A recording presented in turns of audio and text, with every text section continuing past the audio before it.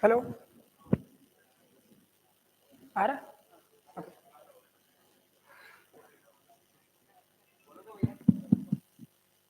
Okay, we shall start now. We are in the final day of the MTCs. First up, we'll have the candidate contesting for the post of Sports Affairs Secretary. So, over to you, Dipanshu.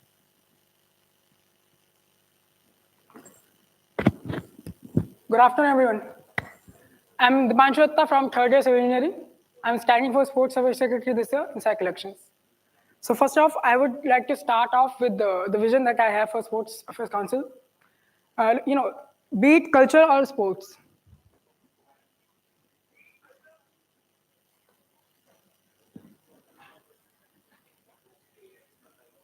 Be it culture or sports, our institute is currently in a phase that we are developing in each of the areas, and we are currently focused towards inter-IIT, and it's a competitive, the domain that we are focusing on. So in order to refrain from that and build a culture in which not only the people who are really willing to participate in inter-IIT, but the people who are studying here and also not just for the competition but for their own personal growth, they want to play sports, they want to be a part of the sports culture, but they're not really into sports that well, but they are one of the institute community.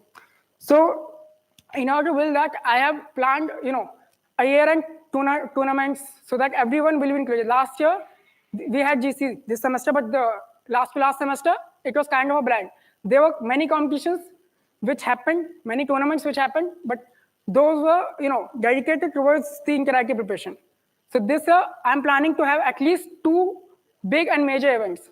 The legacy of GC will be continued. Other than that, in the odd semester, we will have one more competition in which every individual from the institute committee will be involved. They all will be given a chance to participate, to excel. So the key initiatives that I have, one is the key initiative that is already there from the last 3 years. I have seen the female.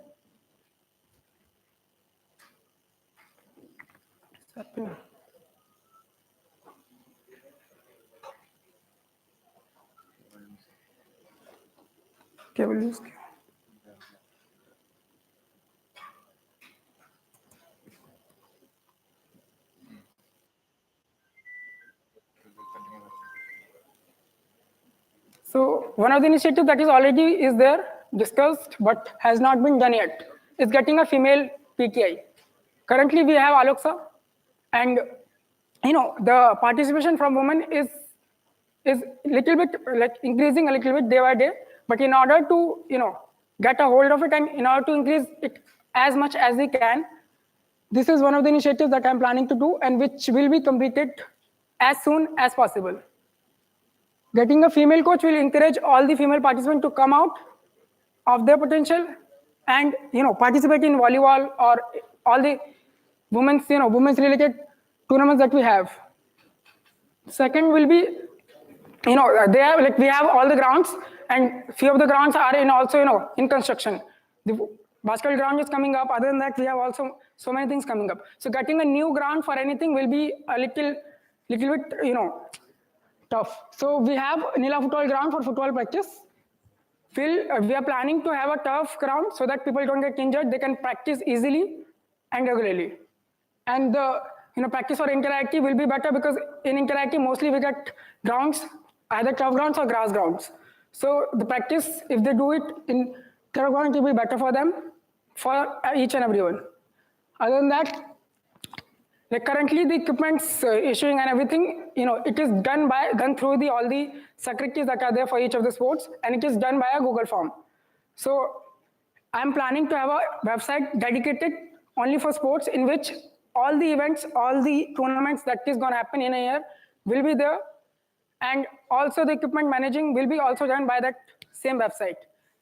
Student will be able to know what all things are there, what all things they can use for their sports, like for their practice and all, and that every information will be there in that website. We're also planning to add a web dev team in the sports council, which work on this website for the whole year. And the third point is, as I already said, I'm planning to have 2 major events in the whole year. So third one is Revive Sportacus. Sportacus was there, and the thing is that last to last semester, as I already told, people did not get that much on. The freshers come, and then interactive practice goes on, and the people are focused on that only. They do not get that much exposure. They do not get that much platform to showcase their talent, to showcase their interest. So we'll be having Sportacus this year in autumn semester, and in order to build the culture of sports, we're planning to have some sort of separate equipments in all the sports in which we can have. Currently, we have that for TT, and we are giving equipments for each of the sports for people who are not going for interactive but practicing, playing, as well as for their personal growth and to use that time, leisure time to get a relief from the academic stress. And then after that, we have arrangements of cricket team to practice in Fort Maidan. The thing is, currently, the pitch is being made, but in inter-IIT colleges, we get, the tough ground for cricket also. We don't have practice in that. One of the problems that we also used to face currently, but we are building the cricket team. But if we'll get a membership in a Fort Maidan, where's the cricket ground, it will be a great exposure for the cricket team. They can go there on a monthly basis, practice there, and improve.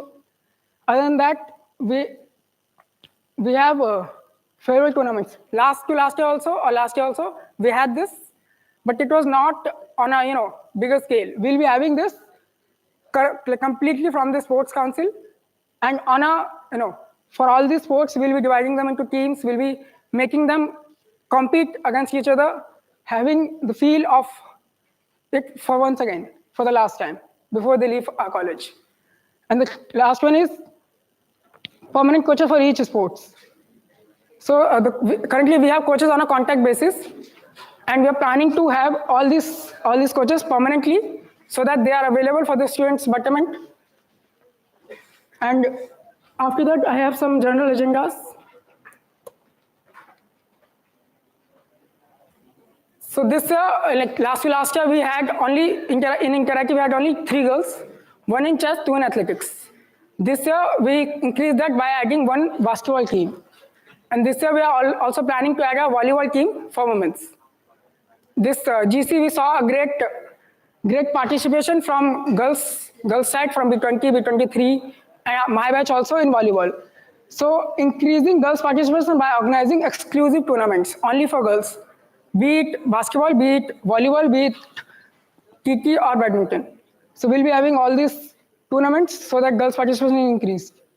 And after each and every competition that we have, each and every event that we have, this was also a manifesto point for the last 3 years, but has not been done yet. We'll be sharing a feedback form with each of the students' community, so that we get what all the things that we need to improve on, what all the things that we can work on. And this will be done just after that event. And we'll be rectifying all the things. We'll be mentioning all the points that they have informed or suggested.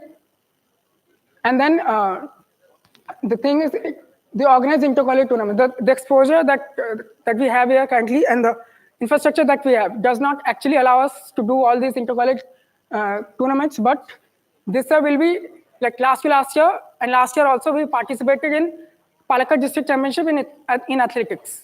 So this year we are planning to participate in all the other sports also.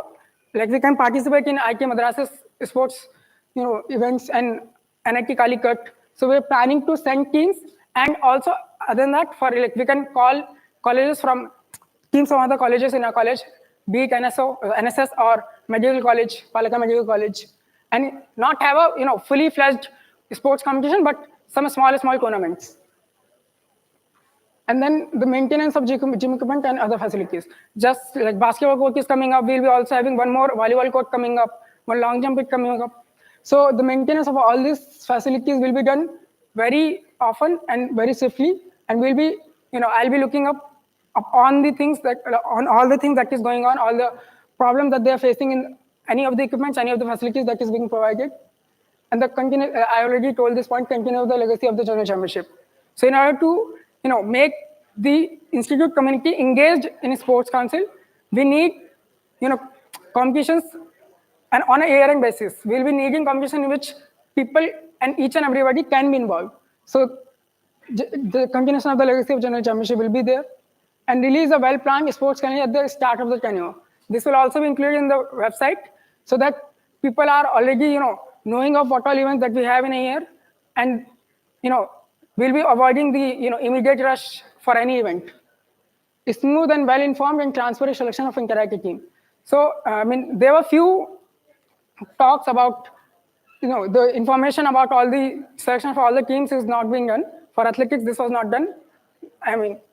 The classes are going on from the beginning.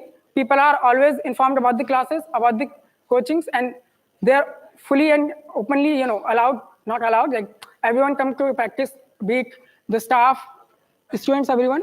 But then regarding the selections also, we'll be sending out, before the selections, well in time, all the forms, all the mails, so that people are fully aware that the selections of all these teams are going on, and they can still participate and still be a part of the team. Other than that, there are a few things, just as I talked about the membership of cricket team in Palaka. For athletics, we didn't have anything. For the last two to 3 years, we used to go to Palaka Medical College. There's a track. In that we used to go. So the thing is, we don't have any membership in that also.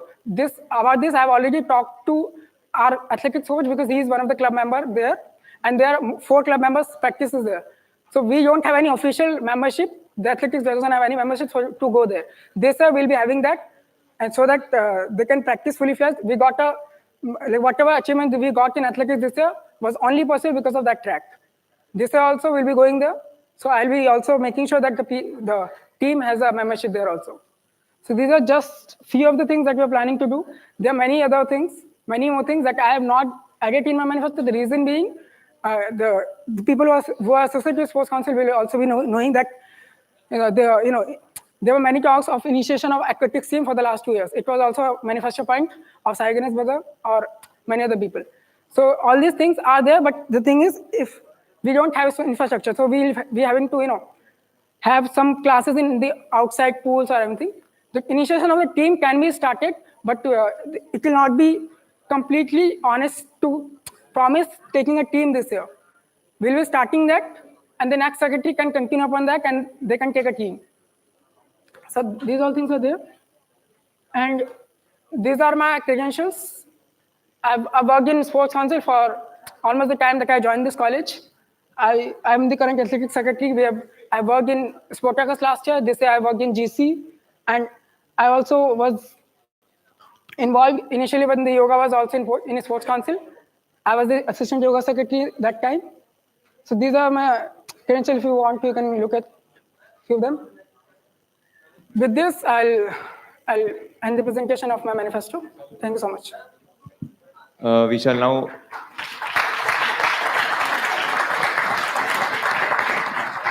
open the floor for questions. So anyone with question may feel free to ask. Also, just for a clarification, we won't be having common questions since he's an uncontested candidate. So please make sure that you ask all your questions in the live session itself. Thank you.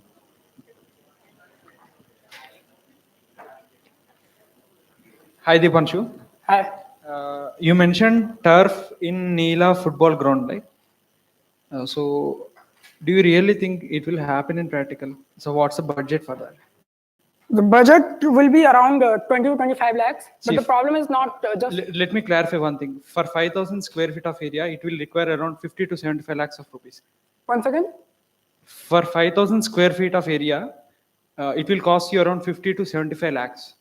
So I've done the research. It will cost around 20 to 25 lakhs. But the problem is not just having the maintenance will be costing us more. Because we are not trying to have a real grass turf. We are trying to have artificial turf, and that costs less than that. And the people will be practicing there, so the damages and the maintenance will be costing us more, not having the turf ground. Where will you get that budget? Where will you get that budget? When or where? So you are going to spend the entire SAC budget on that ground itself? This will not be included from the SAC budget or any of that. These all things. Do you think that the basketball ground budget was included in SAC?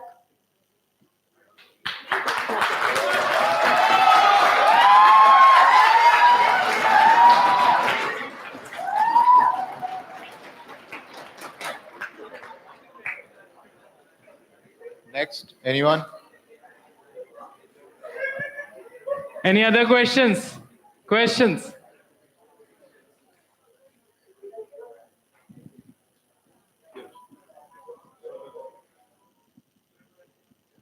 Hi, Dipanshu. Hi. So you told about the female coach. You will be bringing a female coach for that. It was also proposed last year as well. Why was it not happened? And what is your plan to? What is your plan in bringing that? Why was it not happen? Why did not it not happen? I'm not clearly sure about it. The thing is, I have already initiated all these talks with the sports affairs, affairs secretary and faculty advisor, and they have already initiated the work. And I will be make sure as soon as we start a tenure, I will make sure that this is done by the end of this semester or the start of the next semester. See, what information I got was it was already appointed and it got rejected by the end of like the time It was of not appointment. appointed. They did contact one of the coaches, I think.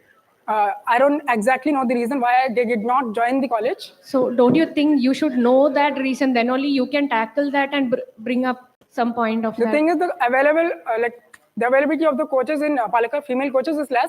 Either they are not well qualified, or some other problem is there. So this, I'll be personally looking out for the coaches. I have, already talked to few of the coaches because we are having few coaches in our college. So through them, I have already talked to them. I have already got to know if they are female coaches, and I have got information about some of the things, and we'll be doing that. Thank you. Thank you.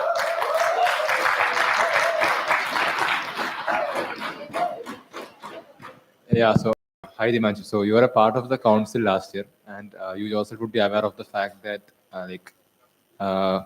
few secretaries in the council, they themselves had aversion towards you basically because you used to inform everything really late. So there was an instance where the gym secretary warned you and told you that if at all you inform that you want a gym session late, never will be done after that instance. So don't you think it's irresponsible on your side to inform about such events really late?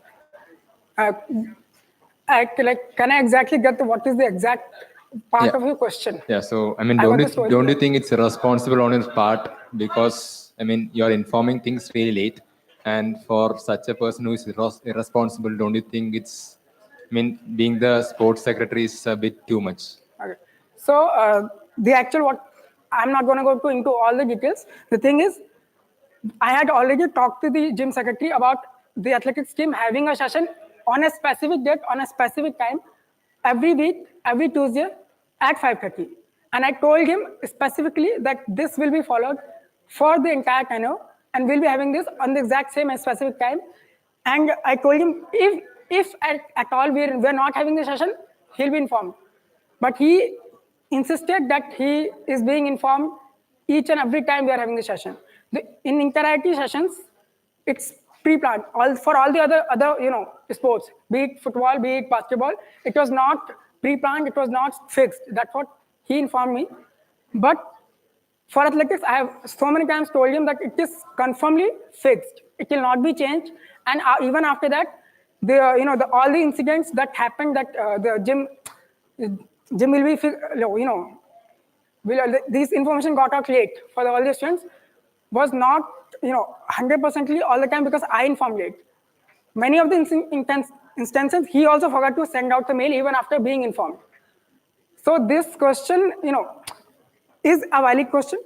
I'm not denying it. These things happen, but I have already, talked to him about all these things. So he should have, from the beginning, he should have already have it because he was the gym secretary. I was only the athletic secretary. I did my responsibility by informing him. By informing him that this will be fixed, So he insisted to be, informed each and every time. That was not done for some instances, and I got it. So,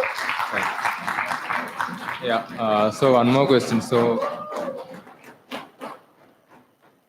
yeah, you mentioned that you plan to revive Sportacus. So you would be aware of the fact that, from the council as a whole, we had several meetings with Alok sir and Supratik sir, asking them to have Sportacus instead of GC. In those meetings, you yourself were in support of GC instead of Sportacus. initially I was not. No, Initially I was not.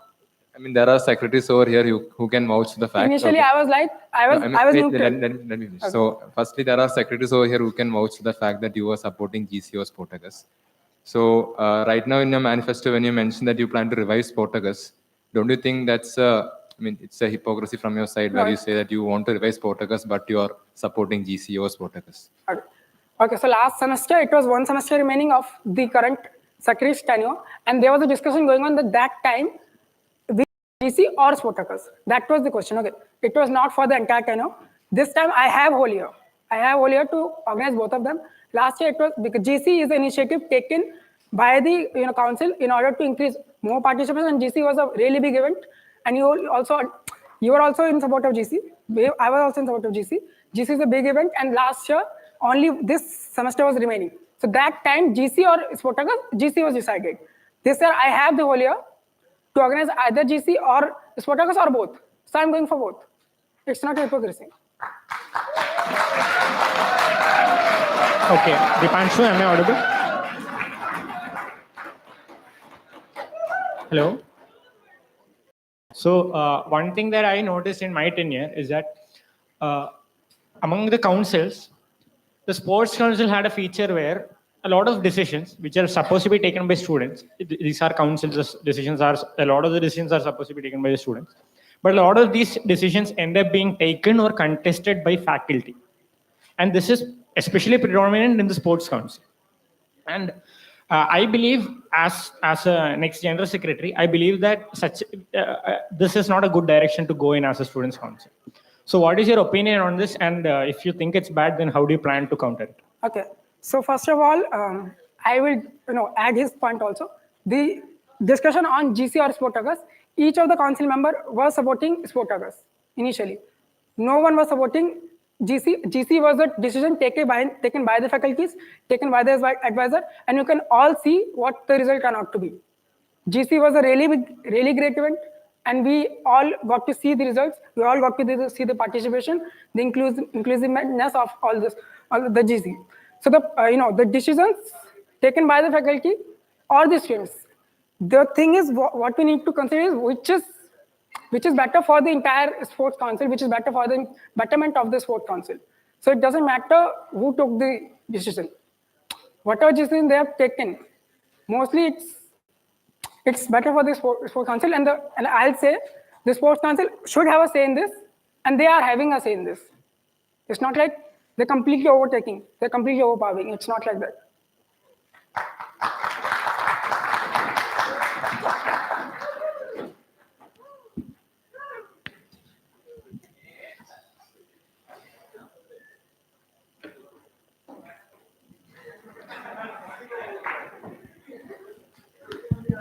Hi Dipanshu, like you have mentioned organizing many tournaments, right?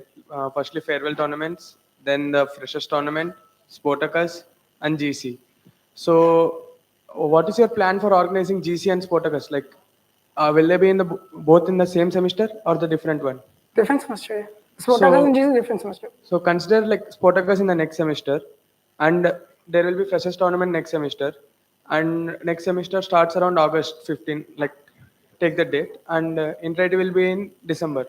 So we'll only be having 3 months. You are having 2 tournaments in that, and there will be rains in that season. So Intrati will be only a practice of 1.5 months, and we have to compete against higher teams. So don't you think that is a really difficult chance for us to compete with, that will stop us competing with the higher level teams in the Intrati? Like I personally have observed that for GC, even though coaches are coming, there were practice going for GC, not for Inter-IT. So this would stop the practice for Inter-IT, right? And there might be chances of injuries in the tournament, which leading to exclusion of good players for Inter-IT. So how would you manage that? Okay, so first of all, I would like to answer your first question. The point of having freshers tournament or Sportacus is only to increase participation and give the players, a platform to practice for Inter-IT also. The freshers come, they join the college, they do not even get exposure or the platform to practice, to get included, to get recognized. Last year also this happened. In athletics itself, the people who went this year and got all these achievements were also in institute last year, but they did not go.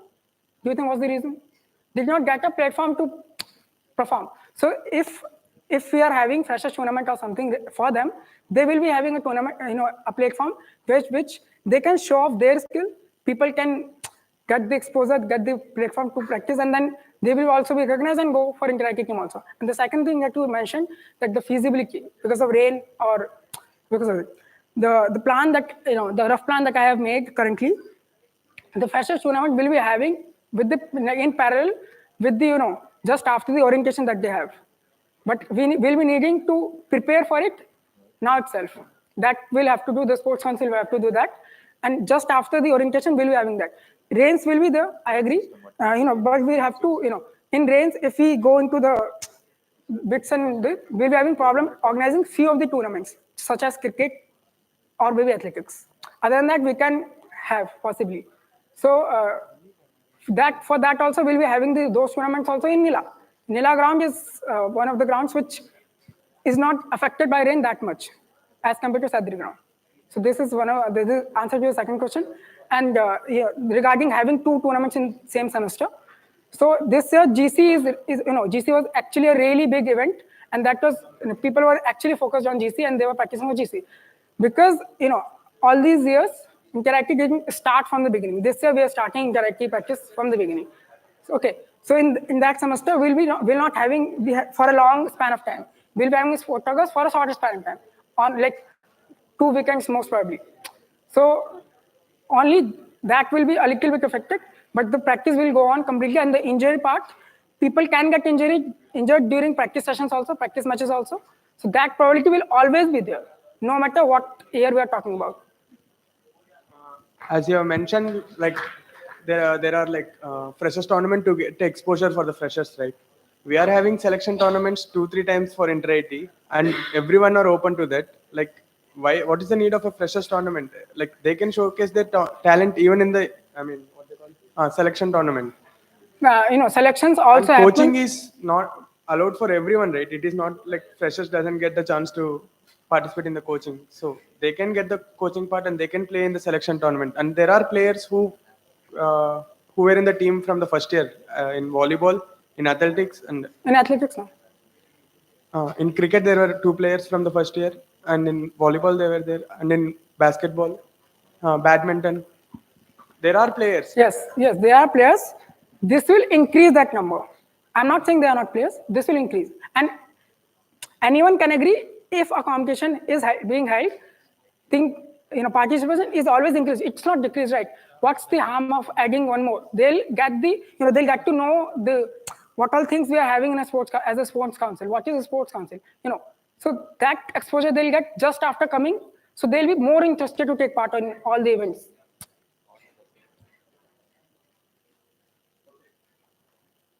Dipanshu, I believe you remember our conversation in December 2023 near the inter-IT time.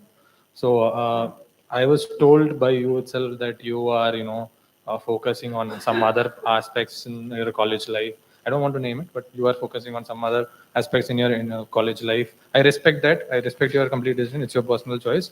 But then you want to stand for elections as the sports affairs secretary. What do you have to say about it? And also, what changed your mind so much that you want to stand for this post? First of all, initially, yes, I did have in my mind that I'm gonna focus on something else. But then, I've worked in sports council for almost so long that I was like, I thought and I decided to leave everything, but I was actually not able to be honest. And that was the first reason that, pushed me a little bit into being in the council once again. That was first reason. And the second reason was like, in every elections, we look for people who are actually, experienced, who are actually, have credentials and all the credibility and everything to stand in the elections and, take the sports council, take whatever council they're standing for ahead. So this year, initially, I felt like there was, the people who were willing to stand were not that confident, were not that experienced to take the council forward. And I personally felt that I have that confidence, I have that experience to take the council forward. That's why I stood up.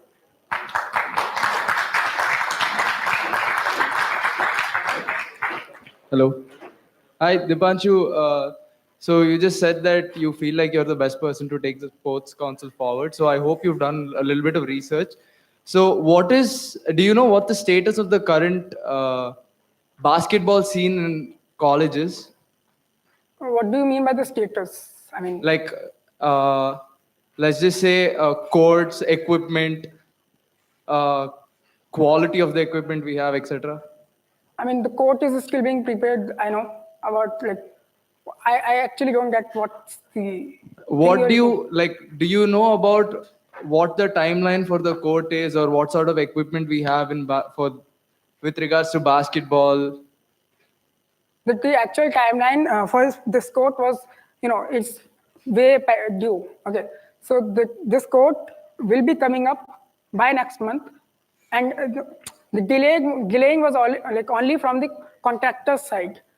So the due part doesn't really any. Okay, so the follow-up for that, I would say, I mean, that didn't really tell me much, but we got information from the current sports council and whoever is working on the basketball court that we'll be getting used second-hand backboards and rims and nets for the basketball court that's coming up, which has already been delayed for the past year almost. So, do you have any do you have any plans for special provision for that? And if not, why should we be inclined to support you when you don't specifically know much about the sport? This year, I was in this SAC council. I was working as this athletic secretary. So the basketball court, was already done by the deputy secretaries or other members of this. So I was not actually aware that they're using some whatever equipment they're using. I was actually not aware of it. And if it is being done, I'll make sure that something is being done about there also.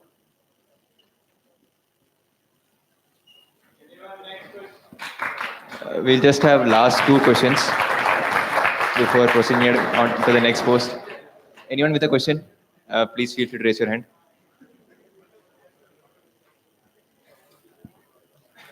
Any more questions?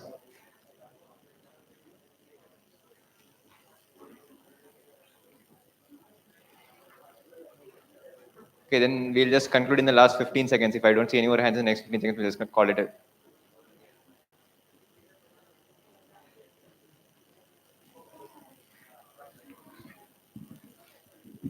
See, hello. See, if you don't know the state of other sports, what makes you the right person to vote for? Everyone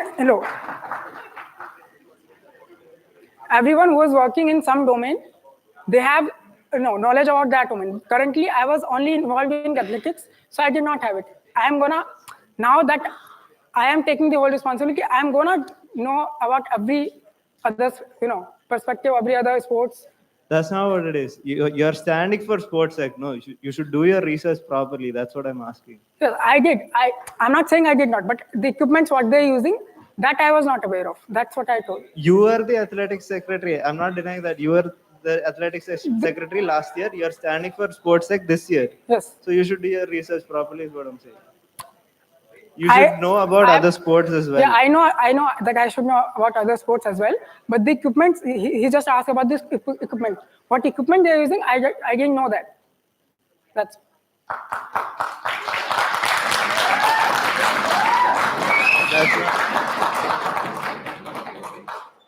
Okay, last question. Any last questions?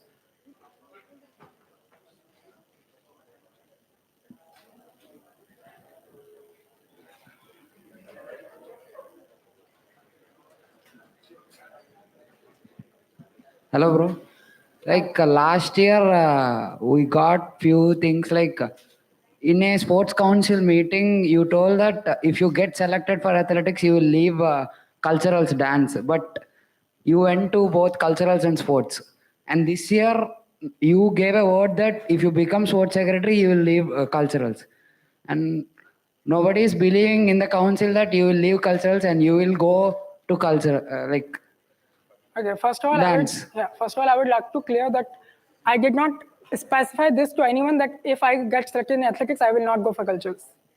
This is mentioned in the council meeting at Chimsa. Vinay, one of the assistant assistant cricket secretary, he asked me to ask this question. I don't know who asked you to ask this question. And even if he wanted to ask this question, he should have come here. He should have had the confidence. And the second thing is, I did not specify this, that if I'm being selected in athletics, I will not go for cultures. The second thing is, that time I was also a student. I was trying to maximize my, my potential, what all things that I can do. So I did that. And I, maintained my commitment towards whatever commitment that I took, my determination towards that. This year, I'm committing to Sports Council. I'm going to be committed to that.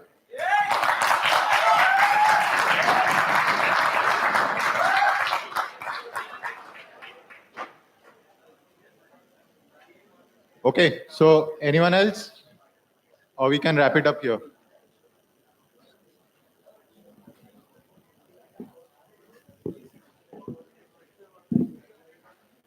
Last 30 seconds.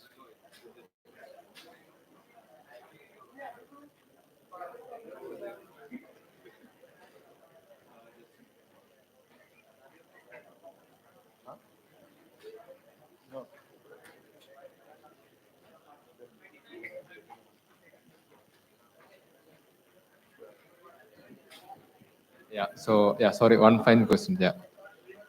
So like what I got to know is that there were two other people who were interested to stand for the post of sports sec. But then I got to know that from your team, people went and somewhat threatened them to not stand for the post. The reasons were, one guy was told that if at all you stand, then the votes would be split and you will win or something of that sort. The other guy, he was challenged that if at all you win the election, if you can form a team on your own without the third years, then you can stand for the election. So from your side, firstly, do you think it's morally right to do that from the election perspective? Secondly, in the event where you lose this election, suppose, and if one of them becomes the sports secretary, would you still stand for the post of athletic secretary? Okay. First of all, the first thing that you asked, yeah, it's not right to do that. And second of all, I was not in any of this conversation that happened. Okay. The thing is that you said like few of some of the people talked about this. So they might have. I was not involved in any of this. And the second thing that you asked, would I still be a part of it? As you know, that already mentioned by some of the students present here, that I was going to leave everything if I was not standing for sports secretary. So I might follow my plan B, my plan A. That I'll be focused on some other personal things that I was going to. One follow-up was, so you told that you were not personally involved in this, but you agreed to the fact that your team was involved in this, right? My team. What do you mean by team? By team, I mean the people, the people who came with you for campaigning, your supporters, those people. So, firstly, so I think you are agreeing to the fact that your team supported this. Secondly, so you are saying that, so if you are not selected, you won't, you won't be a part of the, athletics group, maybe as the athletic secretary in the next year. I've already been athletic secretary for 1 year, and there are many people who are, willing to stand for that, and many people who deserve to be that also, and they'll take care of that. So I will be, in this institute also, I'm not going anywhere. So if at all there's any need for me to be in the council or work towards anything, I will be there for that. You didn't answer the first part. You didn't answer the first part.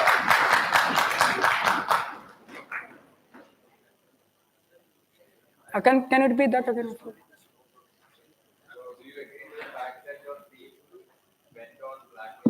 No one blackmailed anyone. No one was threatened anyone. No. I'm answering. No one was blackmailed. No one was threatened. One second. If at all anyone has informed you this, they're lying. And second of all, they should be here to tell this.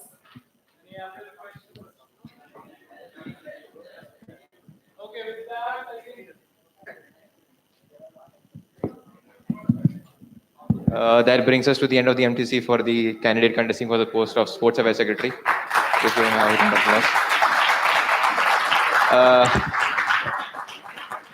now I would like to invite the candidates contesting for the post of Media and Cultural Affairs Secretary. In order to decide the order in which they are going to speak, we shall have a lot.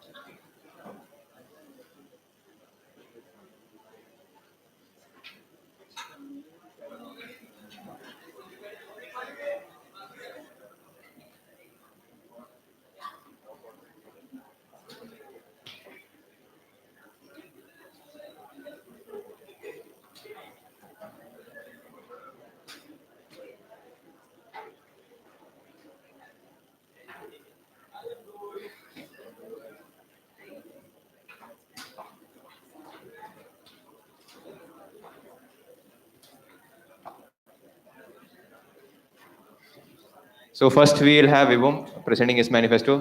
Kishore will go second. Kishore will go second, and then Harika, last but not the least, Harika will present her manifesto.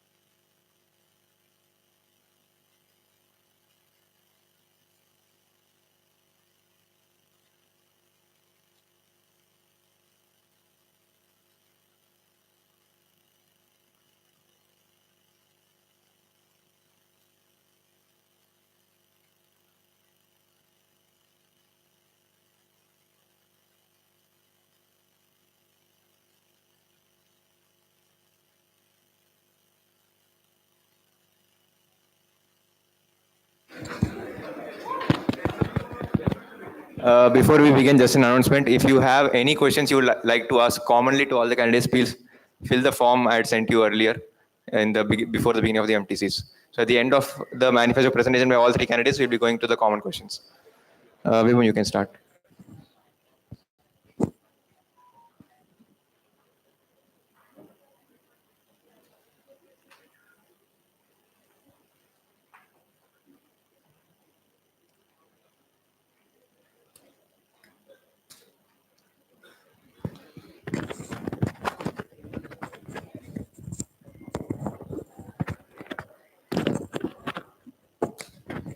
Hello. Yeah, thank you guys. So, लहरों से डर के नौका पार नहीं होती, लहरों से डर के नौका पार नहीं होती, कोशिश करने वालों की कभी हार नहीं होती।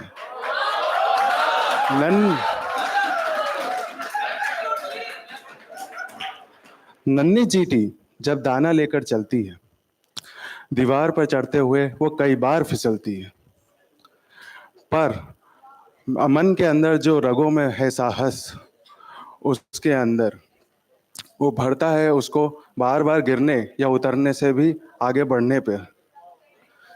तो इसीलिए मैं कहना चाहता हूँ कि कितनी भी हमारे अपने सामने कुछ भी कोशिशें या फिर मुश्किलें आए, हमें रुकना नहीं चाहिए। I am reciting this particular poem because I am reciting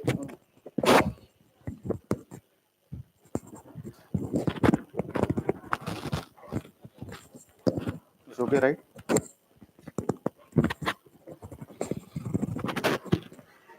Hello. Hello. Hello.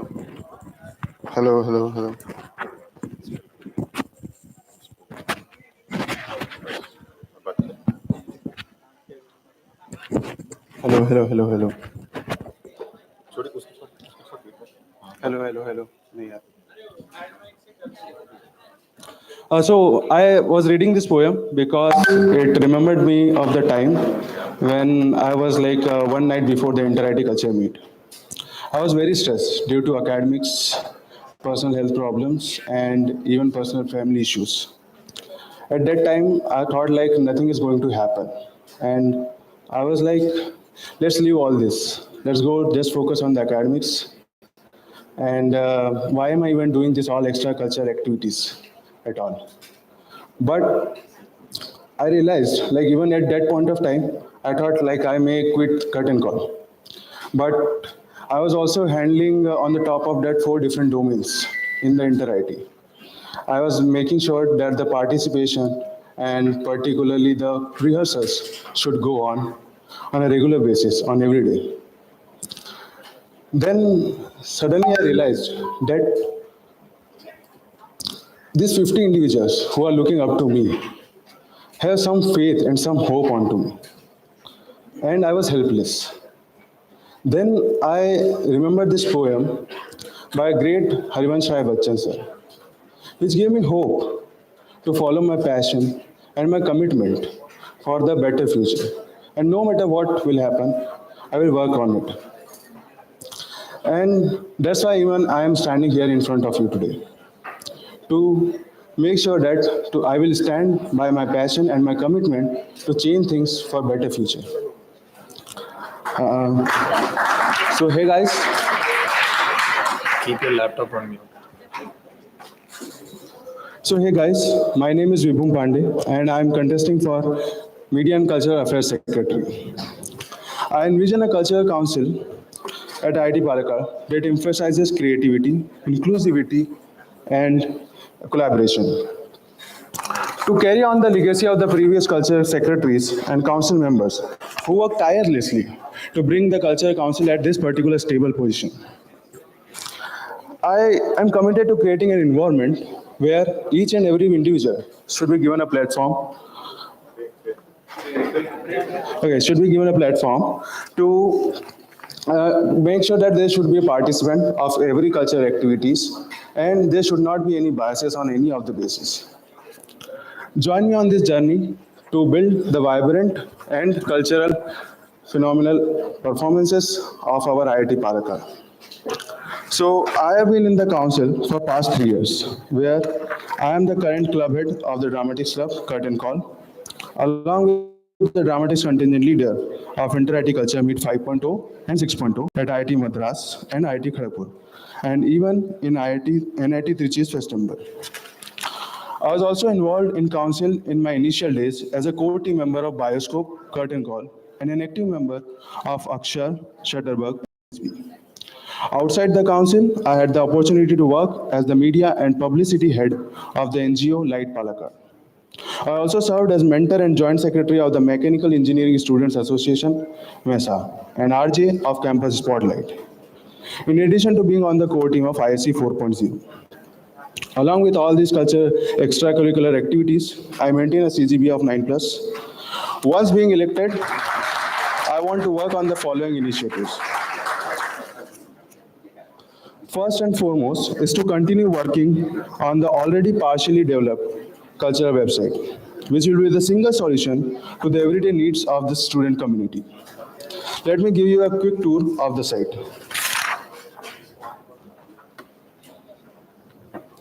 So here, the limelight feature is Events Cultural Calendar, which is in the manifestos of all the cultural secretaries till now in the IIT Palakkad history, and even in this year also.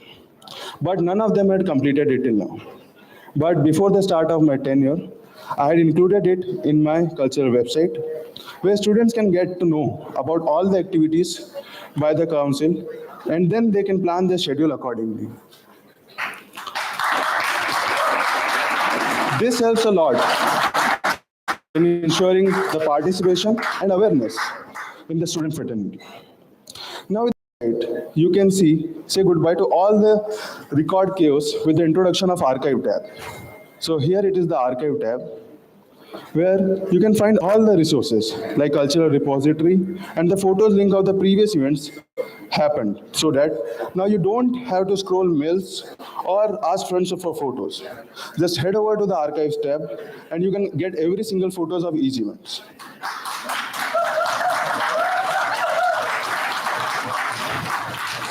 Another great feature is that now you can sit back, relax, and enjoy all the performances from every club in the single tab, this performances tab.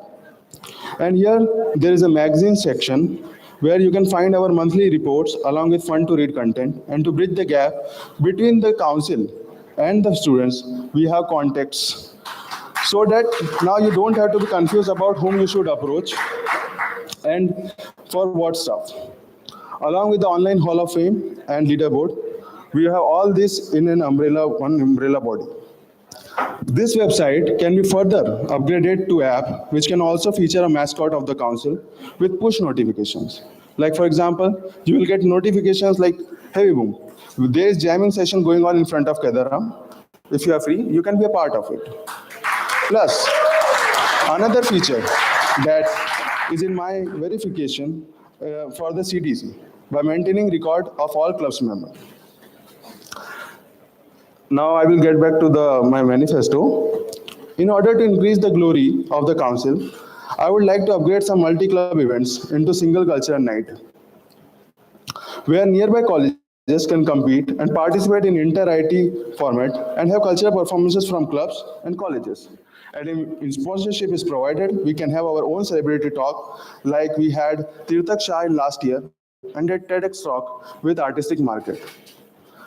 In order to, then we have seen a great persons from PG and research side in terms of both management and performing arts talent. For example, Sanket, Souvik, Mega Shankar, Santu, and many more are there. So keeping in mind about the inputs that they had given for the development of council, I want to make PG and research students included by having SPARK, which is Students PG and Research Cultural Secretary, a semi-independent body at the same level as Deputy Cultural Secretary in hierarchy, so that their concerns will be addressed by him or her regarding Cultural Council.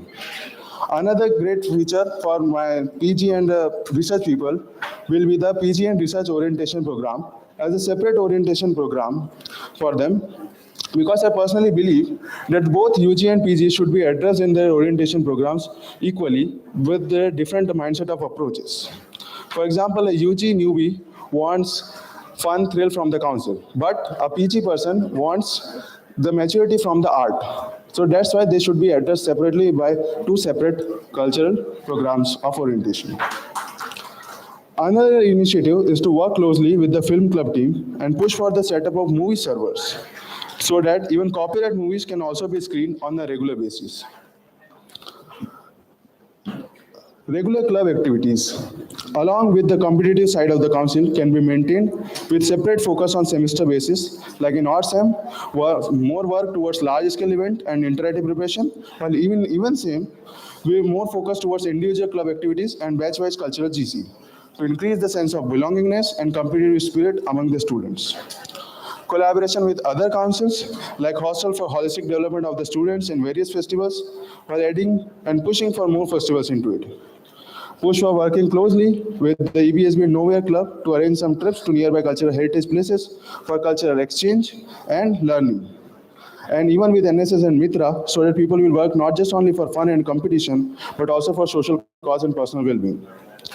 Introduction of Kaksha, a regular basis training program for newbies so that they can also get the chance to represent our IT along with technical workshops like lights and sounds for the transfer of knowledge from seniors to juniors. For this time, interactive preparation, I want to continue the legacy of recent triumphs by incorporating 3C principle, that is a culture of continuous competition. Learning from past experiences to eliminate the last-minute delays and maximize performance potential with proper and improved transportation arrangements. Identifying nurturing talent through newly set up selection committee and cult time events, ensuring inclusivity and improvement. So I will request you to vote for me so that I can execute this plan of action to make IIT Palakkad a better place for holistic development of every student. Now I will be open to your questions.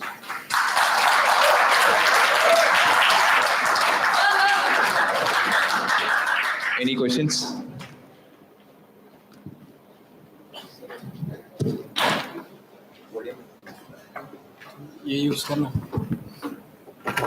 Hello. Hello.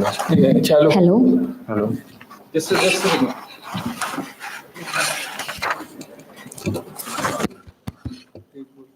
Hello.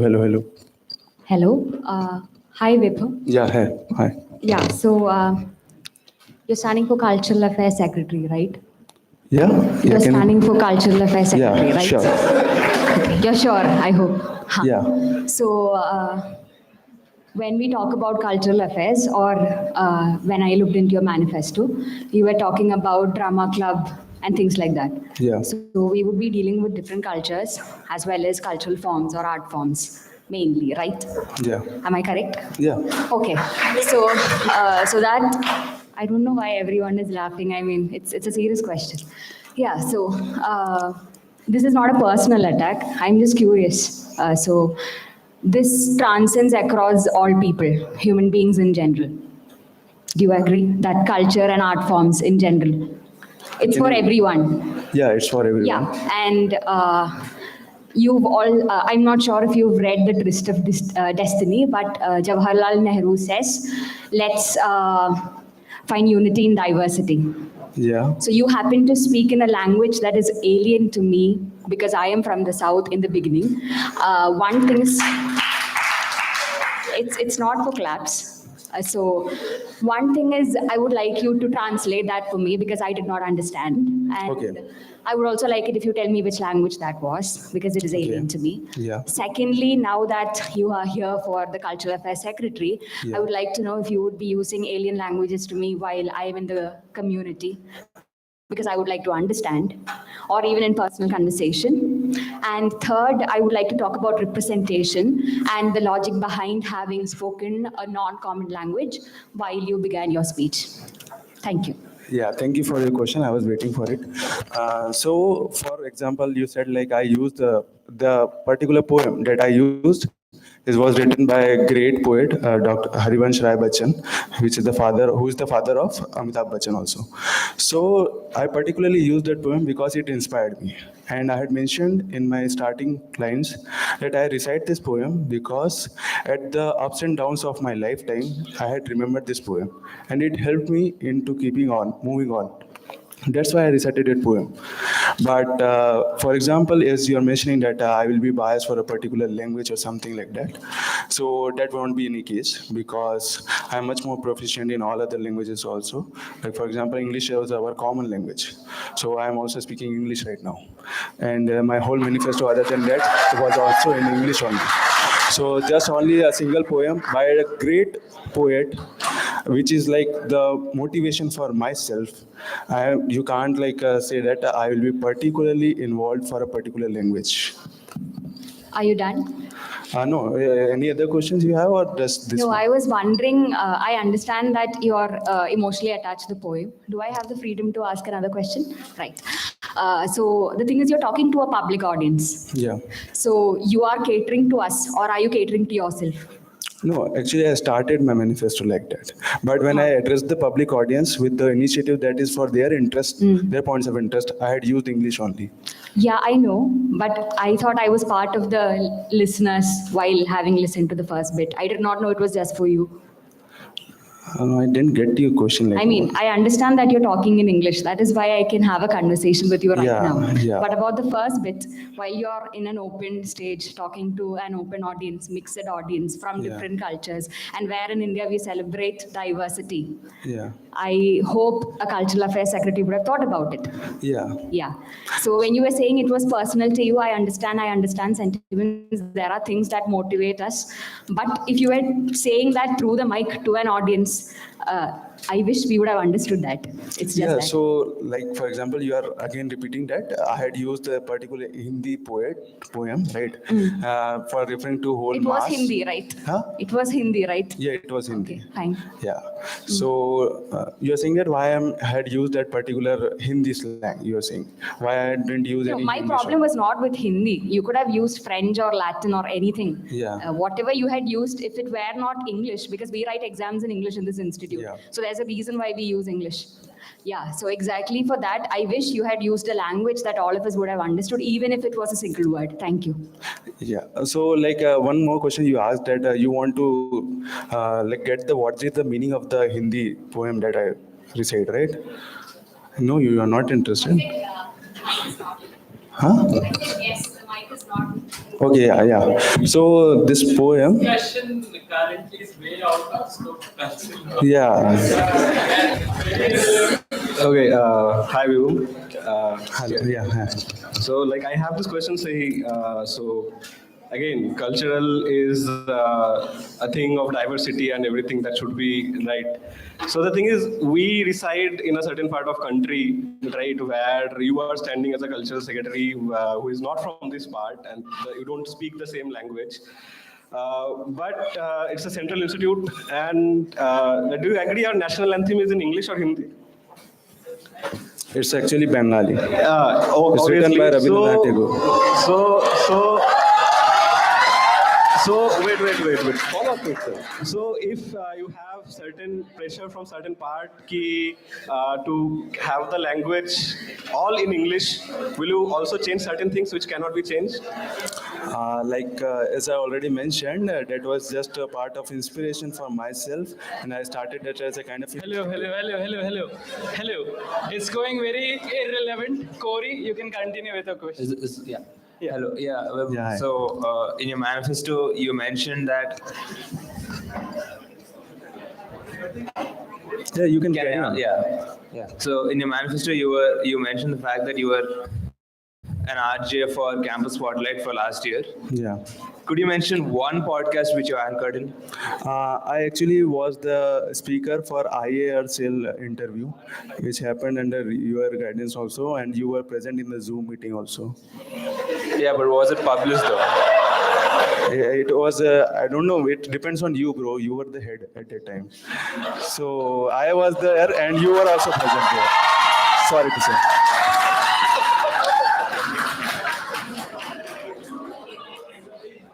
Anyone else? Any other questions?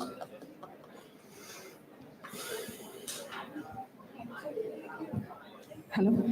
Hi, Vibham. Yeah, hi. So I'm Anjada, the Graphica deputy head. Yeah. So do you know the fact that Graphica has more followers than the Cultural Council account on Instagram? So, so if people are not checking our Instagram account or our YouTube account, what's the point of your website?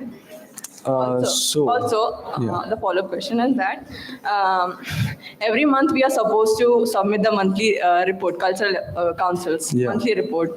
So when our Cultural Council is actually lacking in submitting the report itself, you have mentioned the fact that you are gonna launch this monthly magazines for all of our Cultural Council's thing, the monthly magazines.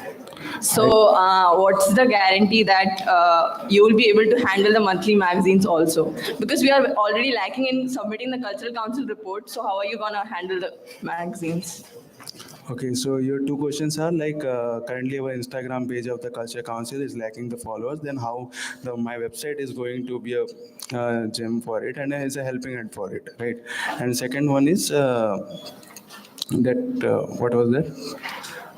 See, we have this Cultural Council report that every month. Okay, report regarding the monthly report that we are not fulfilling the monthly report thing. So I can say like I think and even the culture secretaries and the conveners know that almost most of the councils, like for example, film and media. I was in the film and media council of the Dramatics Club head, right? So for us, we had completed the monthly report on time only, and we had submitted. And you can scroll through mails. There were mails of the monthly report given by the conveners like Pranav, Kshitij, and Pranav and Souvik were. Sorry, Kshitij was not there. So these two people always send the monthly reports on time only. So I can't see the point like how we are not going to publish the magazine also. And despite the fact that Curtain Call and Akshar also had published magazine in this tenure.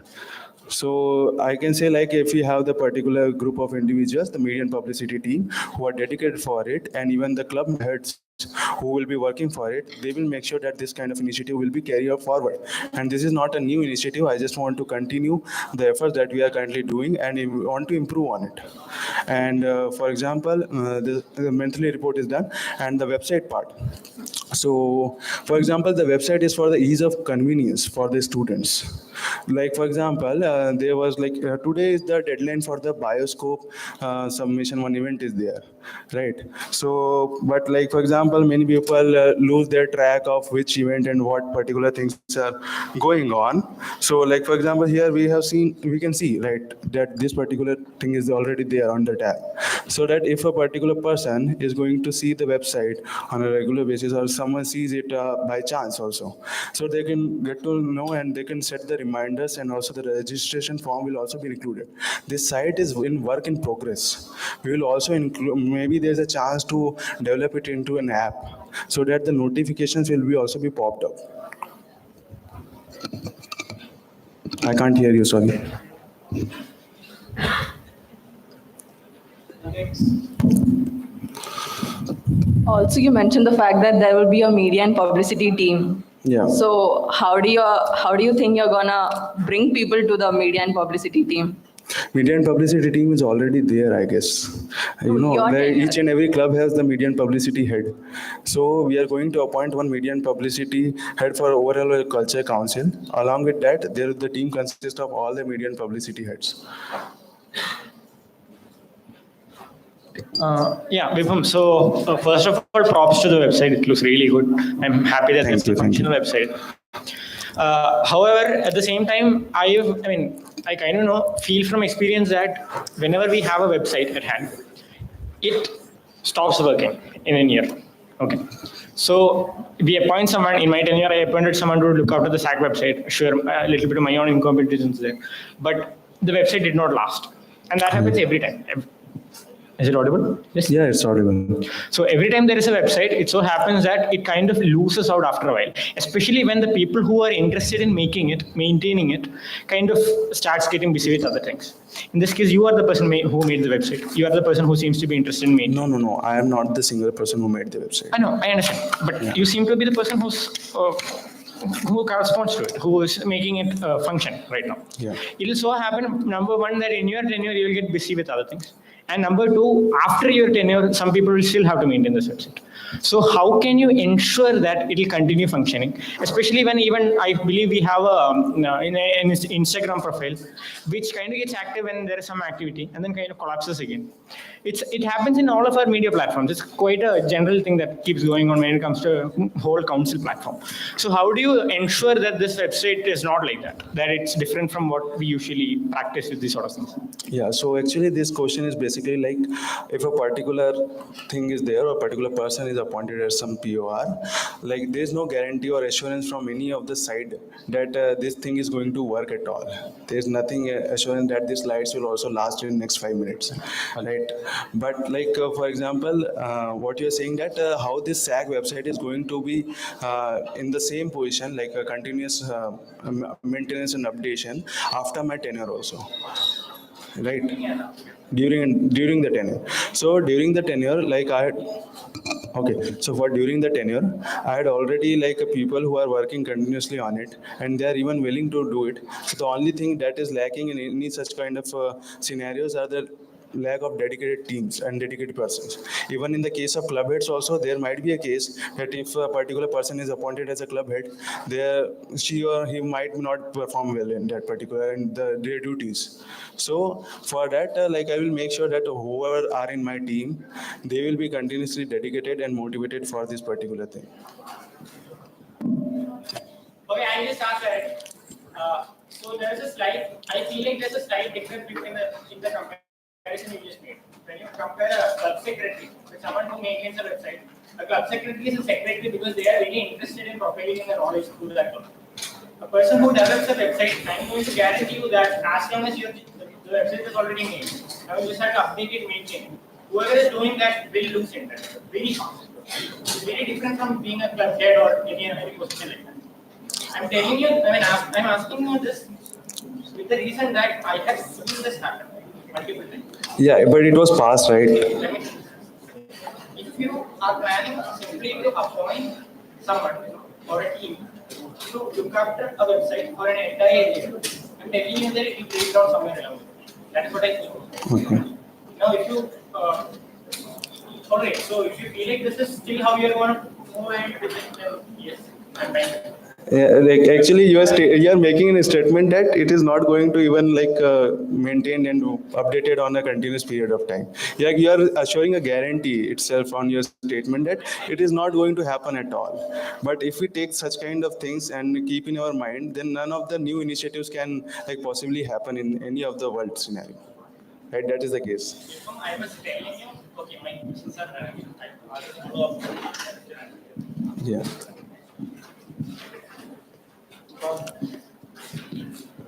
Hello, Vibhum bro. I have a question for you. Like, this is a thing happened before intra-IT culturals.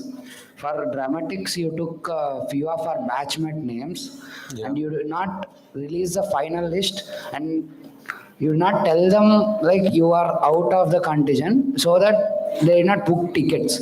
Like they booked it after 1.5 weeks or 2 weeks. Due to the reason they don't have the information that they are out of the contingent. I have the names also. If you want, I will tell the names also. Yeah, sure. Because I have some names that I had personally messaged in my WhatsApp. Like that. I'll tell you the They names are also. like, yeah. Sai Puneet, Jyoti Krishna, Gunadeep, and few of these are the people who asked me this question personally because I am in curtain call core team. So they asked me. I'm asking you now. Like they got to know from the deputy cultural secretary that they are not in the contingent list.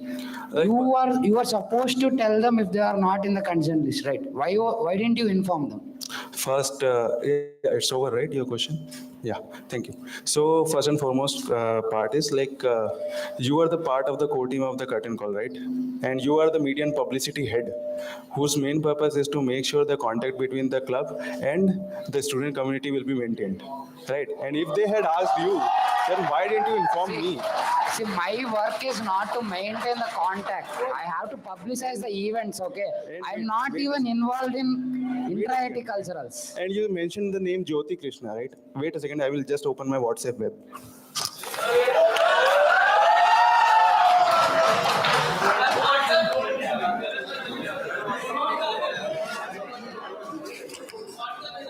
So you can ask the DM of that Jyoti Krishna. He had contacted me personally and messaged me also. And I had given him assurance that, sorry, we are currently full of the contingent size. We are over the size limit. And that's why we are not able to take few of the persons. Right.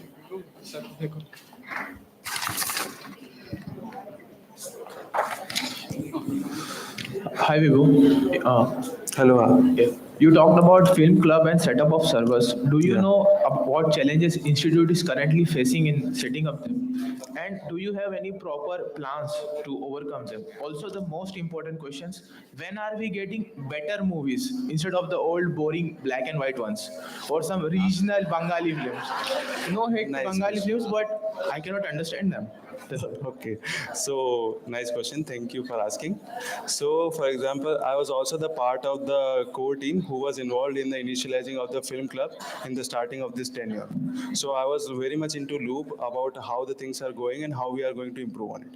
So, currently in the scene of India, we have two movie servers set up companies, UFO and Cubicle, who are like the companies that will give us the license for few copyright movies on a particular contract basis. And last time, due to some kind of unfortunate or fortunate conditions and some other relevant things, we were not able to fulfill it. But I am continuously in the loop with them. We can work on to have the contract fulfilled this year. By the August itself, we can have the copyright movies screening. And the film club, I also want to give you some details about it. The film club consists of mostly faculties, and we are the ones, the culture secretaries will be in the loop with them and have a detailed discussion about how the particular film is going to screen and what the initiatives and plans are there. So like this way, we can have the contract fulfilled by the UFO team, and we can have the regular screening done by August. Thank you. And what movies can we expect? Any example? What movies can we expect? It depends on the movies that are going to release, bro. I don't know. Okay. We'll just have the last couple of questions before we move on to the next candidate. Hello? Yeah, hi.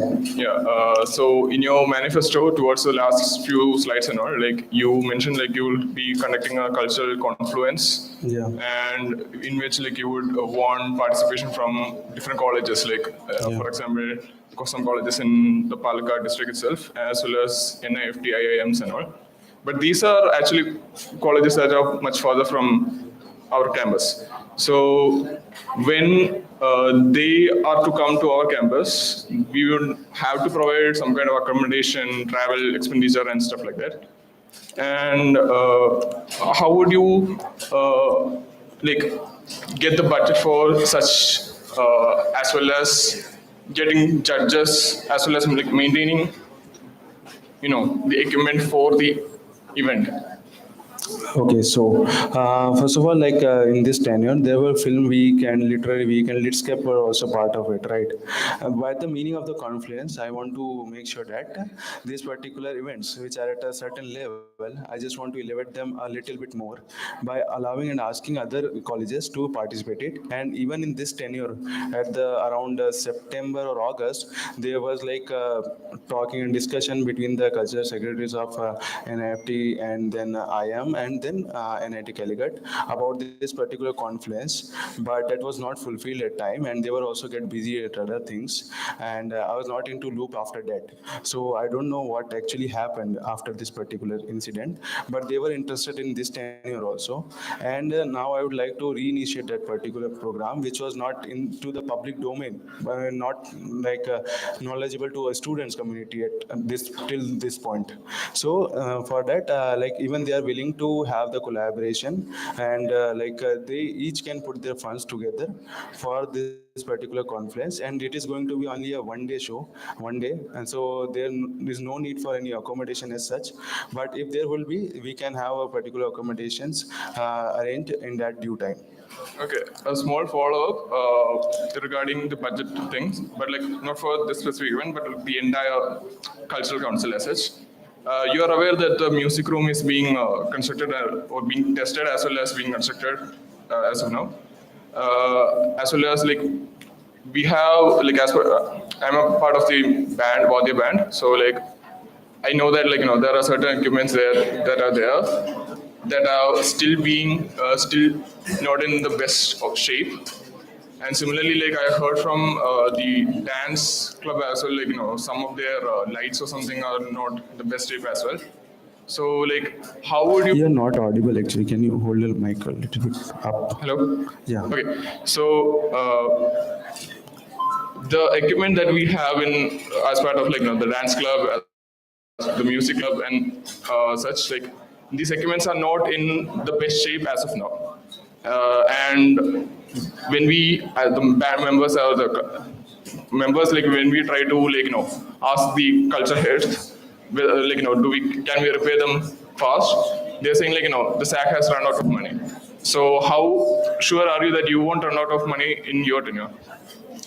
For example, what is the main issue this tenure was that we had invested the most part of our budget into the inventory and resources development. For example, film club and the bioscope, they are the ones who we had to put the investment, which is one-time investment. So this time we don't have to purchase that much of inventory, so we can utilize that portion of the budget into the maintenance and the confluence side. I would actually differ in that answer because okay, I will ask it in common. Okay. Fine. So, personally speaking, I'm not a part of curtain call, or I don't know anything that's going on. But what I got to know, what I just saw right now is, so you are the head of curtain call, and you have a core team member over there. So, and what I got to know is that so one person was not selected for inter-IT. So I strongly believe that you are the one who was supposed to inform him. But nonetheless, what happened is that you just blamed the media publicity head for not actually, informing. I did not blame him. Actually, I told I had a discussion with him also, the person who are he's mentioning. Okay, fine. This is not a question, but I personally believe that you told him that you are a media publicity head, so it's your duty to inform this because you are acting as a bridge. So I strongly believe that this is you're blaming him for this. So I think no, actually, apart from in addition to media and publicity head, we have the UG representative also at that point of time, and I got to know about them also. From this particular people are there who are interested in it, and I had even talked with them in person also for that. So I don't really think that was even a point to discuss. Bro, here. I'm Vishwa from B22. Actually, the other two candidates are from my batch and they are my friends. Yeah. From them, I came to know that you and your friends have pressurized them to step down from contesting in this cultural election, and you want to contest with Nota. Why is that actually? Who? Can you repeat? Both of the other contestants are my friends, and I personally heard from them that you and your friends have pressurized them to step down from the elections, and you directly wanted to contest contest with the nota. Why is that? Actually, first of all, the information that you have is baseless, and you don't have any of personal proof or something about it. And even if you know them personally, also if they have ethics and their personal beliefs, I have never approached them for making them to sit down or anything like that. That is for sure. If you have any kind of proof, please show it to me, and we can discuss on it. The respective people are sitting here. You can ask them for the proof. Yeah, it depends their own ethics, what they're saying. So it is really not in my hand. Hello. Regarding the Where are you? Okay. regarding your previous answer, I really wanted some more clarity regarding that. When you said that there was a UG rep and your media publicity head in your core team to convey that message, but what I want to know is that ultimately was that message conveyed or not? Yeah, it was conveyed. Then why was that question there in the first place that two to three people did not receive that message from your side? There may be lack of communication gap from their own side, right? There might be a possibility. Their of side. that. Yeah. Huh?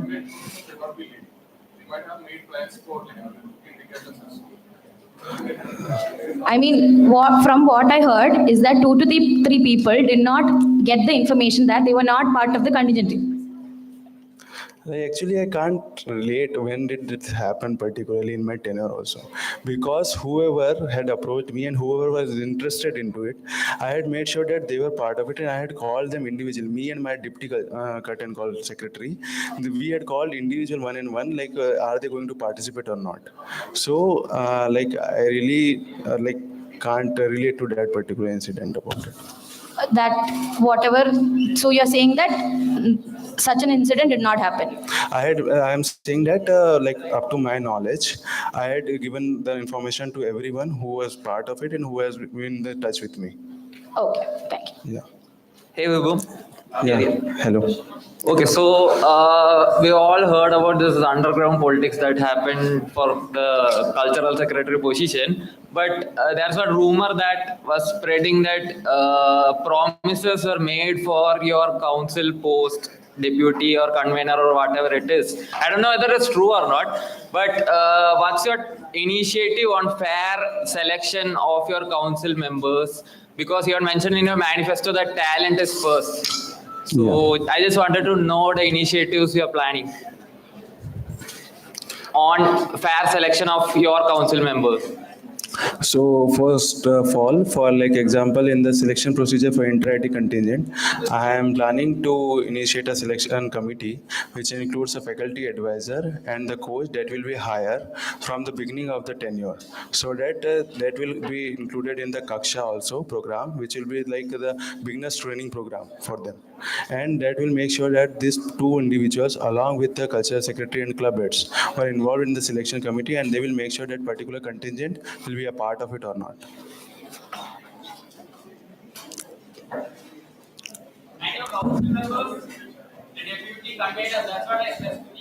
So yeah, so for the my council members, the interview process that happens, which consists of the previous club heads, the mentors, and the previous cultural secretaries, will be involved in that.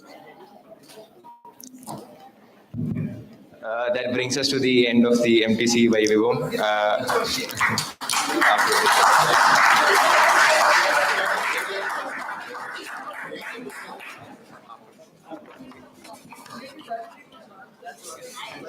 So we are over time. See, we are already gone 15 minutes over time, so let's just move on to the next unit. Hello, is this working? Yeah. Now I would like to invite Kishore onto the stage to present his manifesto in person.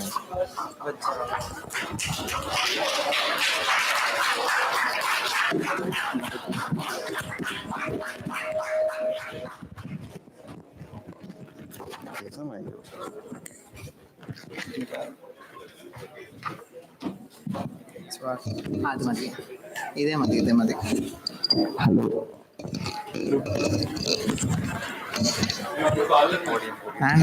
this is enough. Hello, I hope I'm audible, right? Okay. So, hi everyone, I'm Kishore from BTech second year, and I'm contesting for the post of Media and Cultural Affairs Secretary. So, this is my promise statement. Yes, I would be working with dedication for the betterment of the Cultural Council, and through my manifesto, I'm outlining all my plans that I propose to do in my tenure. So, my vision has three parts. The first one is to respect the core values that the Cultural Council has. Cultural Council can become a good place for learning. It can become a good stress buster, a place for people to get engaged, and for people to express whatever talents, skills that they have. People can here come together creatively and they can collaborate with their ideas. So it must be a vibrant and inclusive council. I think all these things are the core values of the Cultural Council, and even the previous cultural secretaries to an extent have worked in this front. I would continue working. The other two sides are to enhance the existing systems. We have done a lot of investments. We have built a lot of structures in the council. So we would be maintaining those things and uplifting the council on that front and lay down foundation for doing something better for the future. So go with long-term plans, build a lasting legacy, and have a bright future of the council. My initiatives are simple and straightforward. There are three initiatives. These are three places in which I believe the Cultural Council can start working on. So Cultural Council, a lot of people have this misunderstanding. I would make it clear that Cultural Council has 13 cultural clubs under us, and we have the inter-IT cultural meet. So this is the roles and responsibilities of the council and the secretary who handles it. My first initiative is to start up with outreach activities. So I want to expand the outreach of our institute and our council by positioning IIT Palakkad as a platform for the regional colleges to showcase their talent. And I have a proper feasibility report for this plan to be executed in this year.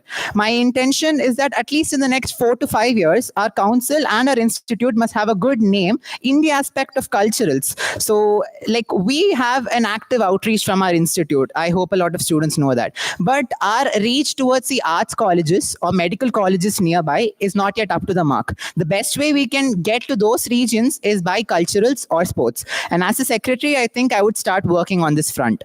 So we can have 3 to 4 competitions hosted at IIT Palakkad as proper championships.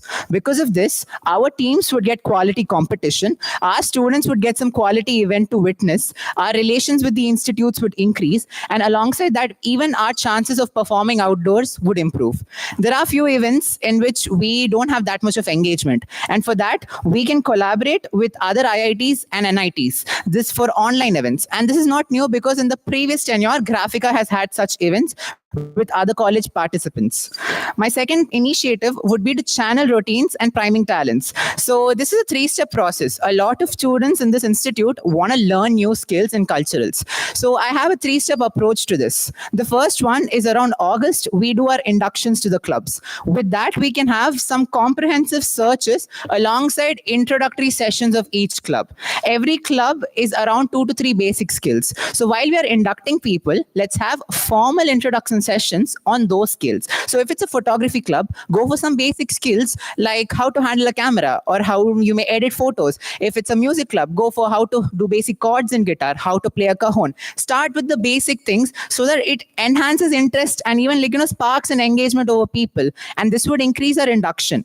Alongside that, I have a plan to have at least 7 to 8 workshops from the entire council in this tenure, and have these workshops around the skills that are available to us in our hand, fits our budget, and alongside that, it sparks an interest in students to learn something new.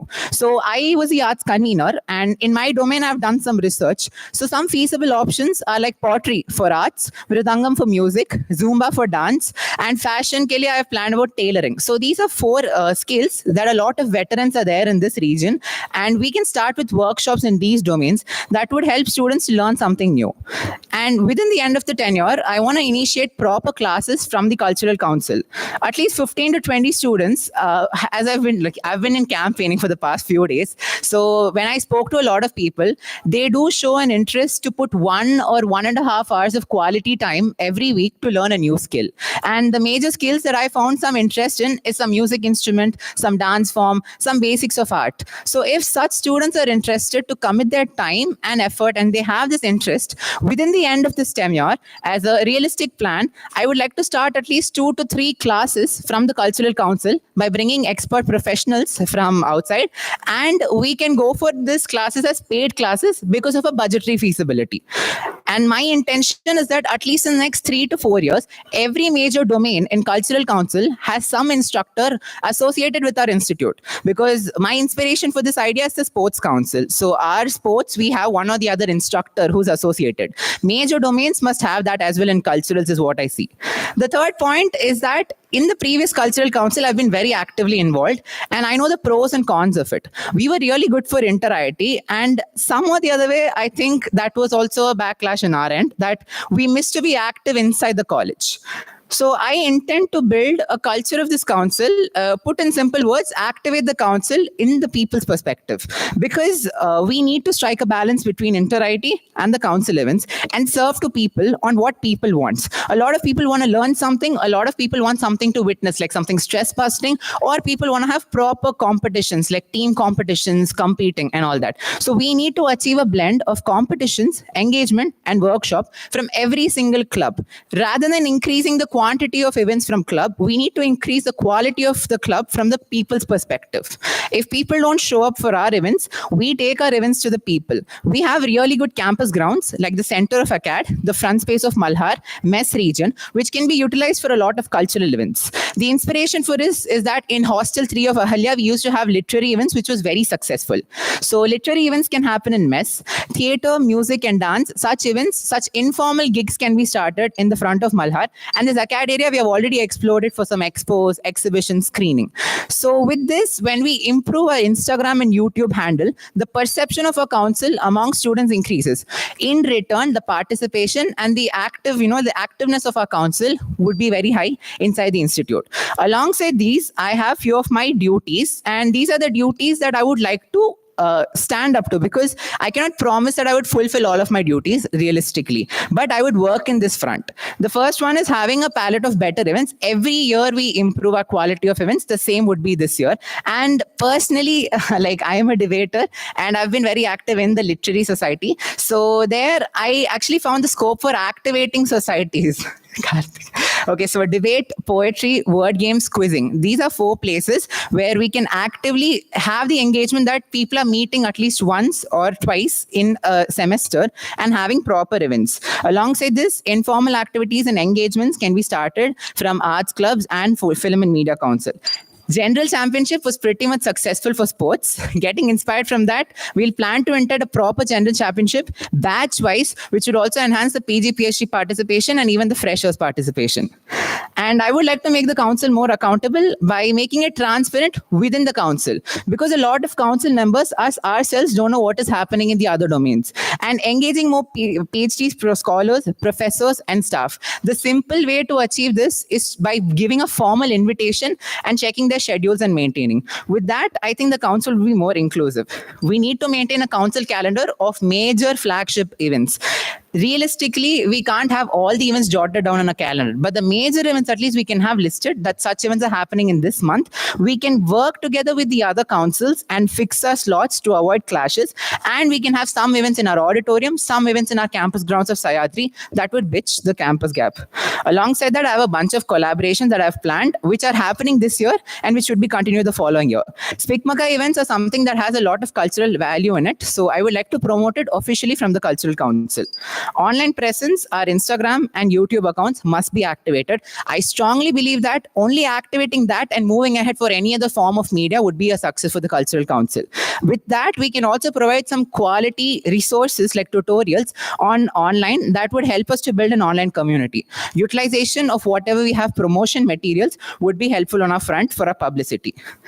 And I would like to conclude with the Inter-IT 7.0. We had a fabulous performance in 6.0. We would continue the legacy in 7.0. And I believe that compared to 5.0, 6.0 had a lot of improvement. In the same front, we would be working ahead for 7.0. A lot of people are leaving the college. A lot of talents are leaving this college. But we hope to bring more talents and nurture more talents. This is my profile below. Like you guys can check, I have a decent experience in and out of the council. And if you think I'm a deserving candidate, please vote for me. Thank you.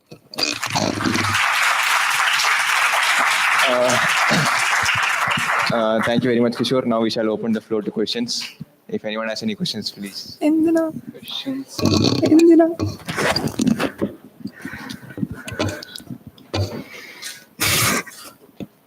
Right now, you said that you intend to conduct a general championship batch-wise. This year, I believe that we are trying to organize one hostel race.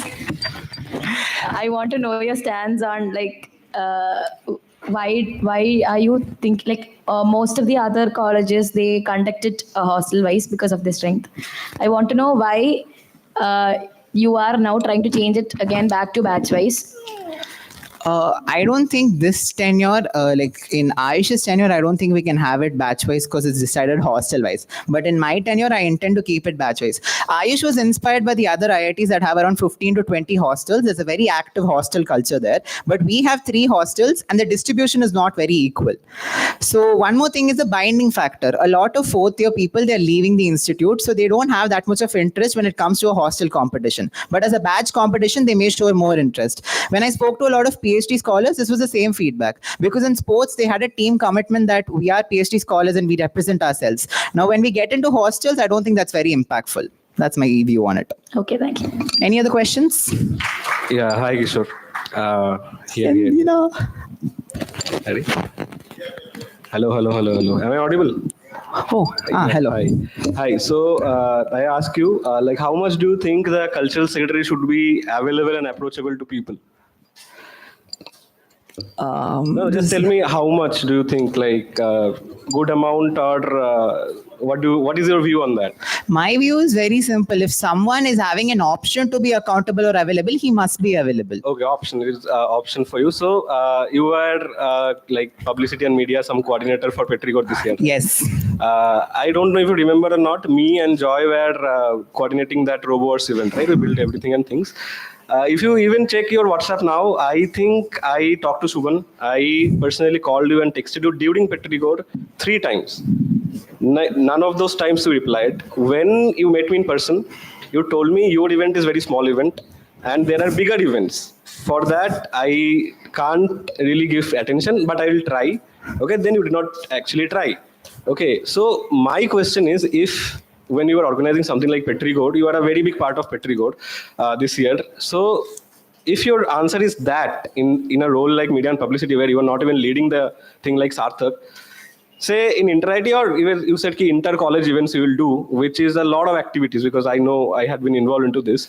So say, for example, in inter-IT or say inter-college event or GC event, you are saying batch-wise, there, if there is mono act where only one person is acting, and say there is stage play, or filmmaking or dance where many people are involved.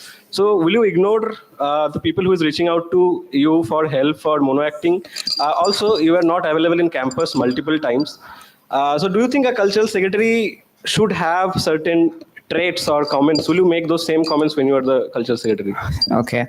Expected question. So talking about media and publicity of Petricor, let me make it very clear to you that the roles and responsibilities of an event organizer is also to handle the publicity while in hand with the media publicity head. The media publicity head had 7 workshops, 15 technical events, 19 cultural events, everything to be handled in 10 days. And we had a lot of clashes with the other universities, because of which it was very, I would also like from your end to understand the situation that we had 10 days to promote for the fest. Given the fact that your event is RoboWars and that event had around 6 participants the previous year, and all the 6 participants were pretty much ready to come this year.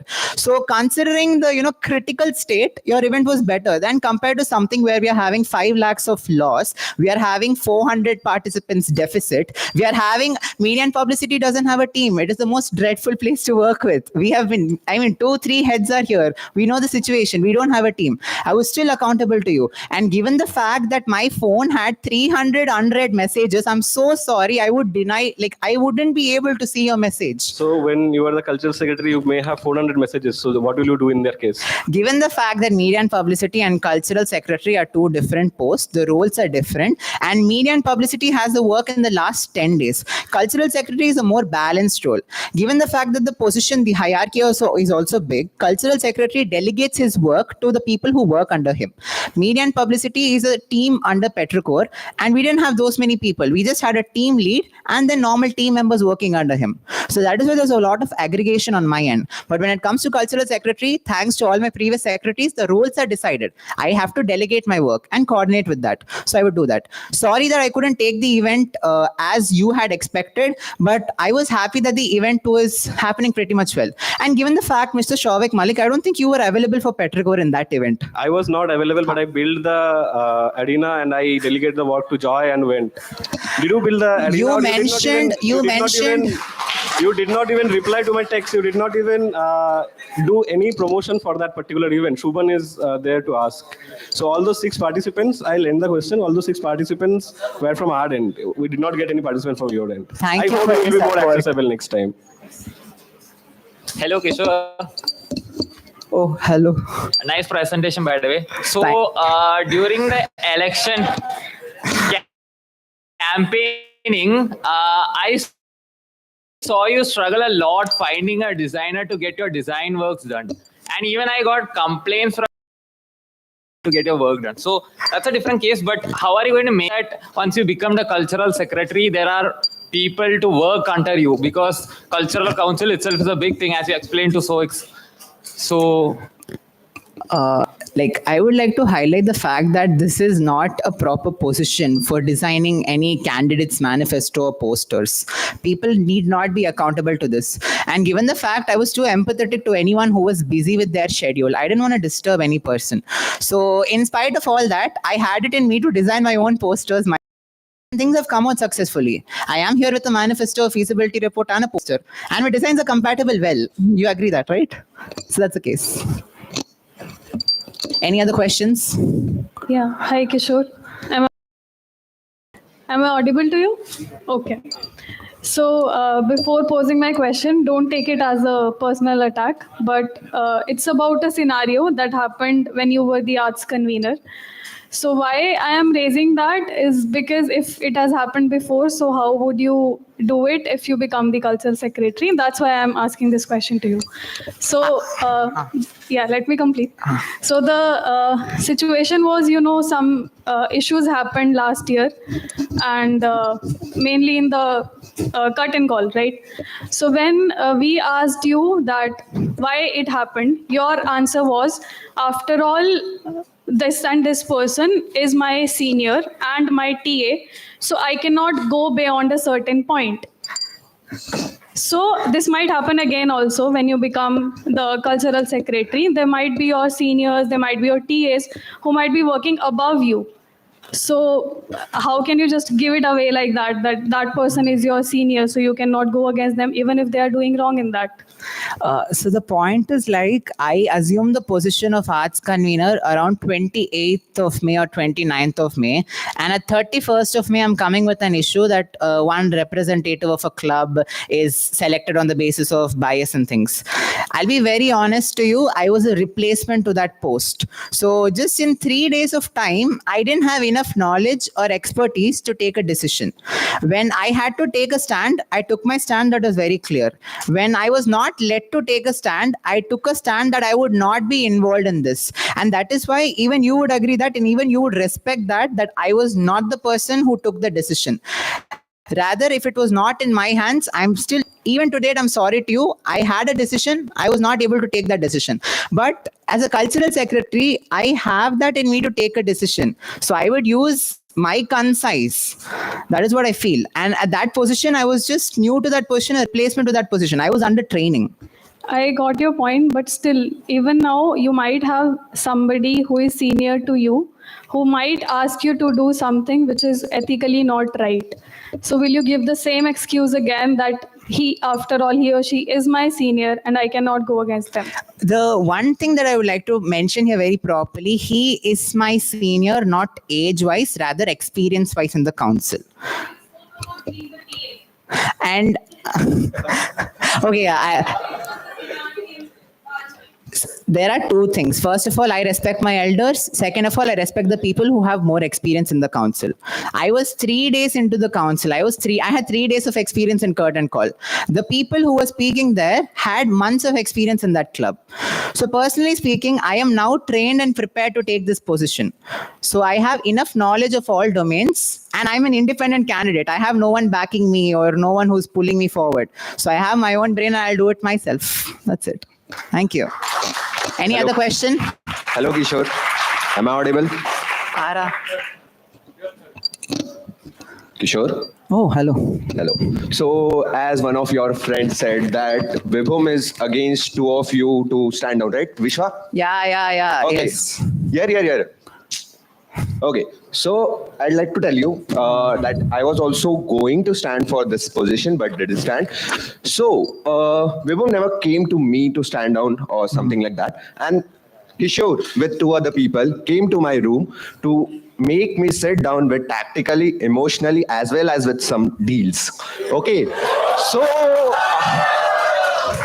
how do you justify this? And you got your answer, right? Okay.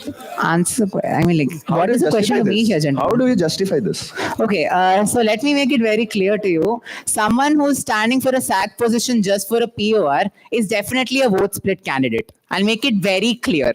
Someone who quote unquote told it to me that he's just standing just because he's attracted because that is a fancy POR, I am not pretty sure with that. And given the state that I'm having 3 to 4 competitors, I asked him, do you need it genuinely? And he also asked me the same question. It was a delegation. It was not a request or a compromise or a deal setting. Did I set a deal with you? I didn't set a deal with you, I think. Neither. I would refrain from doing that. He said it quote unquote that he's doing it for a SAC position because I'd asked him a question. If not the cultural secretary, what you're going to do? He said he'll come for inter-IT. That's all. Right. I point to move forward. Unless you have the mic, please don't talk. And unless someone has the mic, you don't answer them. Oh, nice. Okay. So, do you think I was not deserving? You were yes, I think. You were a club member who had come to inter-IT cultural meet as a participant. I'm sorry to say, for the post of a secretary... That's it, right? Yeah. Hello. Sure. So right now, there are a lot of... see, you mentioned something about paid workshops in your manifesto, right? Guys, a bit of silence, please. Yeah. So, if you could take that up. Well, the thing is, I would like to ask, first of all, that is with the intention to cover up costs, right? Sorry, can you like repeat? paid workshops. That's with the intention to cover up costs from the student side. No. Okay. The workshops, we actually have a buffer of budgets for the event and workshops that happen throughout the tenure from the clubs. So when I estimated it, I kept it approximately 1.5 to 2 lakhs. That are the basic events that goes year long. So that was the plan I had. And these workshops would be pretty much free for students. The idea is to bring workshops from locals that are feasible to our budget. That is the intention. Wait, so paid workshops doesn't necessarily mean from the student side you have to pay it. I have not written paid workshop. I've written paid classes for the students. Yeah. So paid classes in the sense the students are supposed the workshops that would be conducted in the tenure are free for the students. Yeah. The classes that would be started within the end of this tenure that would follow up, I think they would be paid for students. paid by the students. Yeah, paid by the students. The question is, right now we do have some kind of workshops or the other or classes per se happening, right? Let's take the example of Nati. You had a classical dance workshop. So the thing is, it's not. Yeah, I got it. My bad. But the question being, see, just as it is, the participation is quite low. For that also, the event, I think around 15 to 20 people showed up. So that making it paid yet again, won't it just reduce the interest of people coming out to attend an event? The one thing is that I was inspired for this idea by PhD scholars. Abraham is here. So he was a person who initiated this. And then I went to a lot of PG students, PhD students, and even UG students. And I got their viewpoints about this. So many students are actually ready to commit 1 hour or 1.5 hours of their time for some quality thing that's happening. And they're ready, let alone it be paid, because a lot of students have guitars in their rooms and it is left untouched. A lot of students have this to learn new dance forms and things. And the only reason we are keeping it paid is because for any proper classes to happen, we would require externals. Given today's situation, we cannot afford to spend more money in anything. Whatever outreach program is there, I think we are going to hunt money from inside, pitch a plan to the institute and go for it. Maybe even the classes, we would have to get money from the students. The reality situation of our money and budgetary is that we can't afford two ways of enter-IT. So any plans that compromises our budget, we cannot take it. And even when we make it as paid classes, the number of the students would be less, but then they would have a commitment that they have paid for something, and once in a week they're going to commit for something. So that builds a system in its own, I believe. Right, that is fine. But then, as you said, the participation if it is low, and the students will have to take it up. How much will a person be able to give as the money? See, 100, 200 or something per session is still it's feasible per se for an individual. When the participation is low, how will it then cover up the cost of the instructor coming in? So this idea is inspired from the violin classes that a few PhD scholars have in Nila. So I had spoken the details of that. Around 8 to 9 students are there, and they have 4 classes in a month, and they pay around 600 rupees for the classes. So the idea is simple. We would have a proper MOU discussed with the person who's taking, and in this odd semester, we would have proper searches and proper screening of people who are interested for these classes. So given the state that we have a fixed number, around 15 students, may it go to 14 or 13, we have a vision of the number of students. We'll hunt for the professor, we'll hunt for the coach who's going to be associated here. We'll discuss the feasibility, and we'll ensure that it's a proper system happening. So that's my idea with this. And I have written all of it in my feasibility report, and this is an idea that's under working. So the entire semester, I think we would work on the ideation and feasibility of this. Okay, about the feasibility report, I'll come together for the common question. Actually, the thing is, it's not a thing like when you are on a official position, it's like you were just taking a responsibility while coming from the inter-IT Kharagpur to Palakkad, right? And you have a group of like around 15 to 20 people, right? So I was also registered with the people who are coming from Kharagpur to Palakkad via train. And due to the lack of, like we booked the tickets on Tatkal, right? You also know that. So I asked you, and you like charged me around 1800 rupees on that, right? So I just trust you and didn't ask for the tickets and all at that time. And I just gave you the 1800 rupees, and you just booked my ticket, and you said, okay, you can come with us. So first of all, the thing is, at last time, I have some problems at my home. So I have to just go immediately from Kharagpur to my home. Right. So I just canceled my ticket. Instead of canceling, some seniors are asking me to give my ticket to them so that they can go to the Palakkad. So I give my ticket to some senior. And when I asked them for 1800 rupees, like for the charges, and he just noticed the tickets, it's actually not 1800, it's around 1650 rupees around, right? 1650 or 1700 rupees around. So I also was like confused, like, okay, it's not possible because maybe some Tatkal thing is there or something is there. You can't charge me because you are my senior, you respect me, and I don't think you will do this kind of thing, right? So I just confirmed with you also, right? I just called you and asked with it, and like finally we got on decision like, okay, you asked me for like 50 rupees. Maybe you were in a hurry or something, but you just ignored that thing. I don't know why, and I was like literally very upset about that. So I just no. It's okay. It's for the personal thing. Maybe you can. It's a like bit hurry, or you were in lot of things in inter IT. I just ignored that. But how would you maintain this thing when you are having a that much bigger responsibility? Like if you ask someone for money and like you didn't have the count for that, how much you take from them, and you have to give. Like I'm just little bit confused. How would you manage that thing if you can't manage with one person or something? few points to be noted in this. I didn't take it as a proper responsibility. I rather took it as an initiative on my end because few of my friends and my juniors wanted to go. There were not 15 to 20 students, there were around 40 students. And there were multiple train tickets. One was booked from Kharagpur to Chennai, Chennai to Palakkad, Palakkad to different places. There's a lot of it.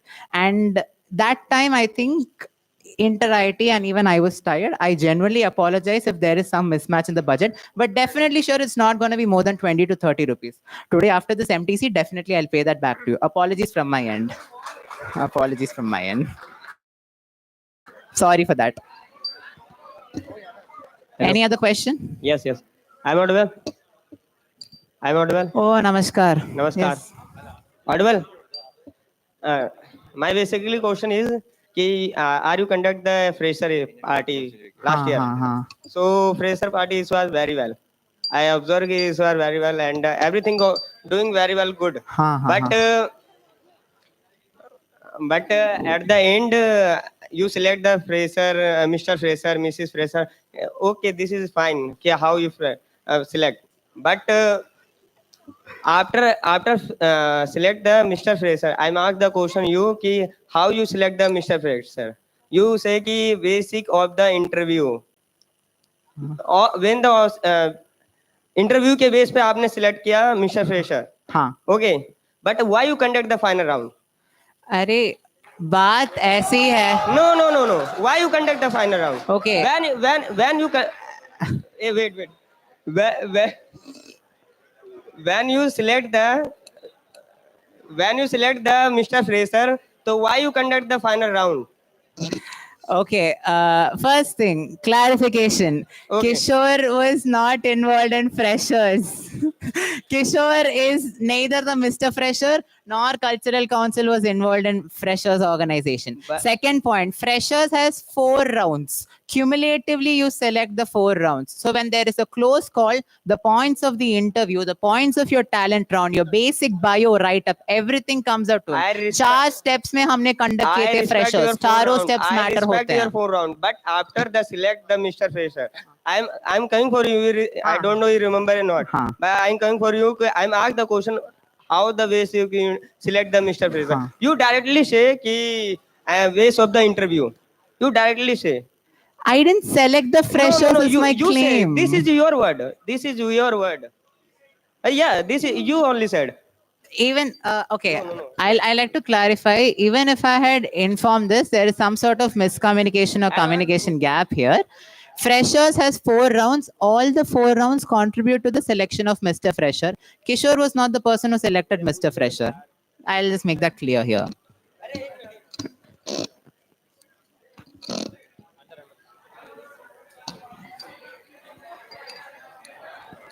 Hello. Babu Kishore here. Hello, sir. Hello. So you mentioned like you are going to keep this paid classes, right? So what kind of activities you are going to involve, and why someone should pay that much amount for paid classes instead of learning that same things from YouTube? Excuse me, guys. I can't hear the question. Hello. Thank you. So as you mentioned, like you are going to keep some paid classes in your tenure. So why should someone pay that amount to attend the classes instead of learning the same thing from YouTube? There is a difference in between online and offline learning, teaching that is prevalent everywhere. And I believe a lot of students, they're ready to come into a classroom vibe, sit and study with an instructor. And when it's lesser number of students, the instructor has more say and connect with the students. So a lot of people prefer that. This is not something that I've decided on my own. Rather, I've used public's opinion to come up with this initiative. So that's what I believe. So if I want to learn something from Cultural Council, I need to pay. That's what you meant, right? Cultural Council has multiple things. One part of it is the paid classes. It is just one part of it. So whatever it may be, I'm in the bioscope in the last tenure currently. So that's a completely free. I have some editing skills. That's why Agnesh Bhaiya took me inside. And then right now you're going to make that paid. No. So then, No. What what kind of classes you are going to give? I would again suggest you to read the manifesto and the feasibility report properly. I am not going to make any existing system paid. I'm rather initiating a new initiative, which for the time being would have to be paid just because of the feasibility reasons, nothing else. That's it. Any other questions? Anything else? So, like, Oh, I have hi. seen here itself. Don't take it in any Kochi other way. loud ho. Hello. Huh. So don't take it in any other way. But here itself, I have seen that a lot of people have taken offense to you, A and lot of people have? some people have taken offense to you, Huh. and also you have made slightly disparaging remarks to some people, like Rishikesh, for example. Yeah. Yeah. So you will have to work with them in your tenure, right? If you are selected. So how are you? Like, if you are making such comments right now, how are you planning to make up? They are not like, they are your friends. They are people who you are supposed to work with. So how are you going to justify, or how are you going to make up these relationships? Okay, wherever I've made any remark that it was delivered, in a disrespectful tone or something, I apologize a lot. With whomever I've worked, all people have this one experience that I give respect, take respect. At times, I may, like slack in that. Wherever I slack in that, I take full responsibility of that and I work on myself. Every single day, I keep on improving myself. So I have a lot of experience of working with people. A lot of people are satisfied with me. A lot of people find places where I have to improve. I'm open to every single suggestion and I would definitely improve. That is my say. That is my say. Hi, Kishore. On the point of ethics. Sorry. Yeah, on the point of ethics, there are rumors that you got selected without audition for inter-IIT contingent. So how are you going to make this process transparent, or are you going to continue doing that? I got selected without auditions for inter-IIT. Is that the claim? Yeah. I think I had a one-on-one audition round with the dance coach who had made us selected. I think that has happened. Who, like, can I get someone who's there to validate this credit maybe?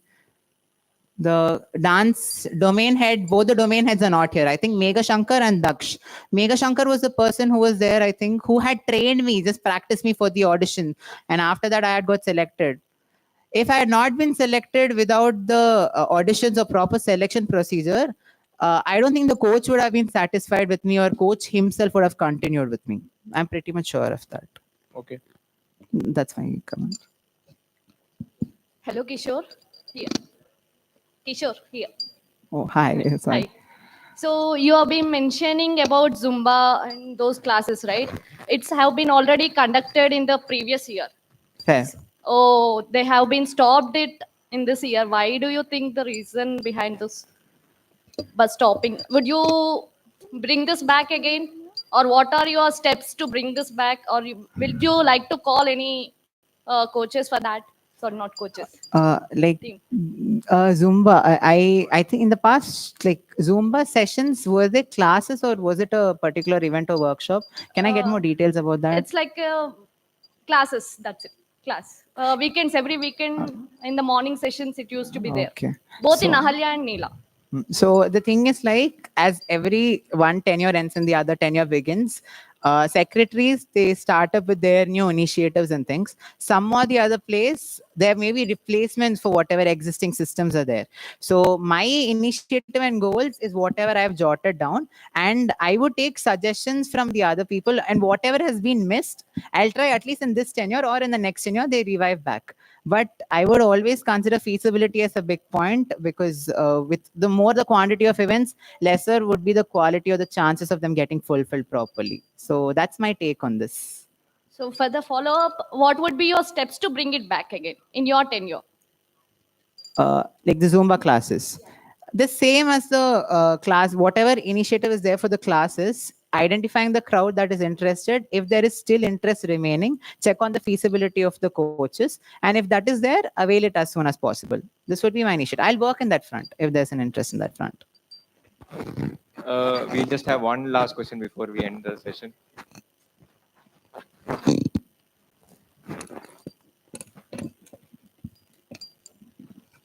Hello. I have one follow-up question by Yash.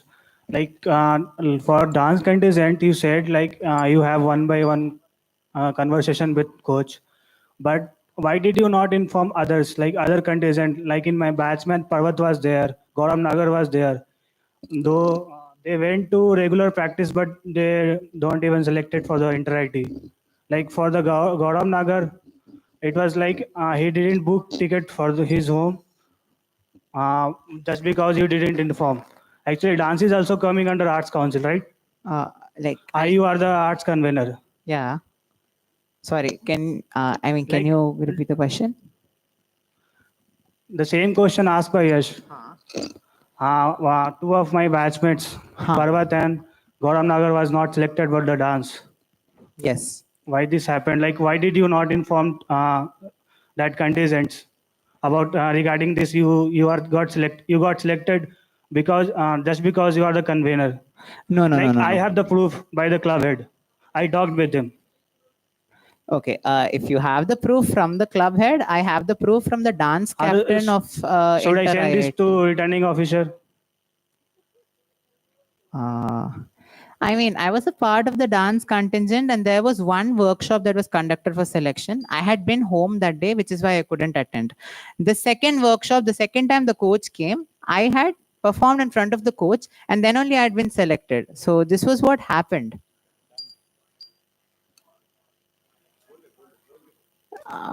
Go for the. You're audible. You can go for the question. You are a good debater. You performed your manifesto in very right way. So why did you left your debate? Like you performed in IIT Madras, you got good position in debate. Why did you left that and you went to dance just because you have interest and you are having arts convener position? You use that position. I think there's a lack of information on your end. Second year also, I was the debate lead of the team. I was the second speaker and the reply one speaker. more thing, you are having habit of participating in multiple things. Huh. Don't you think like many people are interested to participate in the IT culture thing? I didn't utilize any unfair powers or means to get selected to any event. I was selected on the basis of merit, and we actually were going overshoot of contingent. So there was a suggestion, if people can go for multiple events, we may take them for multiple events. So that is the main motivation behind that. And I fairly did my events well, which is why I think we have good positions from my end. Sorry? That brings us to the end of the MTC by Kishore. Please, a huge round of applause for him, everybody. I would now like to invite the final candidate that we have, Harika, over to you.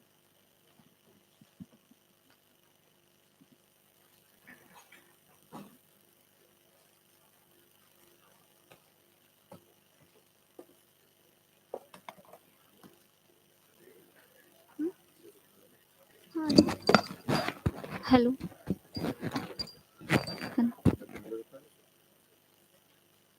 Oh my God.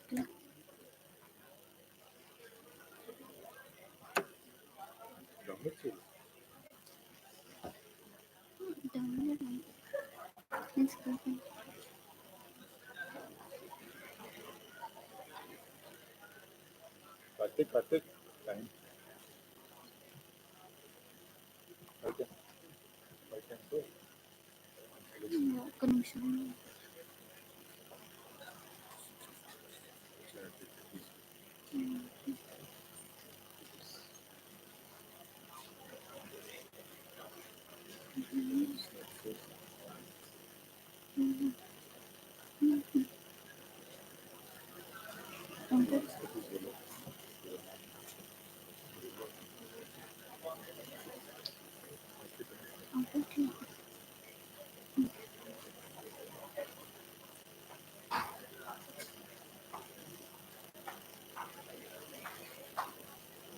Presentation mode on first page.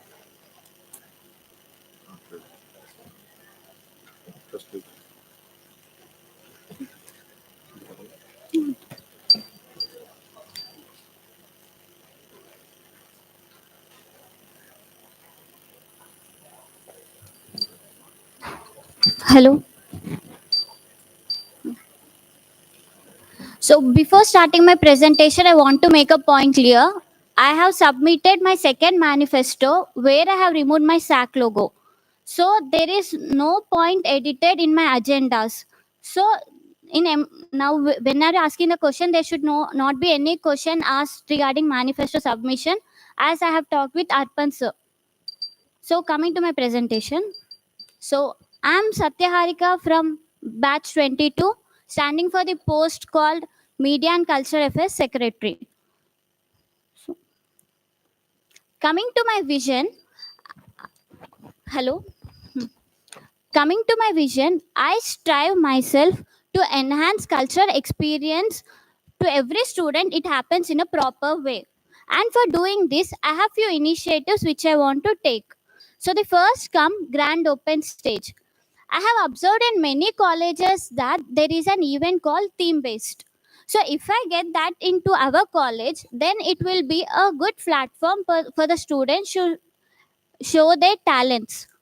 And considering street plays and flash mobs, organizing these events in the iconic places in Palakkad and Coimbatore with the raising awareness theme, it also raises awareness theme for us and the people in the public, so that the public also knows about the IIT Palakkad.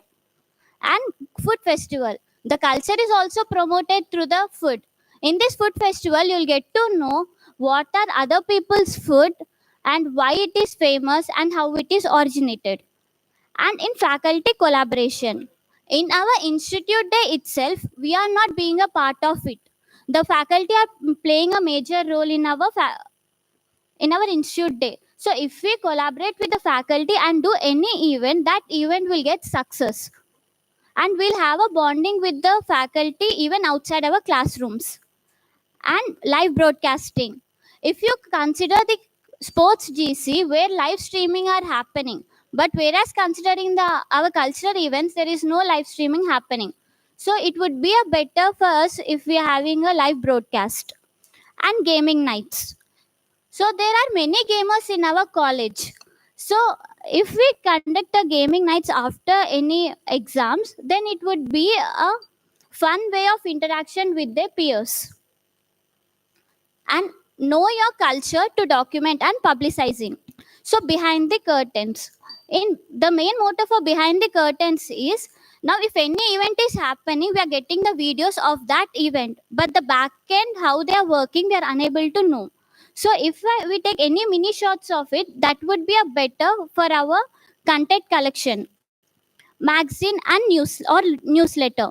So this will be publicized around a semester round, because if we do a monthly based event, there might be few months where culture club may not be that active, or no, due to our academic stress we cannot conduct an event. But if it is a monthly, if it's the semester, we'll get an overview of our whole semester, which I feel is a better option.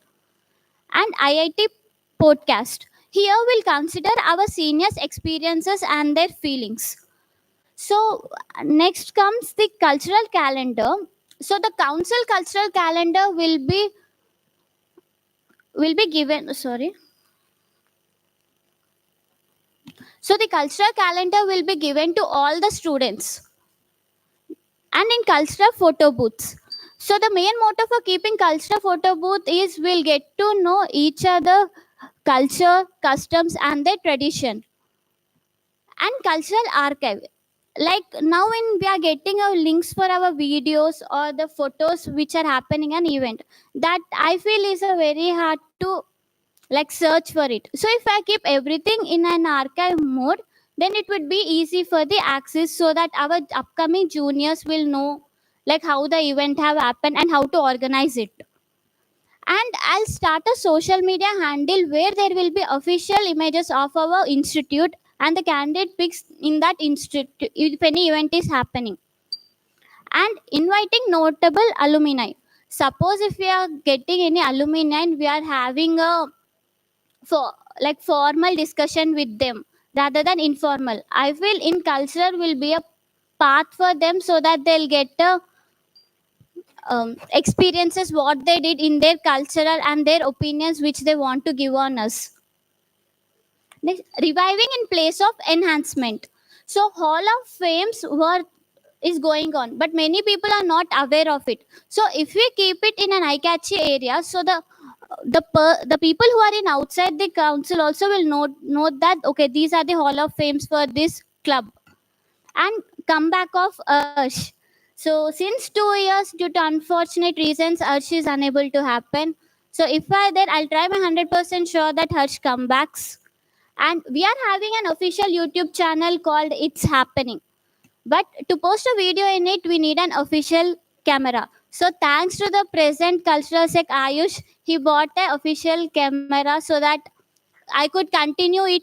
And we are having 6,000 subscribers for It's Happening. So that would be another income source for our cultural institute. And then coming to merchandise, we need a more exclusive and varieties of merchandise. And we have a SAC yoga room, but there are few, they need mats, everything. So if I come, I'll refurbishment it. And adding more representative from the each batch, because rather keeping one representative or one point of contact may not go to everyone and know their each problems.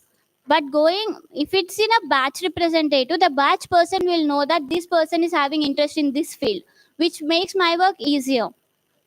And actively collaborating with the Petricor team. And in PG cult with PG students, as many of you are aware that there is a gap between PG people and UG people in the events are happening. So to remove it, I have few initiatives in that conducting interactive activities with PG students if any event is happening. And there will be a chill out time, which is like an open mic for PG people, which will be an informal way so that they can enact as someone or they can sing a song, do a dance, like very informal way of interacting with people. Then if any PhD day scholars are leaving, they are not they are having a dilemma, they have to spend time with family and attend the event. So if any family, we'll allow family people so that they simultaneously be with family and enjoy the events. And next, my follow-ups are, if long event is happening, I'll broadcast TV room as any movie night or a cricket matches, like if it's an IPL season or anything happening like that. And open mics will be arranged near the hostels, and frequent movie screenings, and repairing old musical instrument and providing new things. Musical nights will happen on special occasions, and making active collaboration with other colleges and the clubs. And main important thing is I'll take regular feedbacks from the students. I won't only take even positive, I'll allow them to tell even my negatives if they have anything.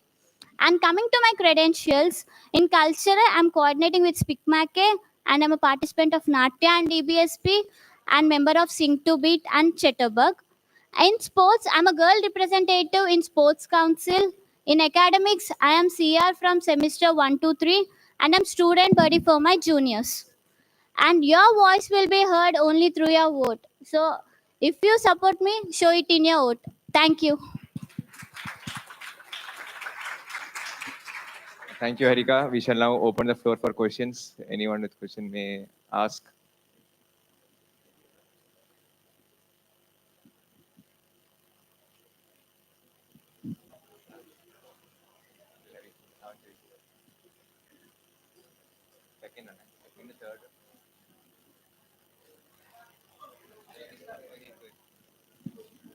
Hello.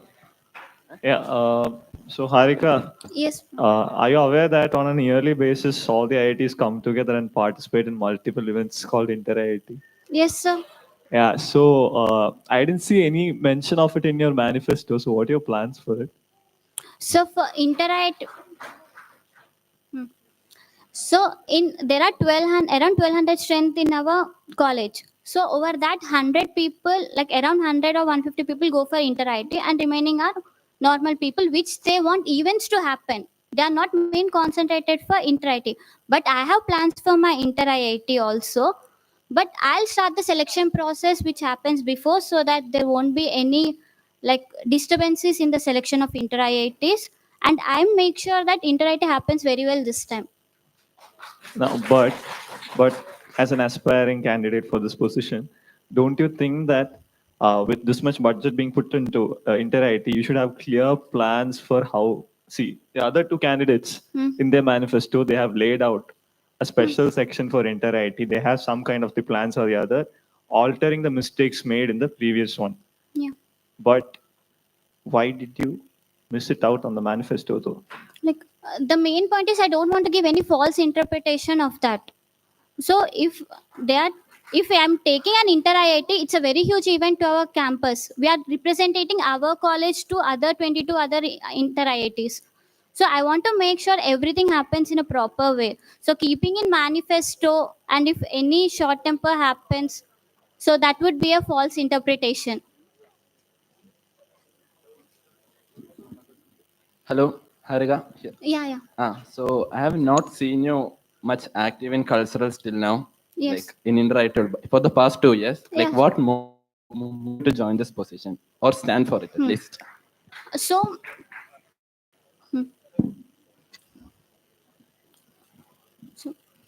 so considering a student's college life, so it would be fulfilled when culture is playing a key role.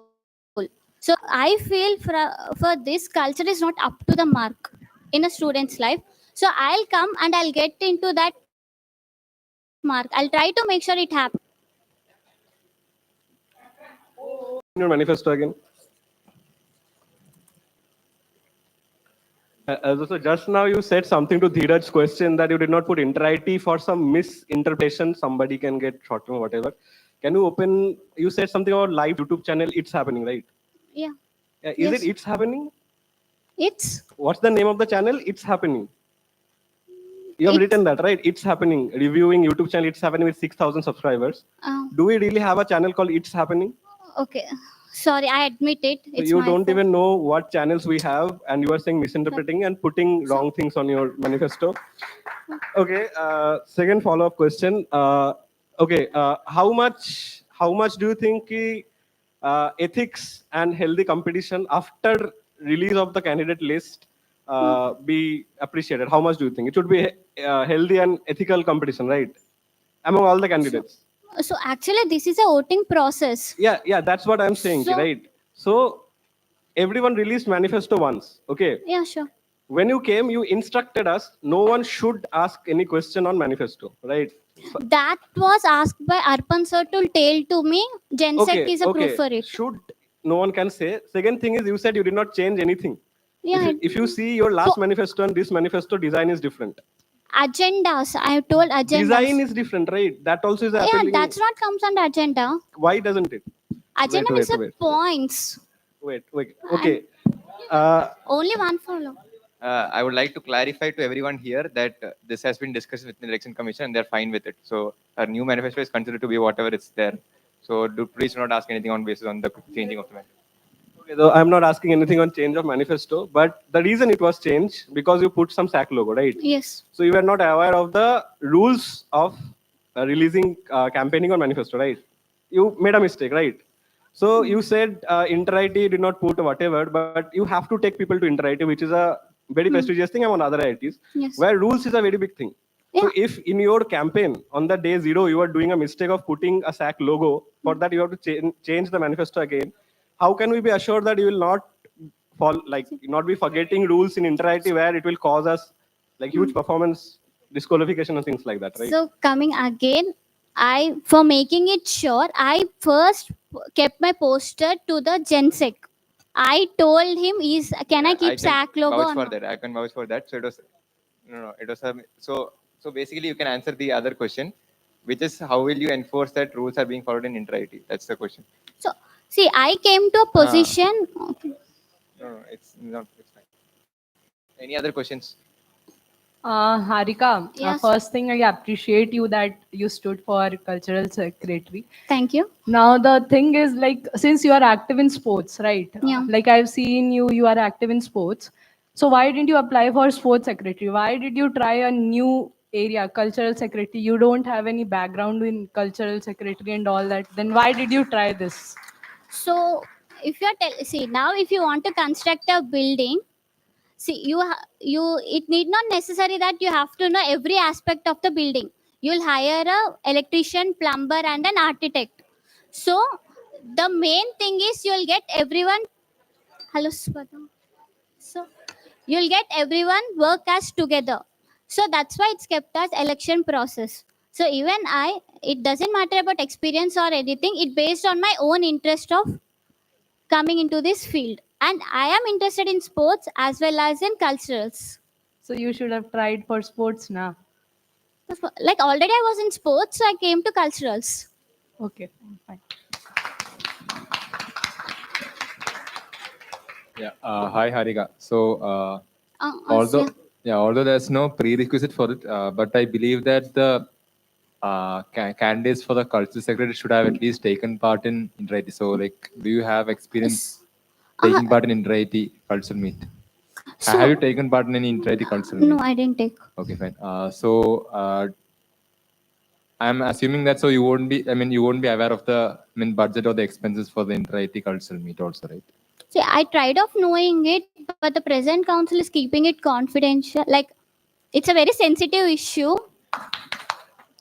Actually, that's something you're lying about. So I'd like to tell it to everyone. So I think we had candidates meet. I think Karthik was part of it. And then I told everyone to review my budget. And I mailed my budget to all the 3 candidates. Is it right or wrong? Did I mail it to Vibhum, Kishore, and Harika? Is it right and wrong? I mailed it to you. You can't say I was confidential. No, I'm as transparent as I can be. Now you can answer his question. So, coming to the budget, so I'm sure that I will manage it perfectly because there are 12 heads and they will be experienced, and I'll discuss it with the faculty and I will do as optimized I can regarding the budget issues. Yeah. So, actually, like, I wanted to ask a follow-up of a different type, but since you mentioned 12 heads, so are you referring to the club heads? Excuse me? How many clubs are there in the cultural council? Like, I'm aware there are 12 clubs, but as Kishore mentioned, there is 13 club. So I have to go through it and check it once again because esports did not become a club till now. So, you're saying there is 12 excluding esports. Yeah. So, what about Voxer? Like, it comes under the literal count. No? Like, one final question. So, you like mentioned, yeah. You also mentioned that. So, you mentioned that you want to. Yeah. So, you mentioned that you have tried out the sports council and you want to try the cultural council. One right? sec. Can you? Yeah. So you told that you had tried out the sports council and you want to try out the cultural council, right? So don't you think that applying for the post of cultural secretary is too big task, given that you just want to try out the cultural council? So, being a part of cultural council, I'll do my work. Being a cultural secretary also, I'll do the work as 100% I'm into it. So, as doing as a member, I will do as a head. That's my main motto of applying for it.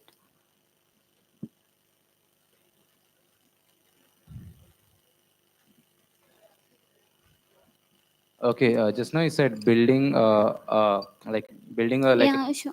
big building. I got it. You just need to have a knowledge. So can I give contract to anyone and then say him, okay, this is the building, just go and construct. So basically, if you want to construct, you need to know a lot of background experience. Yeah, I did. So if you're applying for this, you need to have a bit of experience. You need to work, not knowing. So it's like you need to work in the management, how it works and how it should go through all the process. Like there's a lot of ups and downs when you go through. The big part of the cultural council is like going to inter IT. I personally know how it happens when because I'm in the council also. Yeah. So like a bit of experience and then a bit of knowledge of how management works. So how do you think you can manage all this stuff without experience? So you have it, but then So in the if council okay, it lacks.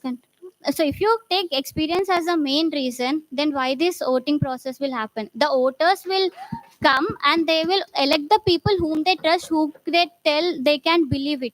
So if voters believe me, they elect me.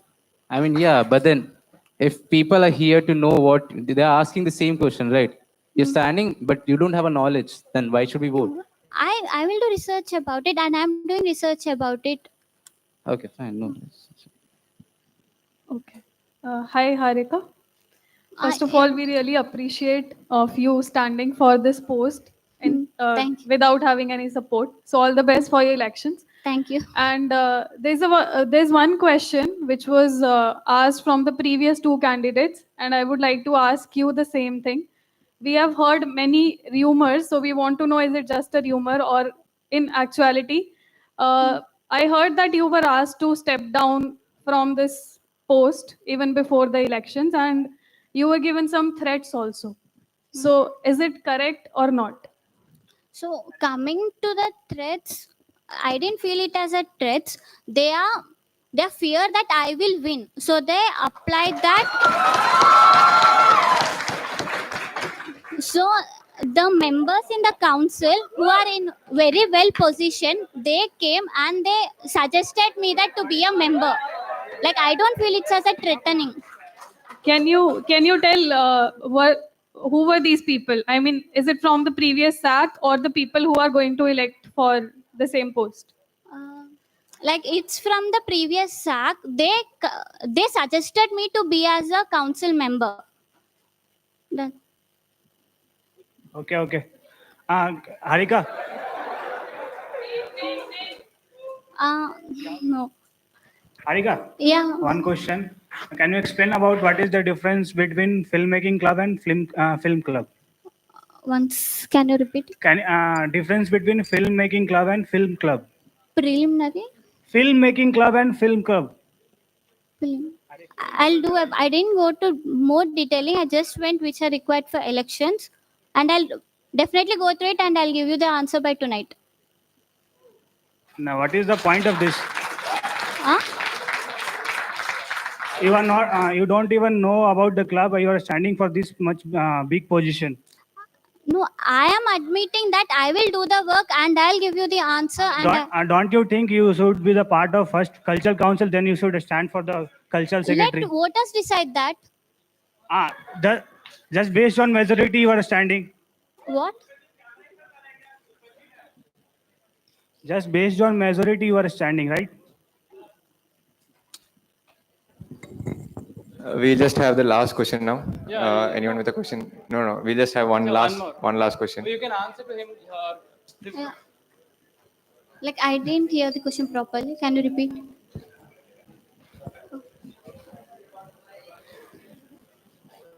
I said just based on majority, you are standing, right? No. You are saying you have voters. You are saying you have voters, right? I didn't tell I have voters. Let voters decide that, I told. Any last questions before we conclude?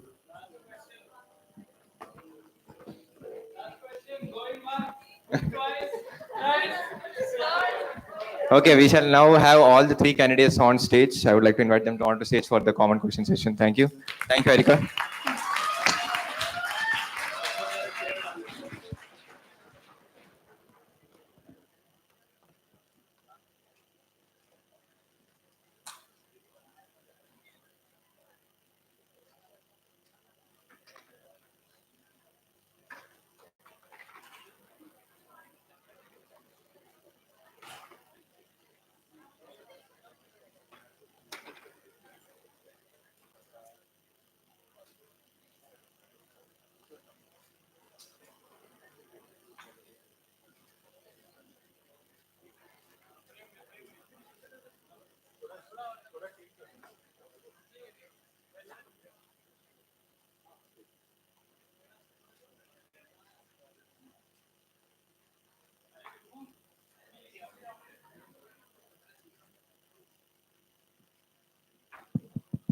If anyone has any common questions, please fill out the form. Else he will give you the chance to ask it live also. You might not fill the form, but those who fill the form will get first priority.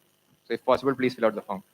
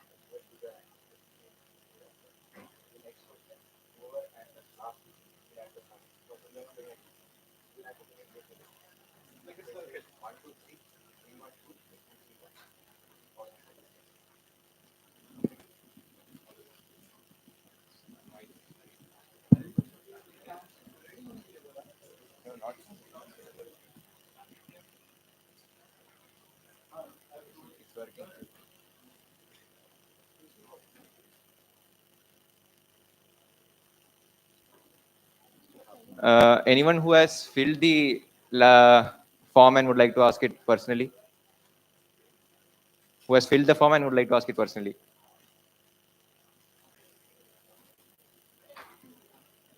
Jyotir?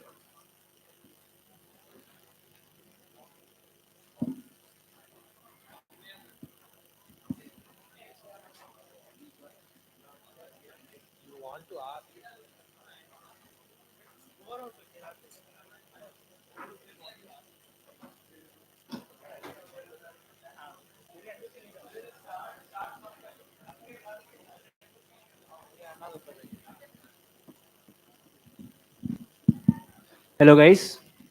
Hi. Kishore. So basically, you might be aware that in the inter-IT cultural meet, which is the common question, all for which is the council that gets most points for us as a whole? Okay, so you are asking a particular council. I'm asking you three, according to you, which is the council that gets most points as a whole? Arts Council? Are you sure? Yeah. Collectively? Huh? Collectively, like Yeah, all you're of its saying events. about the three councils, right? It's arts, film, and media, Yeah, yeah. and then the literature. Okay, so literary council gets us most points every year. Uh,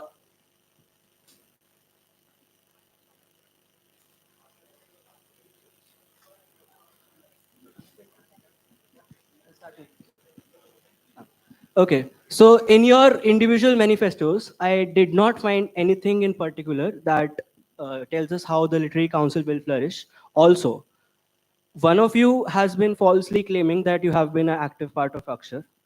One of you has not at all been involved with literary council. So how can we assure your credentials towards the literary council?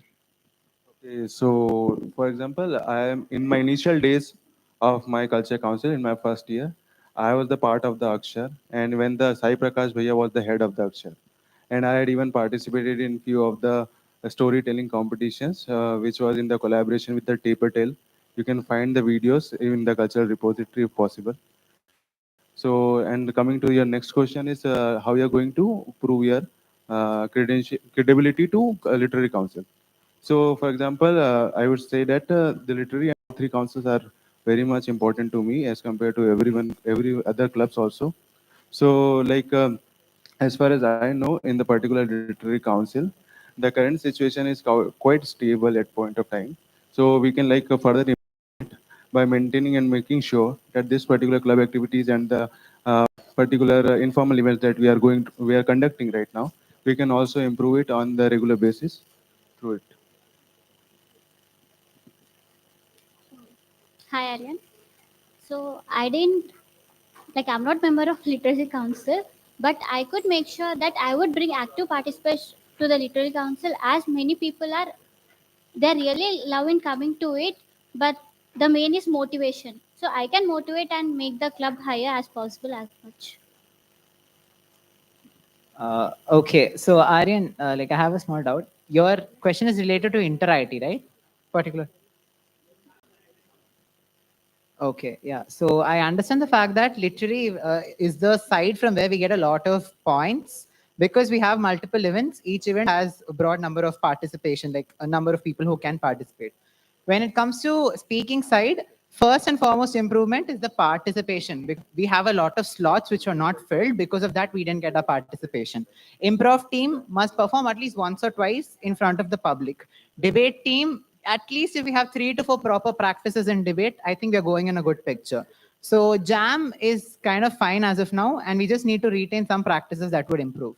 Moving on to Akshar, the word games culture is there. Technically, it is one of the sole things that is active in the college as far as I can say. And the way we can improve the activity that is not by conducting the word games in acad or, the common rooms in hostel, rather conduct them at the mess at the when the mess is getting over. So around 9 o'clock, because we had H3, we had Scrabble in H3. It was pretty much successful. So the same we can do for here. Writing is one place where we are pretty much weak in, as far as I can say in Akshar. And for Akshar, PG orientation was conducted by Pranav in his tenure, and that was pretty much successful. That inducted a lot of people. And we had also formed a Dead Poet Society. Still, there is some sort of activity there and we can improve. So in literary front, more than bringing up any big initiatives, sustaining it itself, I think we will find an improvement in this year. This is what I personally believe. Yeah. Kishore.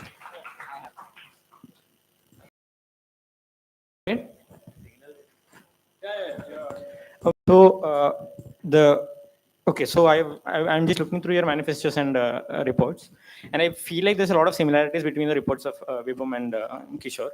Now, so just to see that, I want to see that your motivation and your approaches are different, and I want to judge which one is better.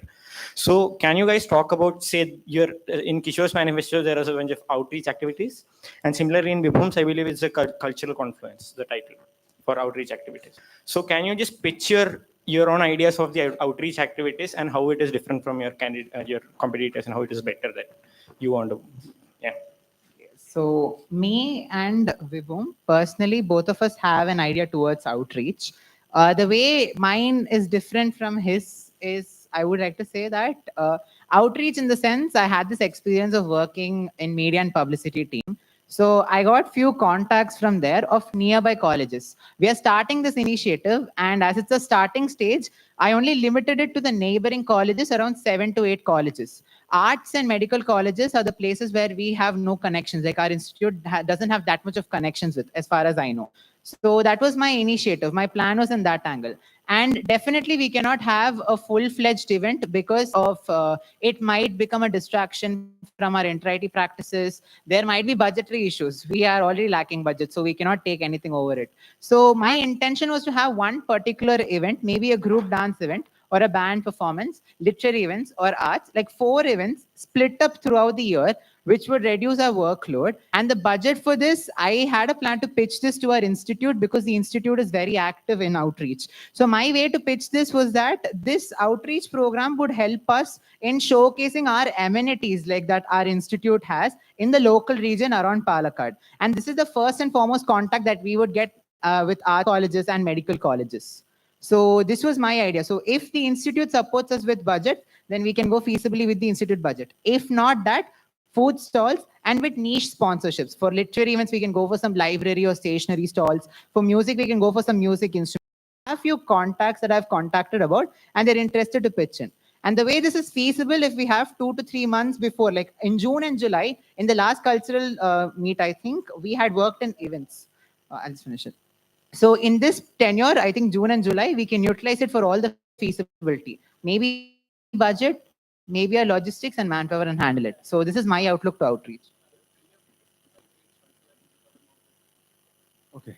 So yeah, so coming to my point, as I already mentioned in my manifesto, the culture, confluence and other outreach activities like Cultra are the ones where I had is already mentioned that I'm in the contact with in this tenure also with the NIFT Kannur, IIM Kozhikode, and even Amrita University Cultural Secretaries. So they were even willing to do it in that particular at a certain level, but due to some other circumstances and constraints, we were not able to fulfill it this tenure. But I'm pretty much sure, and even for the budget thing, they are even willing to have, like, for example, my particular culture confluence is more about lifting up the multi-clubs collaboration event to a great level where the other colleges can also participate in only a one-day, one-night show, so that the accommodation issues will be a minimum as much as possible. And also for the budgeting, we will have it is an inter-IT format. So that, like in the inter-IT, we also have to pay the registration fees. So for other colleges to participate, and it will be a collaborative event where other colleges can also host it. So it won't be like a single college event from our side. It will be a collaboration with other colleges. And for example, regarding about the Cultra, so I personally believe that if we have the cultural trips, if possible, we can conduct with the EBSB and the Nowhere Club, so that like we can have a much more knowledge in the practical scenario about the other cultural exchanges and the learning about other cultural diversities in the India itself. So that's from my side. Thank you.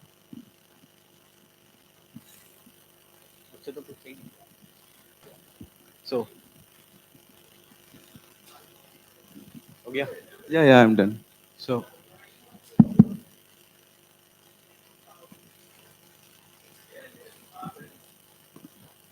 before I ask my question, I just want to know one thing. One of you mentioned that there was purchase made in filmmaking club, movie making club. When was the date? Can you tell me what date or which month it was purchased? Before Inter IT or after Inter IT? Then I'll ask my question. I just want this info. Was it before Inter IT? All the purchase was made before Inter IT. I would just like to remind everyone of the format of this round. You cannot ask any specific questions. If you want to know some info and you already know the info, you tell the info out first and then you ask the question. Okay. So that it makes it clear to all three candidates. And Okay. it has to be Coming common to the for all. common question. So as we are talking, like a lot of people are talking about this movie making club, something like that.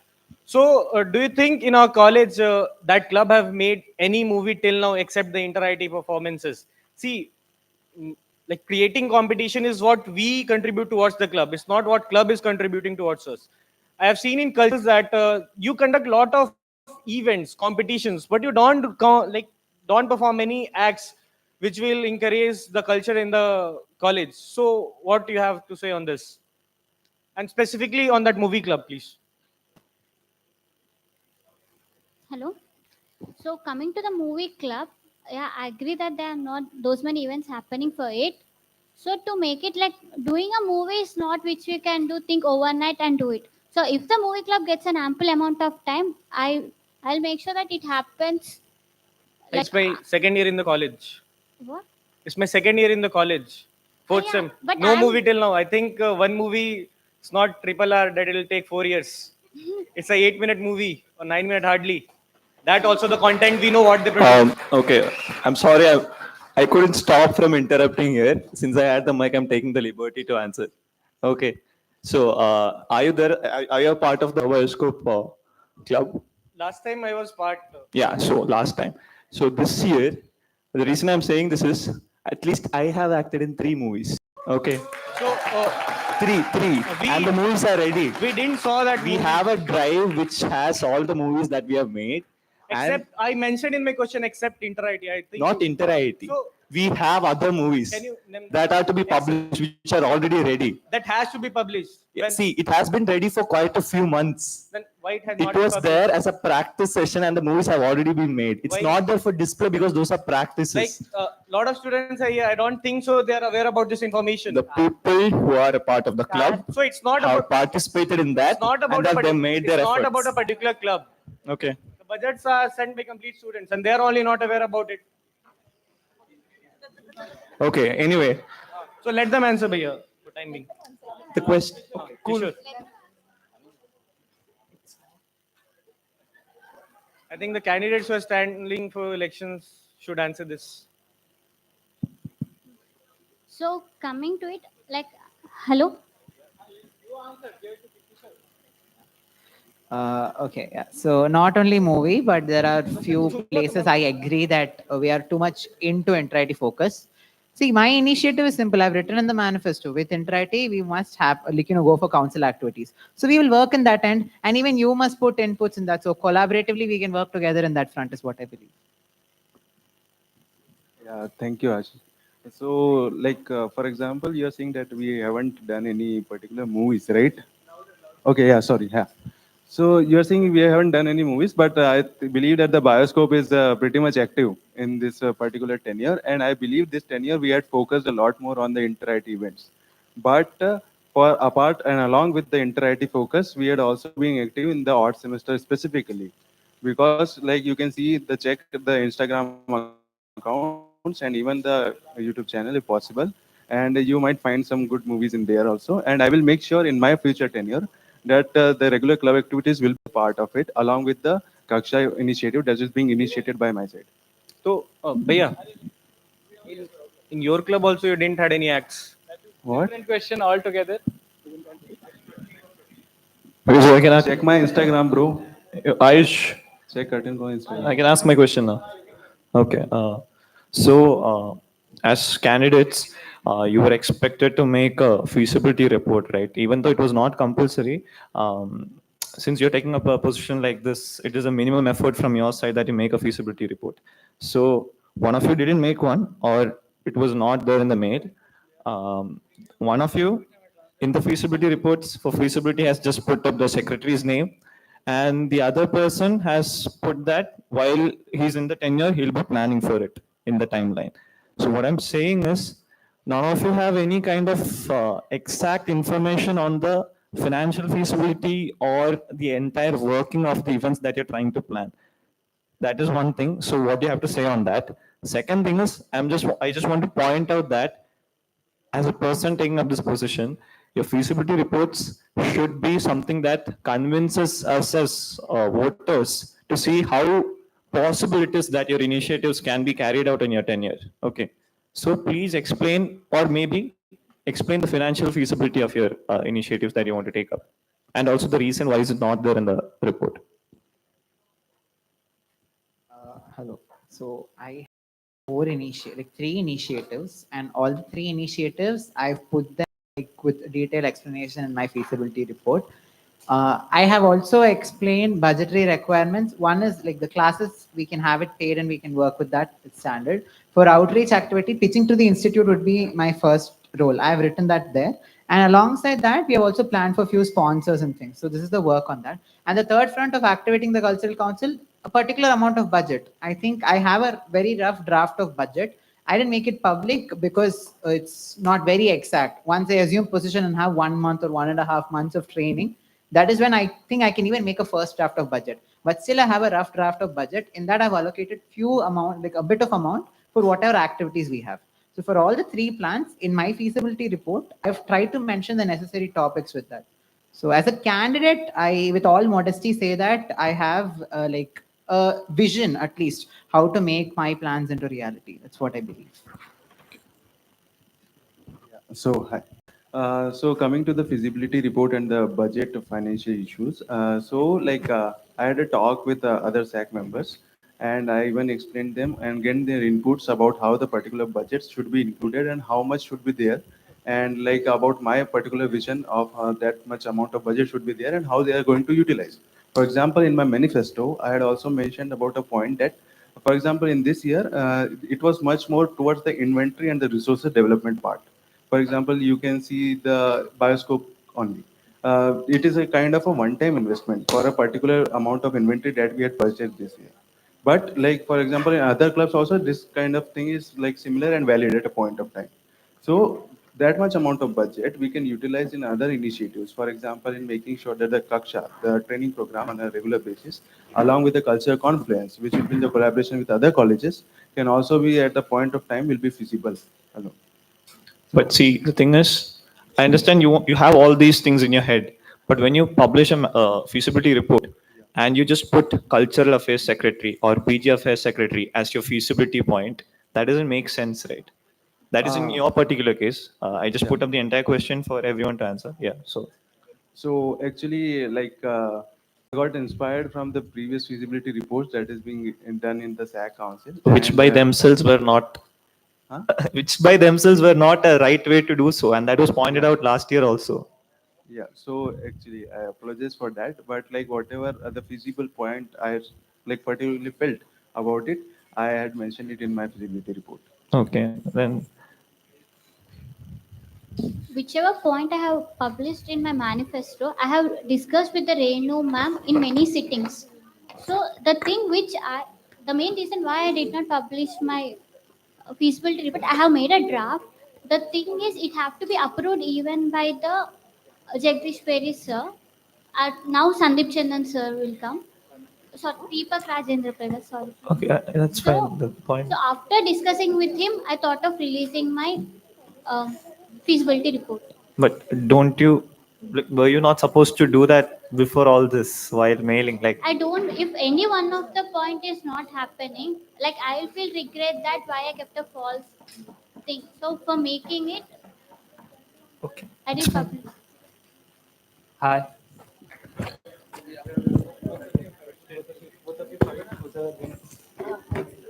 Myself Vikas, and my question is: from the beginning, I feel something which is going on religion, language based. From the starting of election, which is influenced by language, anyone can easily feel it. After the election, how you will ensure that the people, which is irrespective of your language, will not face any type of discrimination? Thank you for asking such a valuable question. So, like for example, you can see my previous tenures in the council, and I had made sure under my contingency and even in my core team, everyone who is even a little bit interested and had a potential to represent our IIT has been given a chance, and even they were part of the core team and the contingent part. And for example, I personally don't believe in such kind of biases. People will find someone worthy, they will support them. So that's my point for it. Hello. So coming, there won't be any bias in my tenure. If the person is really worthy, he or she has a he or she can come into the council. But the people who want to learn really, I'll give them a platform to learn and make sure that they comes to the next council. Thank you. Okay. So I accept the fact that elections may get a bit very regional. But when it comes to the council this year also, I would, more than calling it as bias, I would always call it as differences. Because in the current council, many places are there where we lack participation. So whatever club head is there, or whatever person responsible is there, he'll try to bring his first-hand contacts, into the events. And that is where you may feel that one community of people are coming or their friend circle is coming. So when the next batches are coming, when the freshers, that induction is made a bit more rigorous, and equally, like almost every domain, you get people from multiple regions, and there is a neutrality in that. In the next 1 to 2 years at least, the council would have a very neutral representation. I'll tell very realistically that a council without a bias, if everyone cannot feel that the council is unbiased. This is a reality fact. I'll tell this. But at least in the next 1 to 2 years, we will make it as neutral as possible, is what I believe. That's it.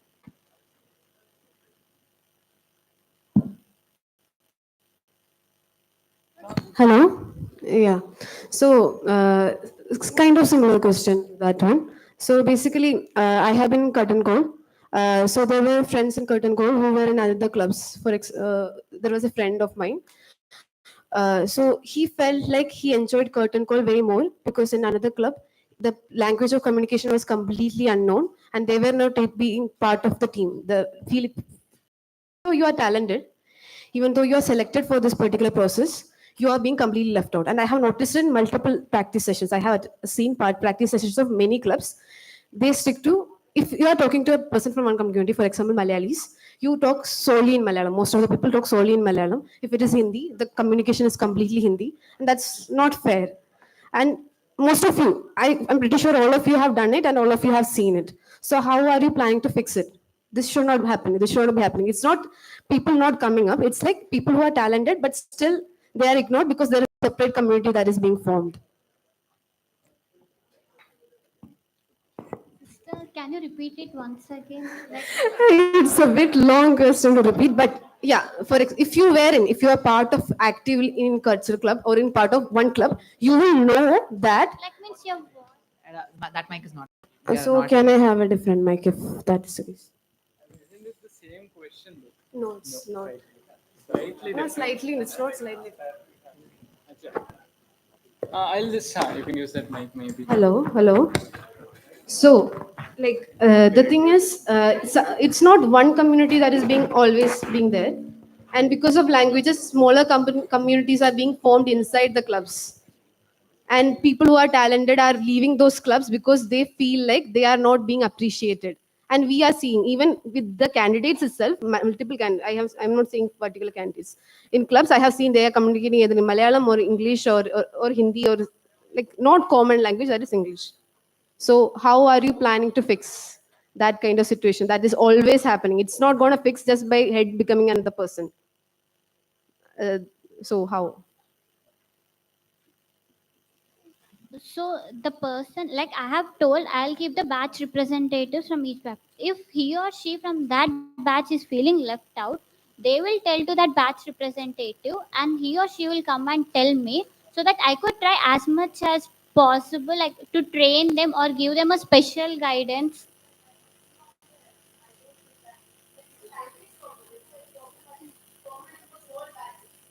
So how is having a language batch representative fixing the things? Coming to the language, see, there might be some person who knows that language. So if that person will give a support to him or train him in few words, then that person, I think he can do it, he or she. Next. Okay, like I'll put it up very straight. Music, the band, many people converse in Malayalam. Dance, the practice sessions, many people converse in Malayalam. Curtain call, it's completely Hindi. One thing that I can assure you is that we need to start working with the mode of communication English.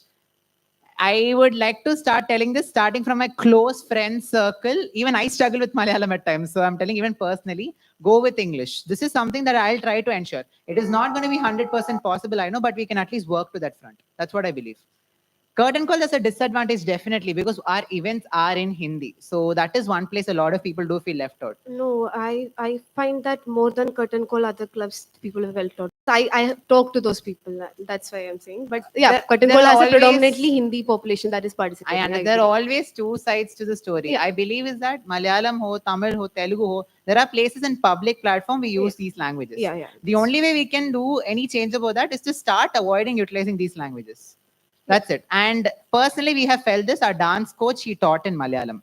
A lot of friends, a lot of friends were disadvantaged with that.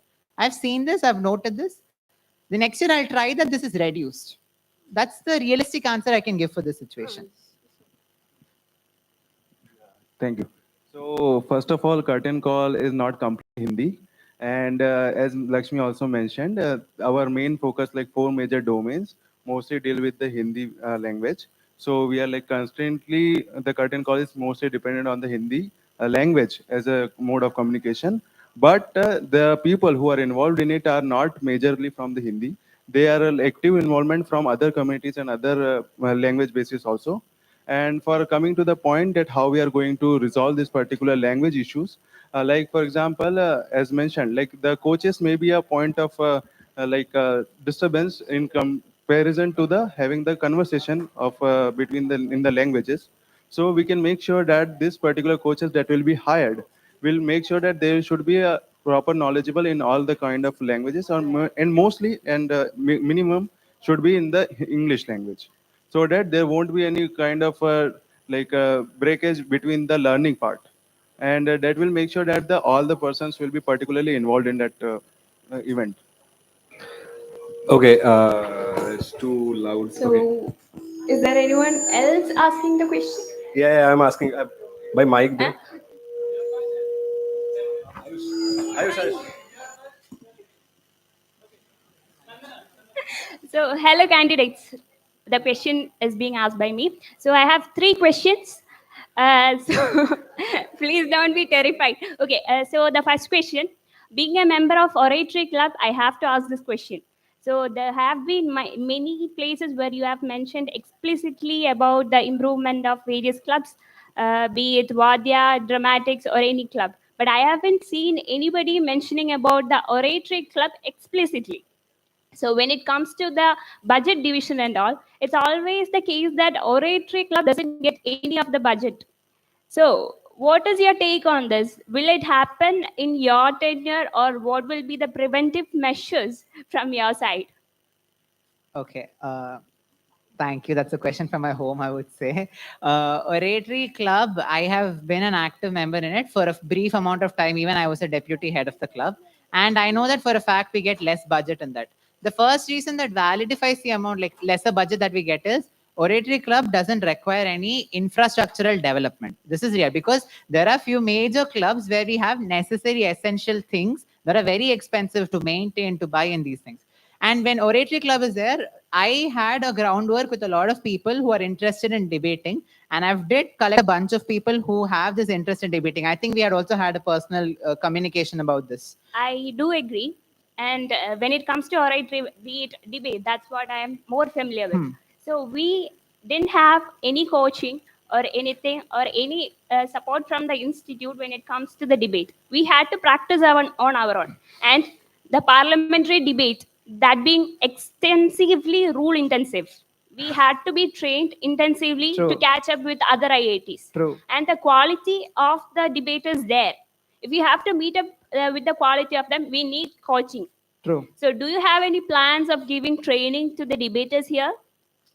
The first thing is that in our local region, Coimbatore and Palakkad, I personally have hunted a lot for this debate alone. I would like to say that there is not a very expert trainer available to us, at least in the reach that I have. But there are a few people in our college who have been to a lot of months, who have been to a lot of Asian parliamentary debates before, and they are adjudges and all. They've been adjudicating. So with those people, we can have that in-house culture. That's what I believe. Yeah, so hi.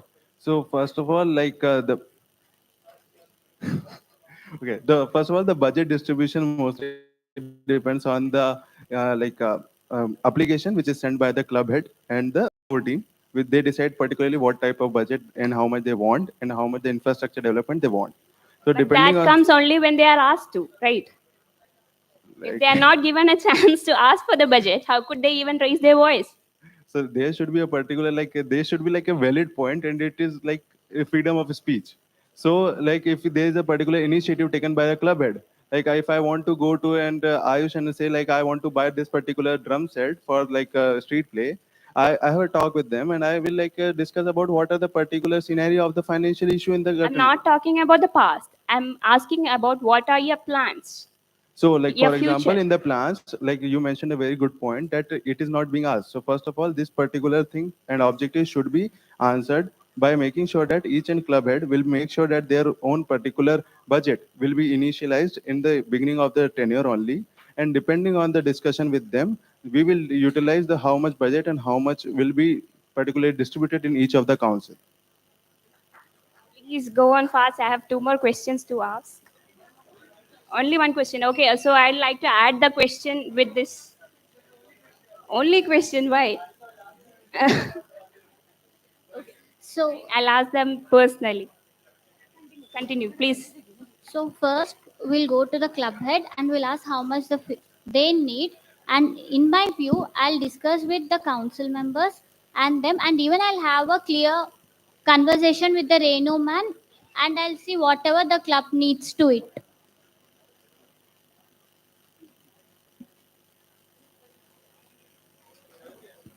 Okay, hi guys. Hi, good to see you guys together.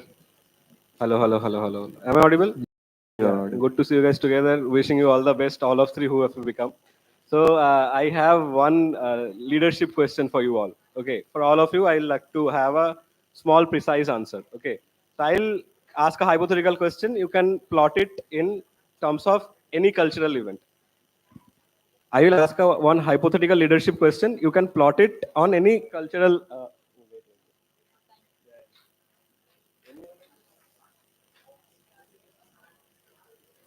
Okay, so you can plot it in any cultural scenario. Okay, so say you have to choose a leader for say a club, or maybe you are running a startup or something.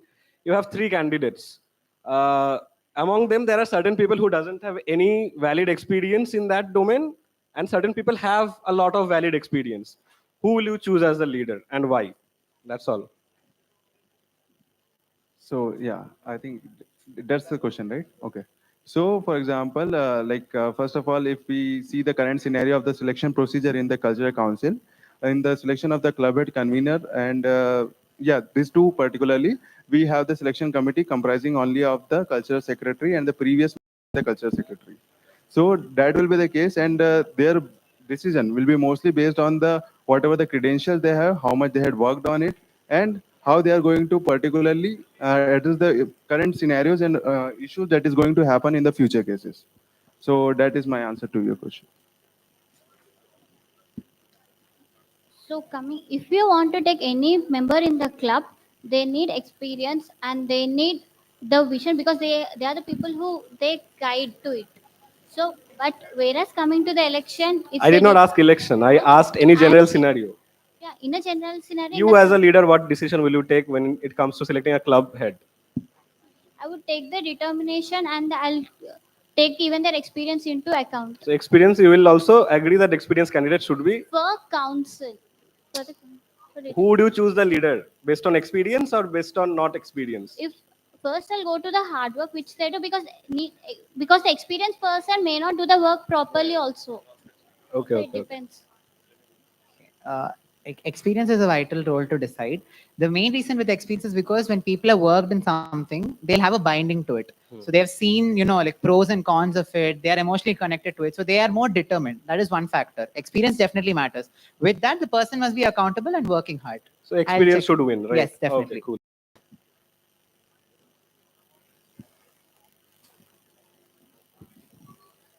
Hello, everyone. So how do you plan to prioritize and enhance cultural activities in our institute? Like in this academic year, we are lacking of some cultural activities compared to sports. So what would be your steps towards this? And also, how will you strive to improve or balance between the inter-IIT competitions and our cultural events that going to be in institute? Please.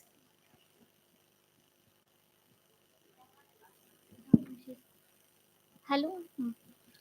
So like making, yeah, this year it was events were less. So if we keep regular events, keeping in our academics into consideration, and like there are few like within 2 to 3 months if we consider events and keep it because there are lots of events to happen.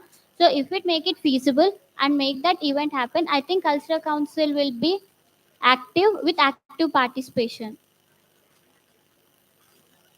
The next question, how would you like to balance between inter-IIT and these competitions that will be done? Now we are getting a cultural GC. So for that, if we conduct the events in an inter-IIT level, that would be the first step. The people won't be left out. I think hierarchy plays a role in this. Like there are club heads, deputy club heads, domain captains for inter-IT. Reducing the overlap would help us, in maintaining the manpower who's focusing for the event conduction as well as inter-IT practices that is going on. That's the first step. And second step is more than the number of events. I'll again emphasize the quality of events. Even in 40 days, if you're having one event from a club, if that event is reaching to everybody, that is a success. Any day when we keep more events, by compromising on the performance of inter-IT, some or the other way, the council's balance is missing out. This is what I personally feel. So we can strike a balance in between inter-IT and council activities. Quality matters over quantity. I strongly believe that. So hi. So coming, if you go through my manifesto, there's one particular tab which contains the cult timeline. So here I had clearly mentioned about my semester-based focus on the activities that should be maintained so that the cultural activities will be sustained as well as the inter-IT preparation will also be in the focus. For example, in the odd semesters, we have the introductory month, which will focus on the PG and UG orientation program. And then we are going to have the a large scale event of like, for example, a cultural confluence along with the Kaksha, which is the training program for the beginners, so that the beginners will also get the chance to be part of it. That brings us to the end of the MTC for the post of Cultural Affairs, Media and Cultural Affairs Secretary. Thank you guys. Thank you for being so patient. We shall now begin the last MTC session of the day and of these elections, the Student General Secretary. We will have Fatima going first because due to personal reasons, she has expressed her willingness to go first, and Karthikeya has allowed it. So we'll have Fatima going first, followed by Karthikeya. A huge round of applause for Fatima, everybody.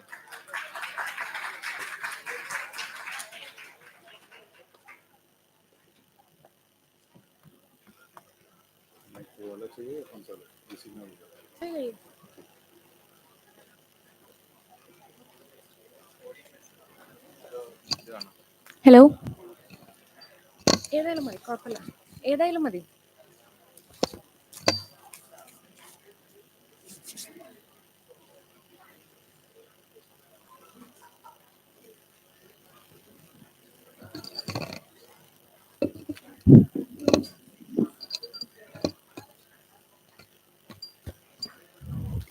Hello.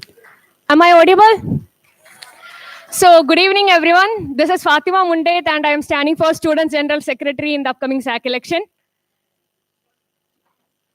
So, what is my motive to stand for this post? I have been a public person from my first year in this institute, and I have been actively participating in almost all the councils, and whatever general issues arises here, I always constantly disturb Samuel sir or whoever is there to know about what is happening in the campus and what measures they have taken. So instead of doing it as a student, I thought of being your representative and doing it officially for the students. That was my motive to stand for this post. So, about my vision, as many of us attended the general body meeting that happened recently, and we got to know that it is very clear that transparency is what we are lacking from the beginning of SAC. So, in order to keep transparency in from SAC to the students, I would like to implement many things which will be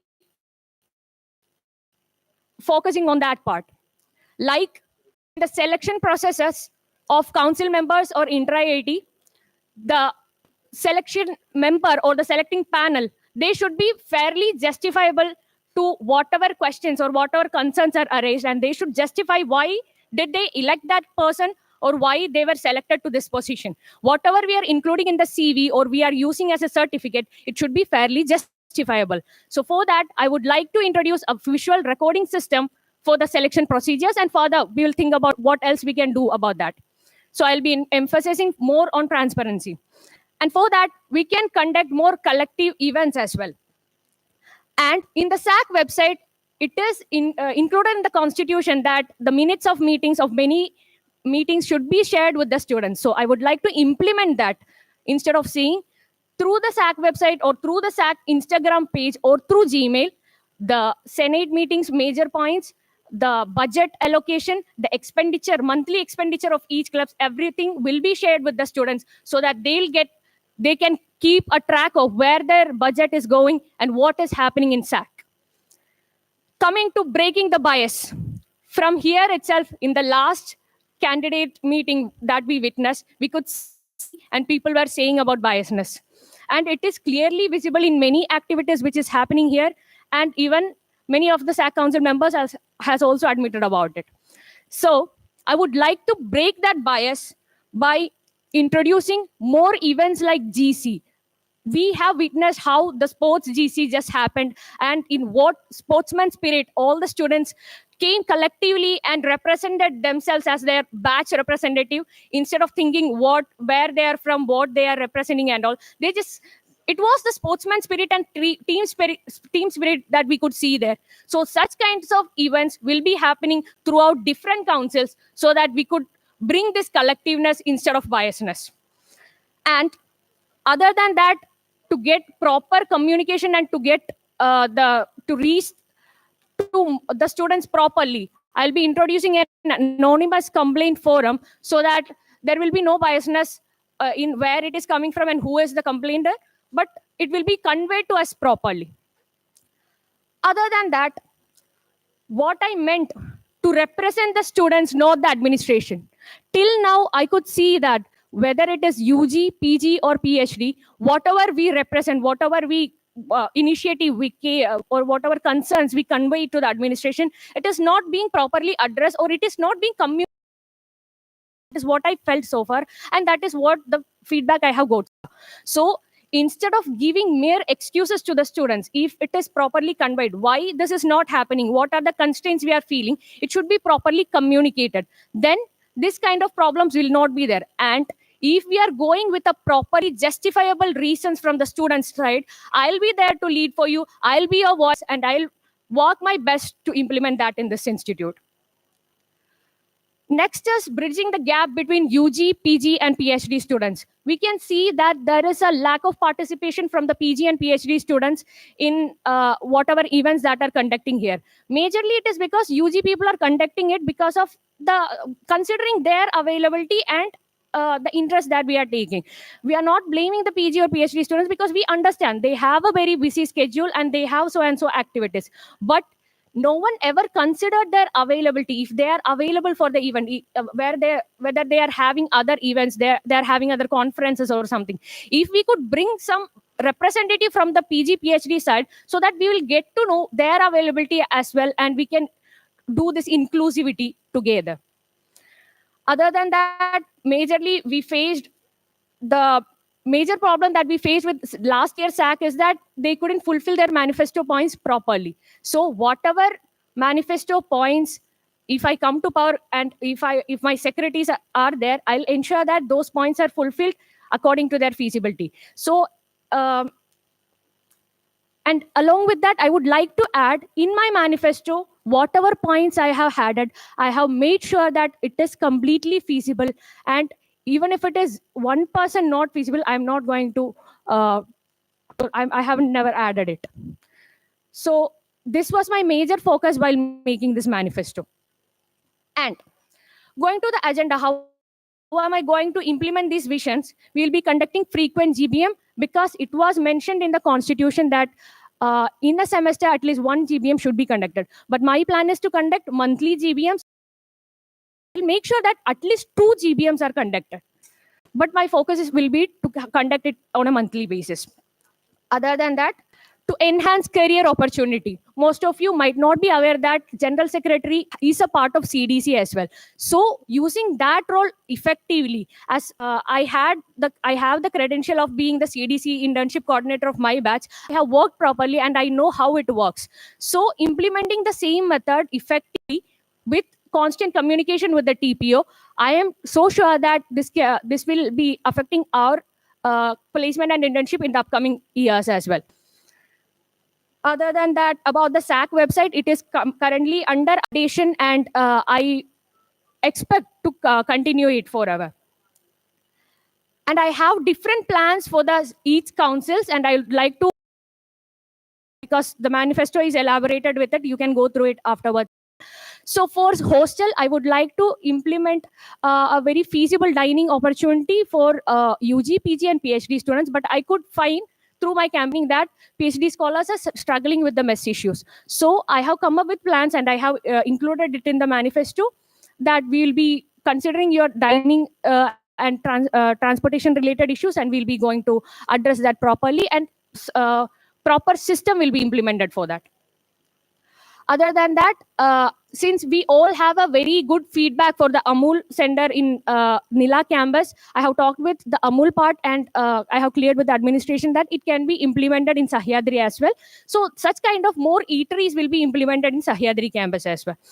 Other than that, the festival organizing committee, it was also mentioned in the hostel secretary's manifesto. So I wish if we both come to power, we can collaboratively work on it and organize festivals more colorfully, maybe. And hygiene, whatever, I would like to take more care about the hygiene of our institute, especially by keeping public waste bins in the public areas, because whenever we have to throw our trash, we have to go to some academic building or hostel for that. But that is not how it should work. There should be more public waste bins and hygiene should be given priority. Coming to the academic council, the major drawback of that council is that it was not allocated budget for some issues, that some measures they wanted to take, but it didn't get the proper budget. I'll make sure that proper budget is allocated for academic council so that the transportation for exams and other plans they have, it will be handled smoothly. And I would like to implement industrial visits for our students so that this this unawareness of how our knowledge should be implemented in an industry will be removed through that. And I have a proper plan for that. Due to the lack of time, I will just keep regarding that plan. Then in other IITs and all, we can see there is a friendly interaction sessions with the faculty and other students. We would like to implement here as well, because there are no such interactions happening in our institute, and there is a very big gap between the faculty and student. They are just being formal with them. So we can bridge that gap and it can be used effectively. For sports, our sports council is acting very properly, and there is not much changes to be needed in that. When I members and even Alok sir, whatever we can just continue that, and whatever requirements are needed, I'll be considering that, and whatever is needed will be done. For the technical, we all know that being a technical institute, our technical council is dead. But I would like to change that and give more focus on technical council. Since we have a proper basement for cultural and sports, I would like to give my more focus on technical. You can go through the technical council, then you will get to know what are my ideas to build a strong technical council.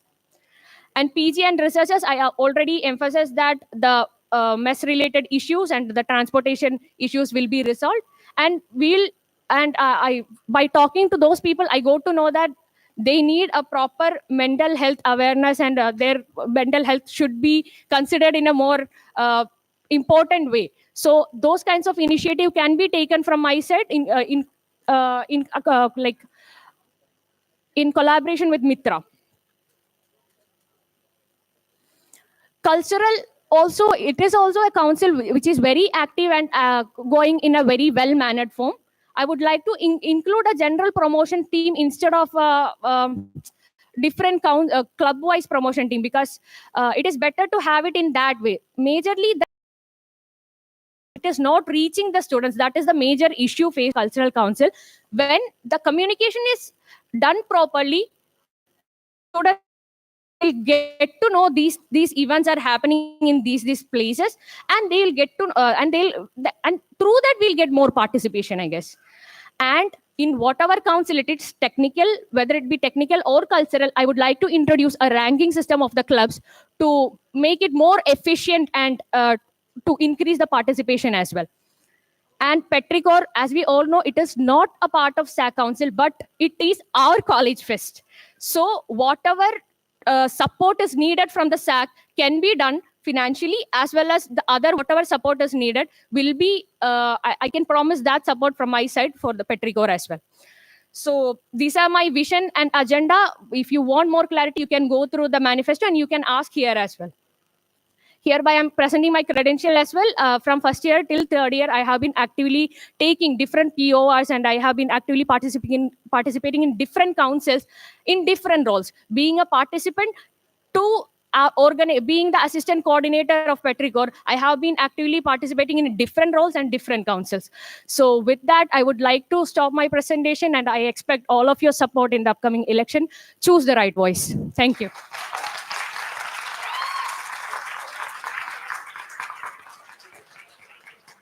We would now like to open the floor for question. Just a general request, if you have any question which you feel is common in nature, please reserve yourself at a later stage.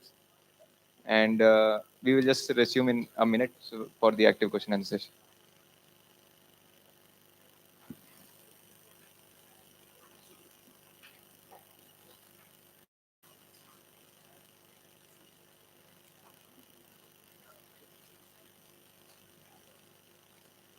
Anyone with questions may raise their hand now itself. We'll give you hand over you the mic.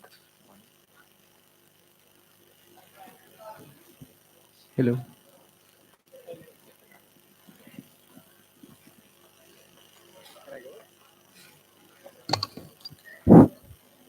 Yeah.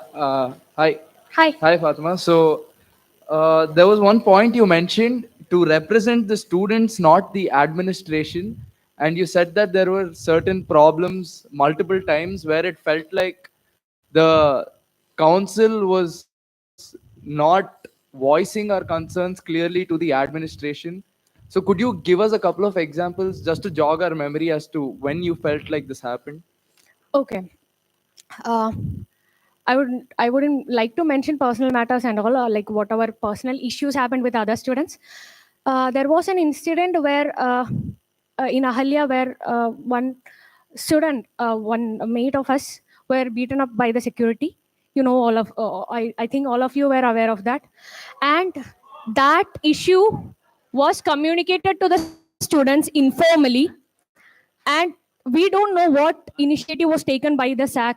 How did they resolve that matter? Nothing was communicated to the students. That is an example. And recently,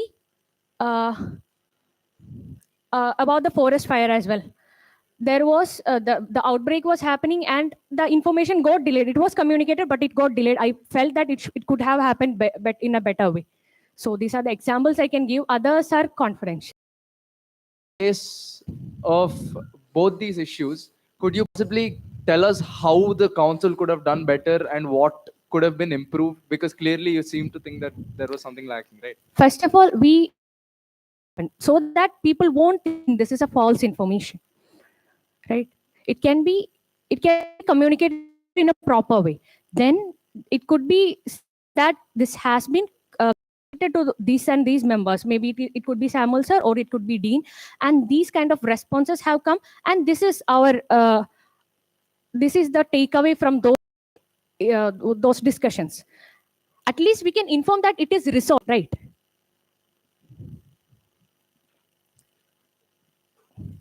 Okay, Fatima, is that it? Can I? Right. So Fatima, like both of you candidates had made manifestos and both of you have good initiatives. The differences come where mostly in your credentials, right?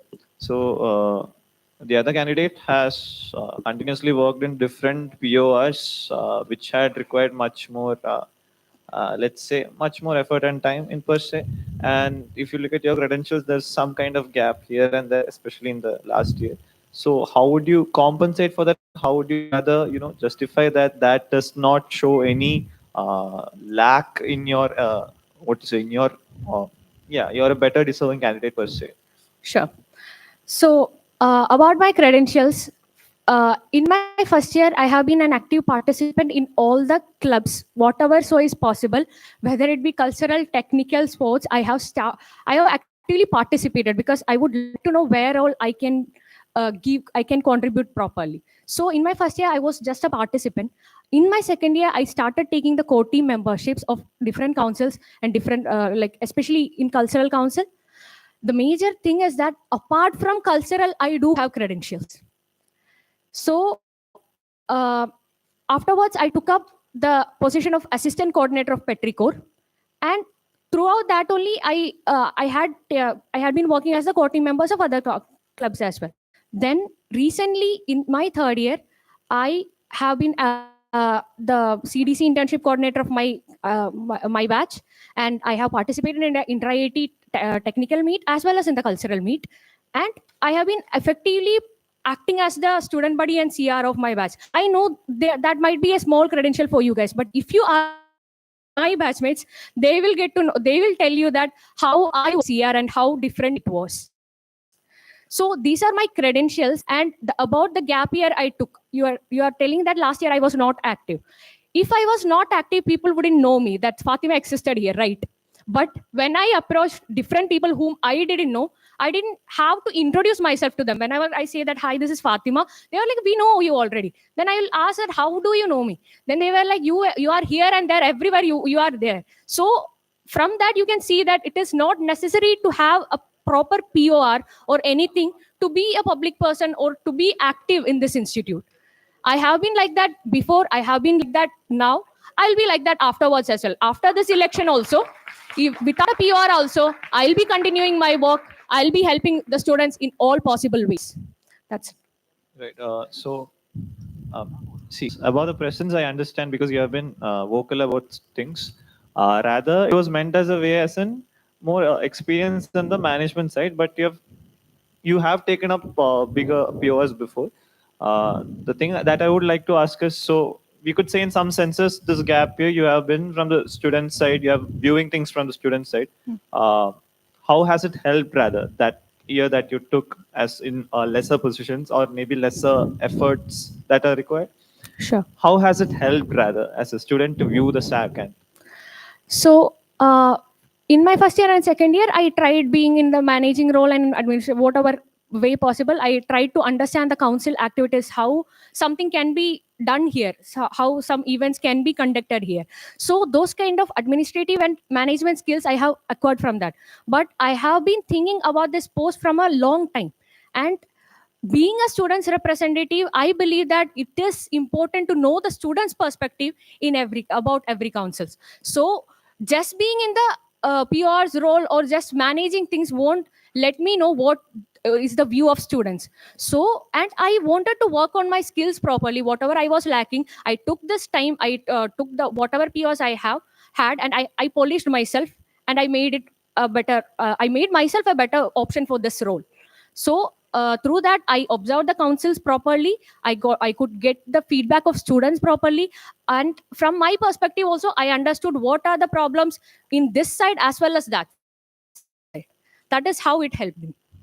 Thank you.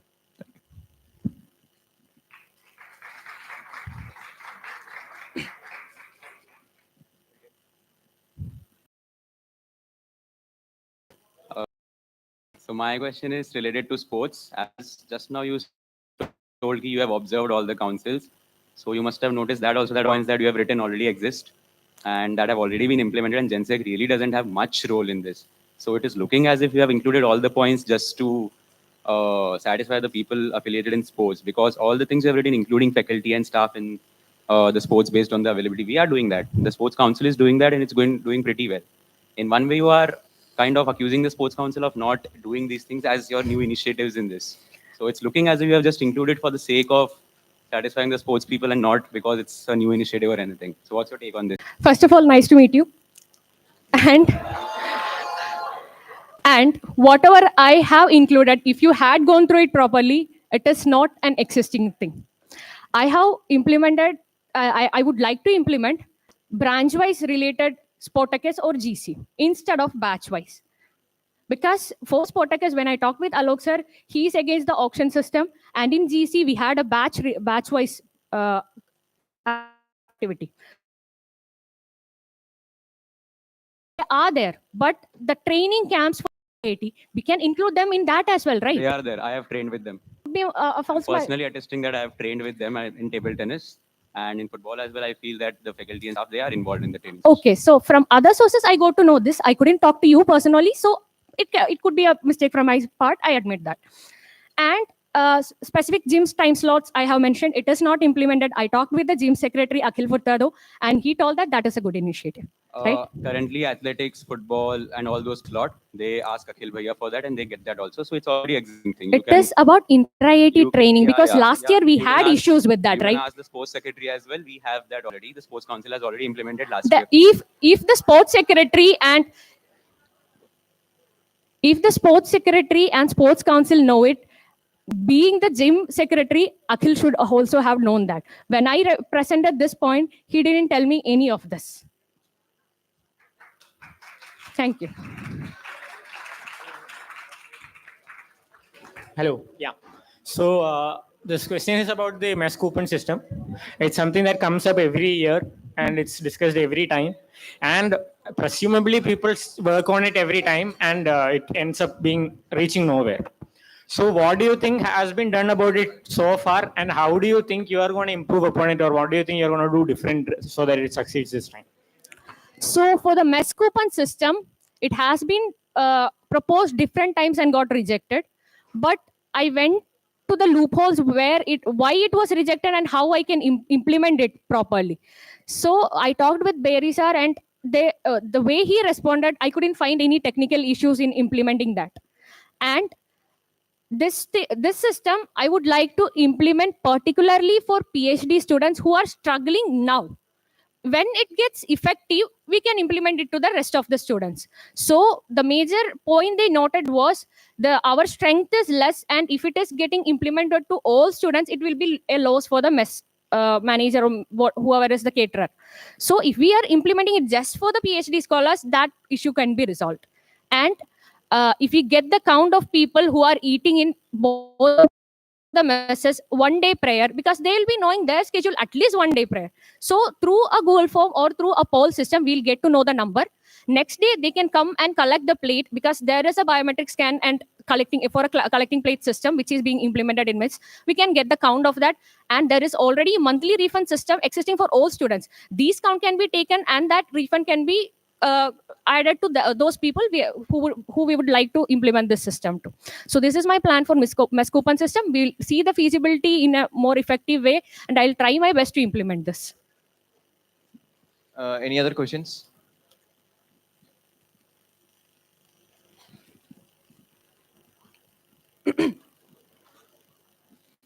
Yeah. Hi, Fatima. So you had mentioned that in order to break the bias, you would be keeping a record of the visual record of the interviews and sharing them if in case of any concerns. And the students would be given the right to judge. So basically, what this does is, so there are few posts where people are elected based on the interviews. So when you share this and when the students are given the right to judge, won't you be changing this from a selection based or interview based system to a election based system? So there are few posts which the secretaries, they decide based on the merit. So if the person who is lesser credible, if at all that person has an issue with this, and suppose he is the popular candidate, so won't this issue come where he would canvass counter this? So it is not like an election system. It's that the students have the right to question. If it is not addressed, they have the right to choose, choose from the candidates. And it is clearly mentioned that conditions supplied by the SAC. So these kinds of issues will be resolved properly afterwards, looking in all the possible problems that will be happening, and it will be resolved. Because I knew that these kinds of issues will be coming. That's why I added that clause as well. Fine. Now, in the hostel, you had mentioned that you would refund the remaining amount on a monthly basis. So you would be aware of the fact that the remaining amount from the hostel budget, I mean, the amount that we pay, the advanced dining charges, if at all you are paying for anything, if at all you don't pay for it, the amount is deducted from the advanced dining charges. So if at all you refund this on a monthly basis, so how do you plan to the fines for that instance? I question properly. Can you rephrase it? For example, suppose right now we have the system where you have to punch in by biometrics daily. So suppose if you don't do it, you are fined 50 rupees. Yes. And as per the instruction, so if at all you don't pay this, this will be deducted from the advanced dining charges. Yes. So you plan to refund it on a monthly basis. So assuming that the amounts are all, do you plan to recoup that amount from the advanced dining charges? Actually, the refunding part was like, there was a mistake in design, to be honest, that the all points that is coming under the MES coupon system, till that refunding part is part of the MES coupon system actually. So the refunding part is for those, like especially the PhD scholars whom I would like to implement the MES coupon system. So that is the clearing part from my side. So other than that, the refunding of fines, it is directly coming to the hostel budget actually. So, but it can be conveyed to the students that these funds are your fines and it is coming here and this is used properly in this way if it is not getting refunded. That is what.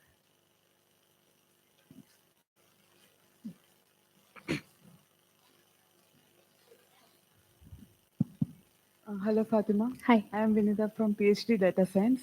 So, in continuation with the MES coupon system, till I think from January 2022, we have been trying for the MES coupon system. So, since last 3 semesters, we haven't been successful.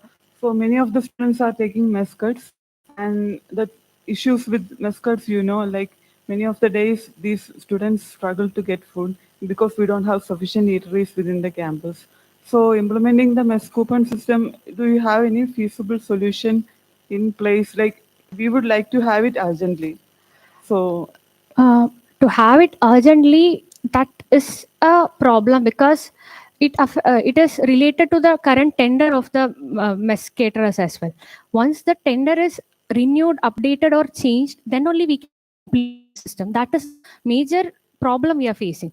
Other than that, what plan I am proposing, that whatever I explained is actually very feasible, but this constraint is there. To be very honest, that is the issue. But the thing is, in the semester starting from Jan 22, also the same issue was being said, like the tender issue. So, and the tender was rewritten after that. Still, there was no change in the. But during that time, the proposal was not in a feasible way. Whatever you proposed, from my knowledge, was not feasible because they addressed this strength issue, and we didn't have the proper system to track whoever had dined, and the proposal was not in a right format for the past tender, during the past tender time. That's why it couldn't get approved in the last tender. But in the upcoming tender, I can try my best, because this is a feasible plan, and I don't think there is no reason to reject this plan. So this can be implemented from the next tender. Sure, Fatima. Thank you.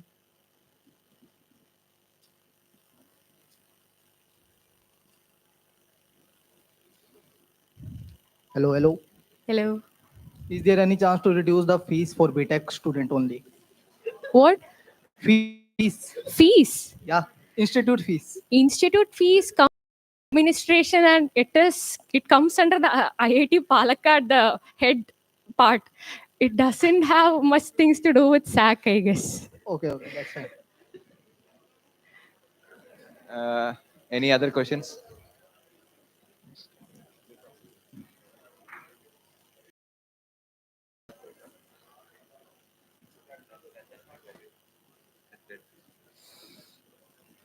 Yeah, can you hear me? Yes. So for hostel and academic, you've thought so much. There's nothing in sports really, because whatever's written there has already been implemented. So what do you have to offer to the students from the sports side? So whenever I talked with the sports secretary and Alok sir, the way the response I got was about what they want from SAC is majorly the budget, and almost the system is running smoothly, and we would like to make it more handling it by the faculty. That is also there. So apart from that, I felt personally, and whatever feedback I got, it was moving smoothly. So for the sake of points, I didn't like to add more points for that part. That's it.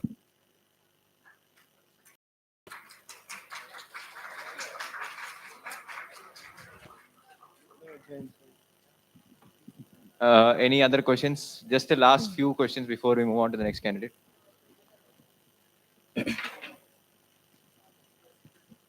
So Fatima, you have mentioned in your manifesto that break the bias. Yes. So what do you mean that?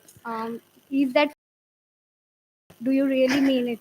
See, for seeking attention, I added many points which are not at all feasible, because whatever is there in other candidates' manifesto, I have also thought about that, but the feasibility was less. That's why I didn't add it. What is your vision on that? Sorry. What is your vision on that? Okay. The bias, as I mentioned, you could have, like, I think it is clear that there is biasness in the campus. You agree to that, right? Like, Right? I asked many people that whom are you voting for? Okay. They said Fatima. Then I asked, like, why are you voting for her? They gave two reasons. First one, Mallu, and second. May I know who told you this? Because whenever I am campaigning, whoever I told, I have clearly mentioned, you can ask any of them here, that I have clearly mentioned, these are my credentials, these are my initiatives. If you feel I am deserving, vote for me. I haven't talked that I am a Mallu, vote for me. I haven't never talked Because that. your supporters are from Mallu. Sorry? Your supporters are Mallu mostly. Because they think that I'm deserving. That's why they are supporting me. Nothing like that. How can you claim that they're supporting me because of I am a Mallu? If that's the case, it will be applicable to the other opponent as well, right?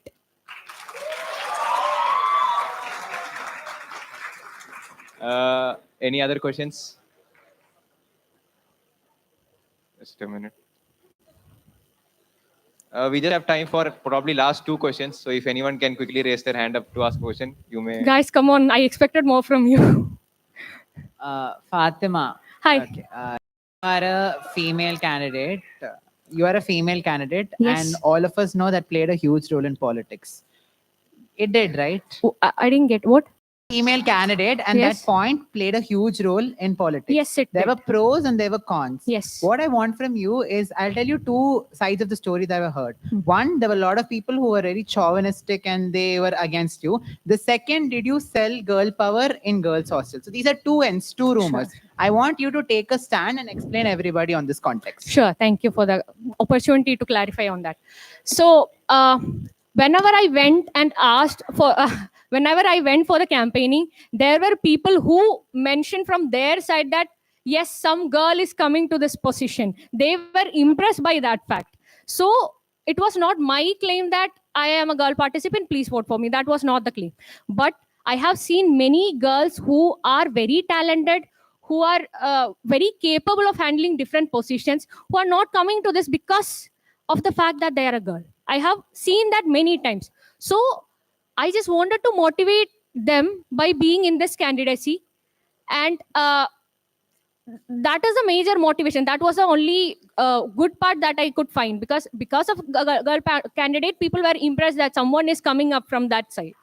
There were cons as well, where people were claiming that I am using this gender biasness. If my major vision is to break the bias, why would I use that? We'll just have one last question before concluding this segment. Anyone with a question? Just one last question. If anyone has a question, please feel free to raise your hand. Okay.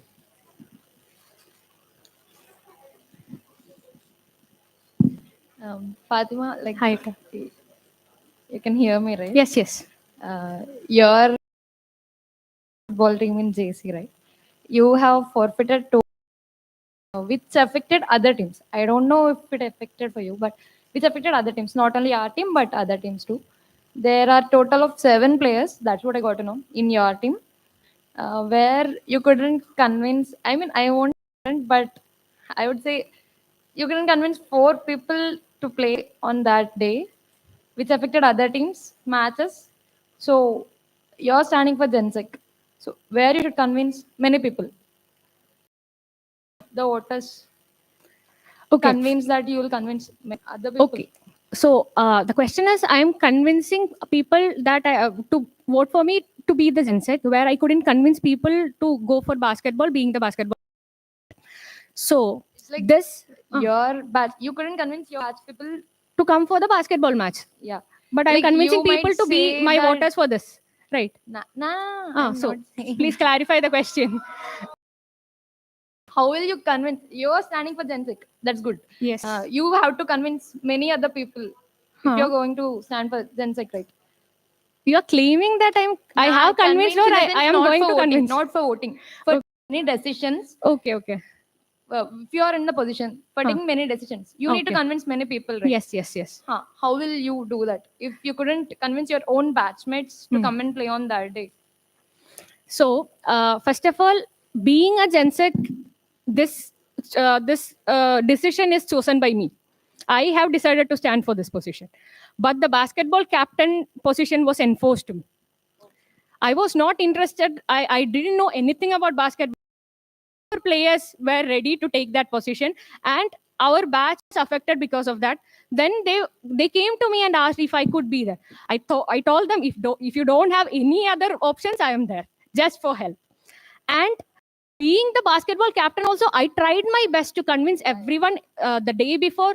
On that day, I went to their room. I tried talking to them. After 2 forfeits, I didn't want it to repeat. That's why in the last match, there was no third player for us. Me and Lavanya, we went to the court without one player, hoping that I am doing my part at least. So afterwards, where we lacked one important participant, we got extra 3 participants who came there. So whatever mistakes, you cannot like, I am also not admitting that it was a mistake from my part, but whatever lacking happened there, it was covered in the last match. I could improve that. That is the only claim. So with this, correcting my mistake and moving forward with this motto, I can do whatever you were claiming, convincing people and making things done. That can be done. Okay, good. That brings us to the end of Fatima's presentation session. I would now like to invite the next candidate, Karthik, onto the stage, please. Thank you.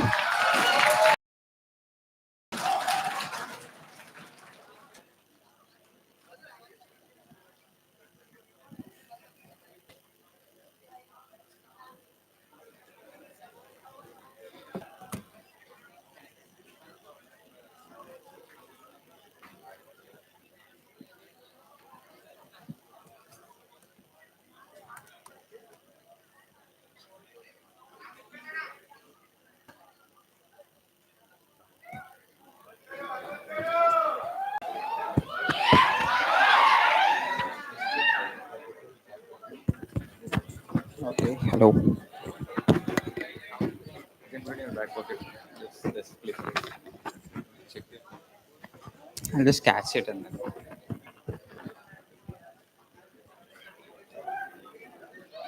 Karthik?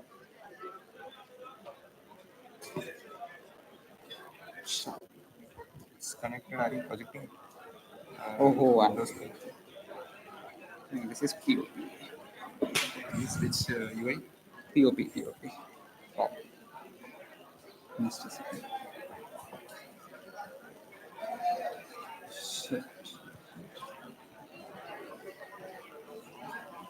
Getting it?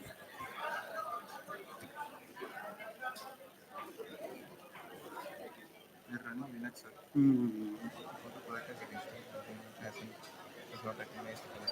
Or can I get some Windows? Is anyone having?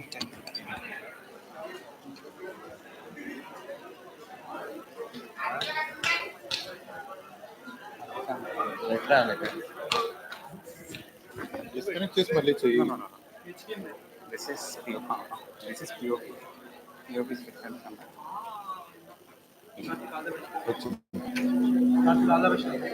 Okay. But how could this? Something came. ఇప్పుడు present. Yeah.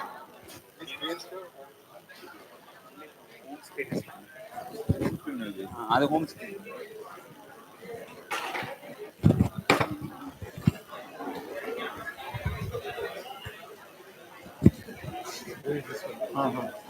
అదే control key da. It is control key. Great. Control key. This is Linux. Yeah. Bad idea. Can I get a Windows laptop?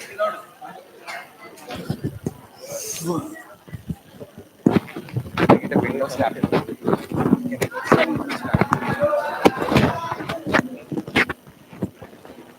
I get a Windows laptop. My laptop is here. Somebody's laptop. Okay, I guess.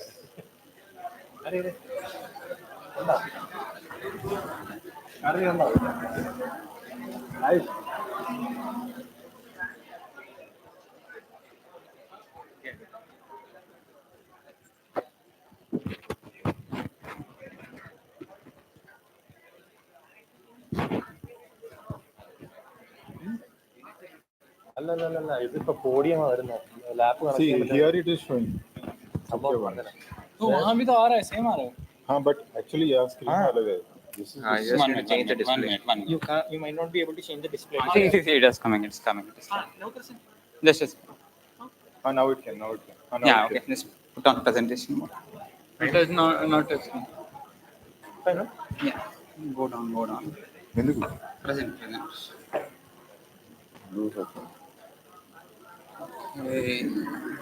Present देख करो अच्छा यहाँ से display चला गया Present full screen है ये क्या? No, go down and scroll it down. Present. Okay, thank you. Hello, IDPKD. Hi. Good evening, and this is the final MTC of the whole lineup, and myself, Karthik, I'm standing in front of you to set out to contest for the next Student General Secretary. Okay, so let me drive into my manifesto, my past, and my vision for this college in the future ahead.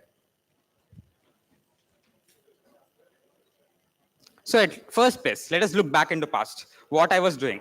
I was second semester kid, like the first years who are on campus now, where I have entered into Akshar Club as well as Petricor core team, as a hospitality core team and a pro show core team. Later, I was appointed as social initiative head. Okay, I grew up myself in culturals in administrative part. Okay, I also am the inter-IT adjudicator both at IIT Madras and IIT Kharagpur.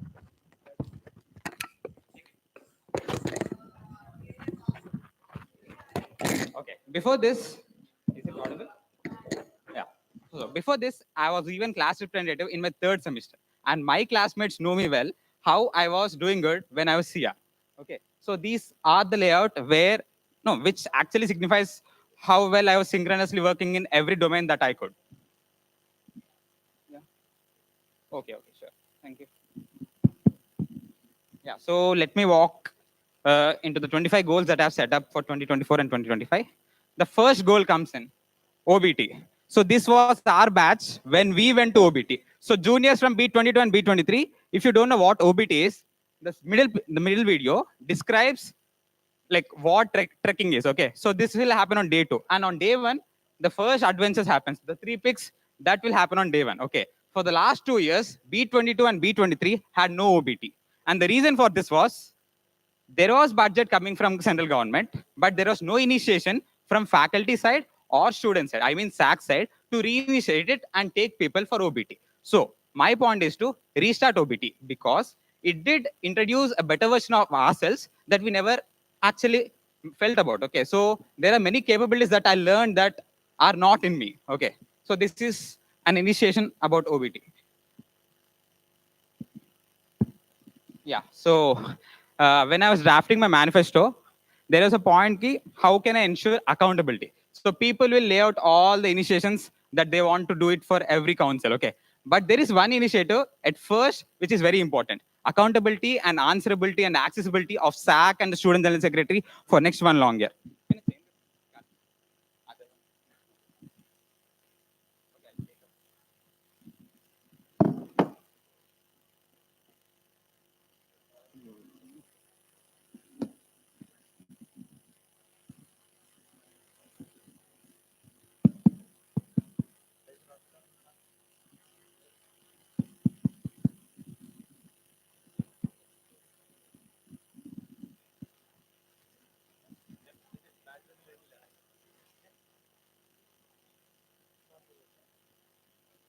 Cool. So every month on 25th, I'll come live on TFS Instagram live as well as YouTube live to make myself accountable to you people. See, this is an idea that I got inspired from a government, people, and media, which comes into question government when there is something that is not happening properly. Okay, so what I'll be doing is everyone 25th on both YouTube and Insta, I'll be streaming live. I'll be declaring out all my initiatives as well as who will be the journalist to question me here. See, apart from SAC, there is one more peer in the whole college, which is elected by student community. That is class representative.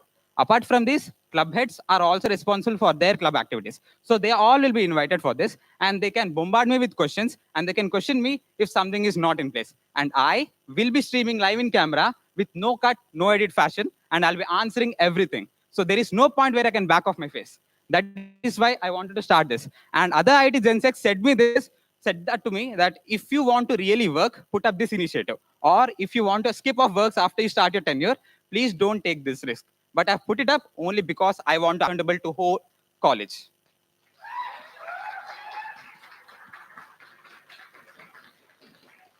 Yeah, so you know something, as India has a constitution, even IIT Palak has a student constitution. And that was shared by Karthik when we were, before we were planning to have MTC. So out of that, this is a snippet, okay? That snippet says that general body meeting, GBM, should happen every semester at least once to ensure that there is a proper communication between student community as well as SAC, which is working between administration and student. So what I'm planning is, there was a GBM that happened, but it didn't happen as per protocol. I mean, it didn't go as per constitution. It was only once, and that happened at the end of their tenure, okay? What I'm initiating, I want to propose that 2 GBMs per semester, one in start of the semester and one in the mid of semester. And this will happen right in front of Malhar, not here or not in Agora. So I'm coming to your doorstep. If your issue is sorted, your neighboring roommates will come out, your friends will come out, so that their issue also will be sorted at their place. So I and my whole SAC is coming to you people directly to make ourselves accountable and answerable to you people.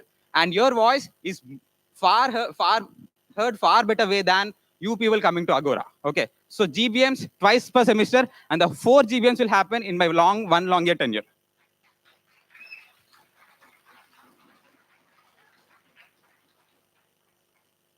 Yeah, so let us go into some next initiatives. We do have NSO and NSS, but as a student of a premium institute of this nation, NCC should also be incorporated. See, IIT Bombay, IIT Roorkee. Okay, if people would like to go their first gen IITs and they do have NCC, IIT Ropar, second gen IIT even started NCC in their curriculum. So recently I've seen a college which is smaller than our IIT Palakkad in Ottapalam having an NCC training program over there. I met him during my GATE exam. I met a Subedar over there and then asked what is the system to get it incorporated in our college. He said that we are from Coimbatore Army Training Camp, and if you can come up with a proper count on how many students are interested, we'll let you know all the protocols that should be followed.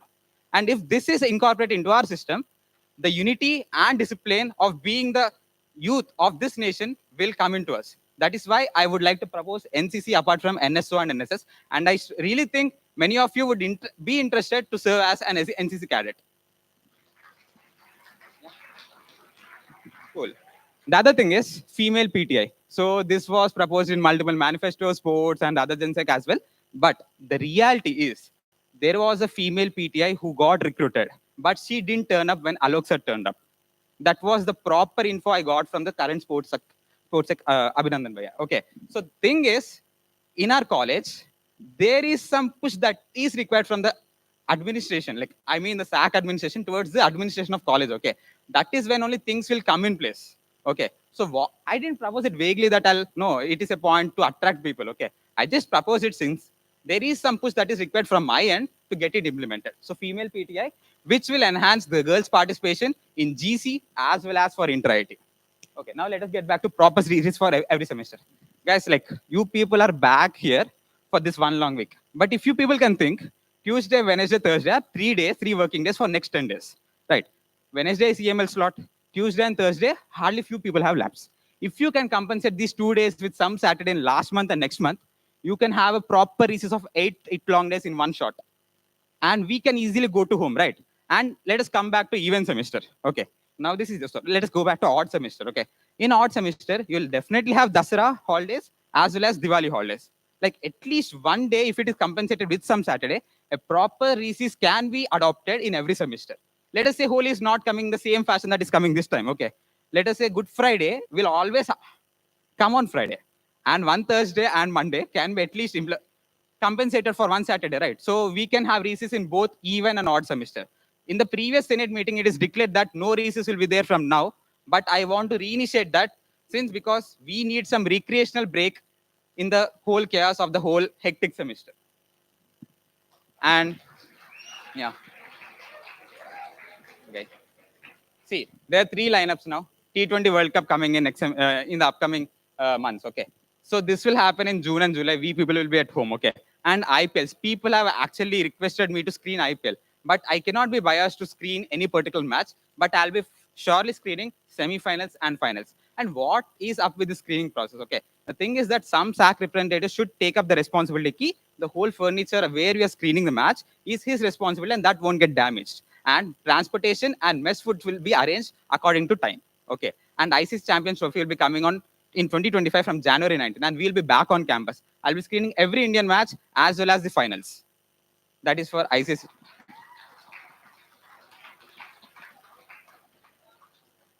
Cool. So after 12, we are literally helpless. I feel like we live in a remote place where we don't even get something apart from water. Okay. Yeah, Swiggy works till 1:30. I do order, but not always. Okay. So at least if some vending machines are set up in hostels, this will help you out to get some basic food, at least tea and coffee after 12. Okay. We often roam out all the way around in night at least till 3 a.m. or 4 a.m. Right. So in the same way, I have the proposal of vending machines for hostels and D03. D03 is a complete remote space where people can walk till Kapi, neither to Kedaram easily.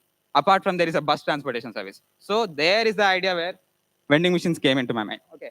Now let us come to night cafeteria. I've been to IIT Kharagpur, I've been to IIT Madras, I've been to NIT Trichy on my designational tours. And I've seen that even if you order something at 3:30 a.m. in the morning in Kharagpur HJB canteen, all the inter-IIT cultural meet participants know that.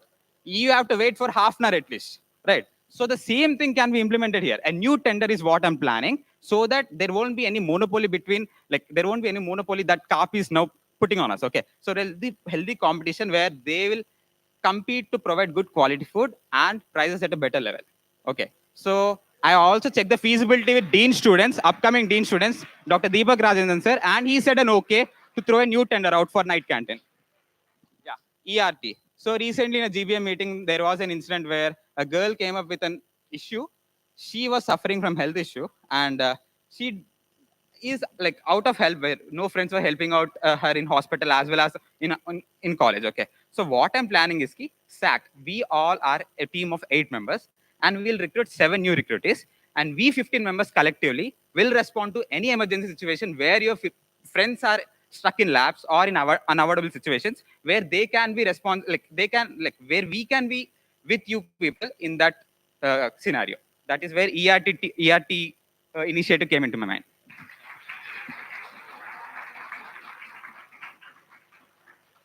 Now let us get back into PG initiatives. The thing is, even I had the MES coupon system in my mind, but I want to get that thing very clear to you all. Okay. So thing is, if you're trying to initiate this MES coupon system for exclusively PhD people, it is feasible, but not to an extent what paying 135 rupees per day. Even MES people will think to hike the price to something around 190 or 200. Okay. And if I have a plan for the whole college community, see, we have MES cut for at least minimum 3 days. But we people, like locals, at least people in Tamil Nadu and Kerala, go to home on Saturday and Sunday. So if I can bring that MES cut thing from 3 days to 2 days, you people will be benefited. Everyone in this college will be benefited at least 2 days MES cut. So it is feasible, not the MES coupon is feasible. Even I had the point of MES coupon, but I didn't put in my manifesto to get votes. Okay, I can attract people easily with that. But I felt it is highly unfeasible. Okay, I had a very proper review from Samuel sir, MES committee, and then I have removed the point. Okay, now let us come into PG initiatives. Dine-in flexibility. If they are from PhD people, they know well, they have to walk all the way around till Neela Mess, even on weekends if they are subscribed over there. So we are not divided by campuses. We are all one in Neela and Sayadri. Okay, so if there is some food that is, in short, if people are dining in more in Kedaram, MES people do have a goods transportation system. They can compensate food from Neela to Sayadri whenever it is required. And SAC and the whole hostel council and MES council will be responsible for that if required. So that is how I wanted to make that flexibility implemented. And then let's come to bus facility beyond 12. You know the recent invasion of animals into campus where you people are not allowed to walk beyond certain points after 10 p.m. Okay. Yeah, okay. So there are new study spaces, D03 and Sangraha. And people are highly interested to sit back and study over there in late nights. If there is a bus facility beyond 12 a.m., then they can actually easily travel from here to D03, Neela and Sangraha. Okay, and the next thing is biometric fine flexibility. The rules have been very strict, and if you are missing out your 10 discrete attendances in your semester, then you are going to get a 500 penalty in your whole MES cut. So BTech people should adhere to it, but PG people, I feel they are more responsible than us. So they have to be given a flexibility apart from us. And the last initiative is proposal of bikes. That has a very big back-end story. I will be discussing that in detail if time permits. Yeah, now everyone are concerned about fairness. Okay, so even I am a student like you, even though I'll be elected as GenSec, even people would claim that I'll be biased towards someone. So what I'll be doing is every council has an FA. And I feel faculties are no way in touch or biased to any students, even though they are from same department. If FA could interfere into the recruitment of new club heads with the current secretary and the previous secretary, that will be the best screening process that anyone can initiate on campus. Okay, then the next thing is consistent follow-up MES issues. See, MES issue is an issue every day that we face. Okay, so I have nothing to do, put something into my manifesto, but what I'll be doing is putting up efforts that MES committee is putting so far and enhance it them greater than or equal to what is happening so far. And me as GenSec for it is a share of the MES committee meetings, and also I'll also be closely following up about everything. Okay. Yeah, so these are for alumni who are passing out, and that is for students who are going to stay back here. Okay, we do have digital boards on campus, Malhar, Saveri, and Sayadri. Okay, and that boards will generally publicize and marketize like what all events are on campus. Okay, so what I'm planning is I already tied up with Heaven Dine, and I can get it implemented once I have an authority or power. Okay, or else I'll be also transferring this deal to the upcoming GenSec if I'm not. Okay, so what is it is if we can advertise their ad on the screens, they are going to tie up hands with us for a 10% discount on your student ID card. And this happens in other colleges as well. So you go out for a birthday party, if the bill is 11,000, you're going to only pay 9,900. That is what I say.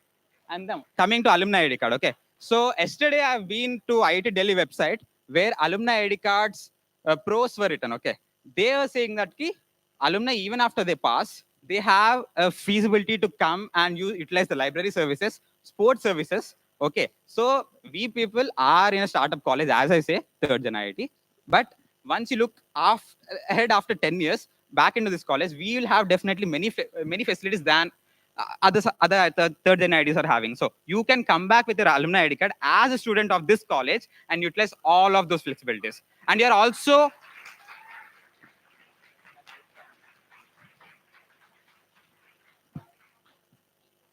so these are some miscellaneous issues I just wanted to address. Okay, so we SAC people, the SAC people struggle a lot at the back end to get something initiated. Okay, so if their hard works are put in, that should be showcased to every one of you, right? Or else we'll just bombard them with facts that they are not working. So I wanted to make things clear that sharing of SAC meetings and BOS meeting summary to people, and this was happening way before, and now for the last 1 year, I felt it was not happening. And the rest thing is Petricor budget from SAC, and I'll be doing that initially itself. See, what happened last time is 4.5 lakhs were given from SAC side to Petricor, and this was done in December.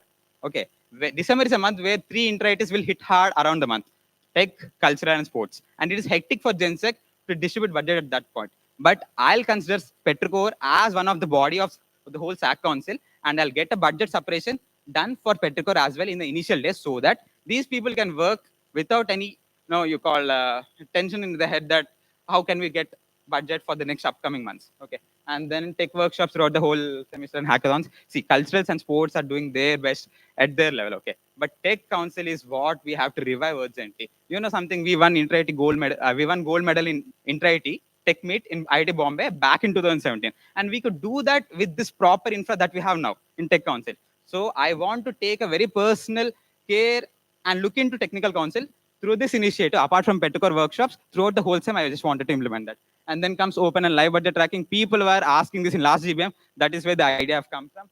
Okay, collab with online learning platforms into May 2020. Yasin Bhai, the former GenSec, he did a collab with Coursera on college, and where 3,800 plus courses were free and certified for IIT Palakkad students. And we can do this in the same way in like Canva editing, Photoshop editing, video editing. There are many online stuff that you people can learn from that. And I want to collab and get it at a discounted price for you people.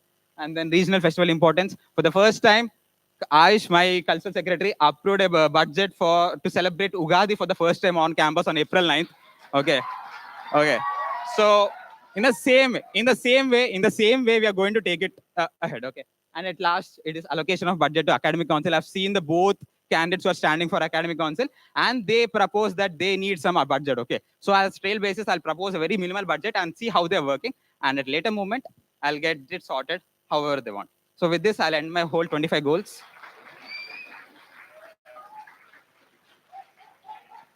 Thank you.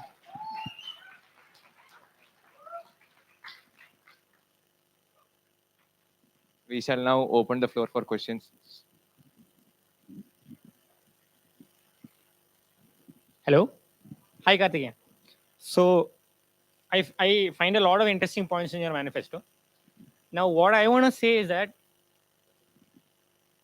No, you're not. Hello. Hello, Yeah, I'm now audible. you're Yeah. So a lot of these points, say 10, 12 of these points, are difficult. I'm not saying impossible, but difficult to.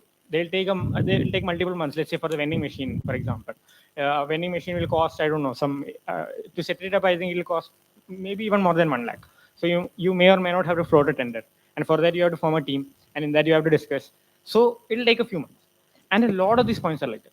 A lot of these points, some require you to form a team. That will take some time. Some require you to visit other institutes and then check how the feasibility was there. Make MOUs with other companies and things like that. Exactly. All of it will take time. All of it will take effort. And I feel like there are 25 of these points. I feel like even if you put your entire effort into this day and night, it will still be very difficult for you to accomplish all of these things. Okay. So my question is, do you plan to do all of it? Yeah. At first place, I've planned in your tenure itself, or do you plan to give it to the next secretary if it's not possible? Okay, cool. That should. Okay. So sure. So me as GenSec can work with along 7 secretaries apart from me. Okay. I mean, Hostel secretary can also be in collab with this initiative. Okay. He and his whole council can help me finding a vendor, help me setting it up at first place. Okay. And my 25 goals are not completely onto me. I can do it in collab with rest of the secretaries, right? So I think it is feasible. And there is a company called Dalachini, okay? So they offer this public space vending machine setup, okay? So I've already requested a form and a demo request, okay? So yesterday I got a reply call from them. And I hope, even though IB and SAC are not depending upon the election, I'll get an idea how this vending setup can be set up, okay? And also I spoke to Hyderabad SGS, IIT Hyderabad SGS, and he showed me a proper idea and proper way to set it up on campus. Right. So you plan to satisfy all of these points, right? Yeah. In your tenure itself. So do you? I am still not convinced that you can do that. Okay. So do you have something, some sort of feasibility report or something similar? Oh, that, sure. That, Sure. that tells me the feasibility, the budgetary constraints, as well as the time constraints of these initiatives you're trying to Yeah. and let me just ask one more, since this is the last question. If you're not able to satisfy these points, then how do you plan to hold yourself accountable for it? Sure. So at first place, you being the former Gen Sec, and like you did give me an idea how hard it is to work for the whole 1 long year. Okay. So there are 25 initiatives that I've planned. Okay. So I strongly felt that they are highly feasible, and I'll work towards the aim of that. If by chance, if some of them are left out without meeting the expectations, they will definitely serve the purpose of student community, right? They see, if they are implemented, they'll be out of a good help for students. So even my next tenure, or like I mean the next upcoming Gen 6 would take it ahead if there are some things that are left out. Okay. So like you being an experienced person than me had a great suggestion for me, but I feel I'll try my level best to get them implemented. And if there is something that is left out, the next tenure, I'll be supporting them and reinitiating them. And apart from these 25 goals, there are many things that we people should actually worry about. See, there is something called water crisis that is around us. Okay, in Bangalore, schools are shut down. Okay, in Amrita, there are many hostels where students are sent back to homes. And even Malampura Dam is draining out. Yesterday, PhD civil engineering scholar, he was saying that there is a hard water crisis. Okay, so there is, even I can make out a point out of this, but it will be a part of my working culture. See, in the new hostels, Malahar and Saveri, the tap system near wash basin is press and it will run for 15 seconds. If you go out for a small hand wash, the rest 14 seconds water is wasted. Okay, so I don't say these 25 goals are only my goal for the whole 1 long tenure. Okay, so there are many things that I'll be implementing. Okay, if I am not meeting up everything in this, okay, I'll be in front of everyone every semester twice and every month once in front of camera. Okay, and you people can get back to me on why that was not like implemented, and I'll definitely have an answer. If it is feasible, I'll be the first person who will be happy to get it implemented. And if it is not, there will be a very valid reason, as far as you know and I know. So if that valid reason is there, even I hope student community will understand the reality on ground. Right. So, see, just maybe to the answer that you just said right now, if it is feasible, you will carry it out. And if it's not, you'll have a proper reason why. So, I mean, you just helped me to ask this question now. So the thing is, if you're, see, most of the points there, as you said, require a lot of effort. And one could say it's a bit far-fetched at certain points. And the thing is, once you enter this tenure, there will be several reasons you will find that the funds or the effort that need to be put in there can be put at somewhere else. And at that time, then you'll be implementing it somewhere else. But then these points are the ones that will attract the voters to give you the vote. Exactly. So how will you justify that is what I'm saying. See, because the question, the reason I'm putting it up is, even in the previous Gen 6 manifesto, there were things which were attractive, but couldn't be implemented because those efforts were put somewhere else. How will you justify that? See, at first place, if you can sort all my 25 goals into two clubs, feasible, at least feasible, and highly unfeasible, I feel not more than 5 will fall into highly unfeasible. Okay, at first place. And second thing is that once you get into things, you'll get to understand how, that is what you said. Yeah. So the question you asked at the last was? Like, see, once you get into it, you'll see that there are certain other things where you can focus on rather than the goals that you have put in. And that financial effort and your efforts will go into that side. So these points will just definitely become some attractive things for us voters to see and give you the vote. Okay. So okay. how will you justify that at that Okay, point? cool. So apart from these 25 goals, I do have many other works that have, or many other goals that I've planned initially to put in. But I prioritize these because these are the first things that the whole student community needs to be addressed on. Okay. So if these are implemented and if they are prioritized among the rest, okay, that will be of a greater help than what we are thinking of. Okay. So I feel as of now, I strongly feel, again reassert it, I strongly feel these can be implemented, and that is why I have proposed, if there is some disparity in this, I'll definitely get an alternative for it. So this is not just to attract votes. If am in a intention to attract votes, there are many other points which I could include. Meskupan thing, I said it right. Like after long research, I've just removed it 2 days before when I was releasing out to my manifesto. Okay, and you're saying that once you get in, you'll get to understand things. I'll share one experience. You people will be really surprised about that. We went to Inter-IT cultural meet. Okay, suddenly they put an IGST for us, and it was around 75,000. We didn't pay that. I was in board meeting. The student advisor of IIT Kharagpur took us into a maze-like structure into a room. He closed the door. 5 IIT continual leaders were there. Me apparently was there from on behalf of IIT Palakkad. And asked, he was too sarcastic, not to sit on chairs. Pay your bill, then leave. You are only leaving after paying the bill. He locked the door. 4 of them called to the dean students and they get it sorted. Okay. I called Jagdish sir. I called Reenu ma'am. They didn't pick up the call. I called Ayush. The phone was on loudspeaker and he said, we'll do it later. The student advisor, he replied in the fashion that you people are not going to pay. You're going to stay back here. After 1 hour of negotiation, I wrote it on a white paper key. I myself, Karthikeya B, represent Jagdish sir and IIT Palakkad. And within 7 days of time, if I won't be paying the 75,000 rupees towards IIT Kharagpur for inter-IIT cultural meet, you can take any legal action on me. I gave my Aadhaar card photo to him, my home address to him, and I got that sorted within 1 hour. So you see that, right? Experience matters a lot, and I do have that experience. And the thing is, you say that once you get into tenure, you'll also have that real-time experience that you won't be able to implement it. But I have thought about it at first, and then got into drafting my manifesto. The concern was just the external factors. Like the concern was just about the external factors that will influence it, not your experience. But that's fine. The follow-up for that will be, could you take your PG initiatives? Just a second. Sure. So there are 4 points in that. Don't you think that at least 3 of them in that can be implemented for all the students? Why this PG specific? Just a second. I'm so sorry. If there is a bus transportation system arranged after 12, okay, till 3 a.m., it can be used by every BTech student as well. Okay. And coming to dining flexibility, see, we are not allowed to subscribe in certain ways. Okay, if you're staying in Neela Hostel, Tilangi or Tilangi, as a B23 student, you have to eat there, and Malhar and Saver restaurant should eat here. But PhD people who will work, like whose workspace in Sangraha and Hilltop and Samgata and Manogata, they should be given this flexibility because they stay in Malhar and Saveri.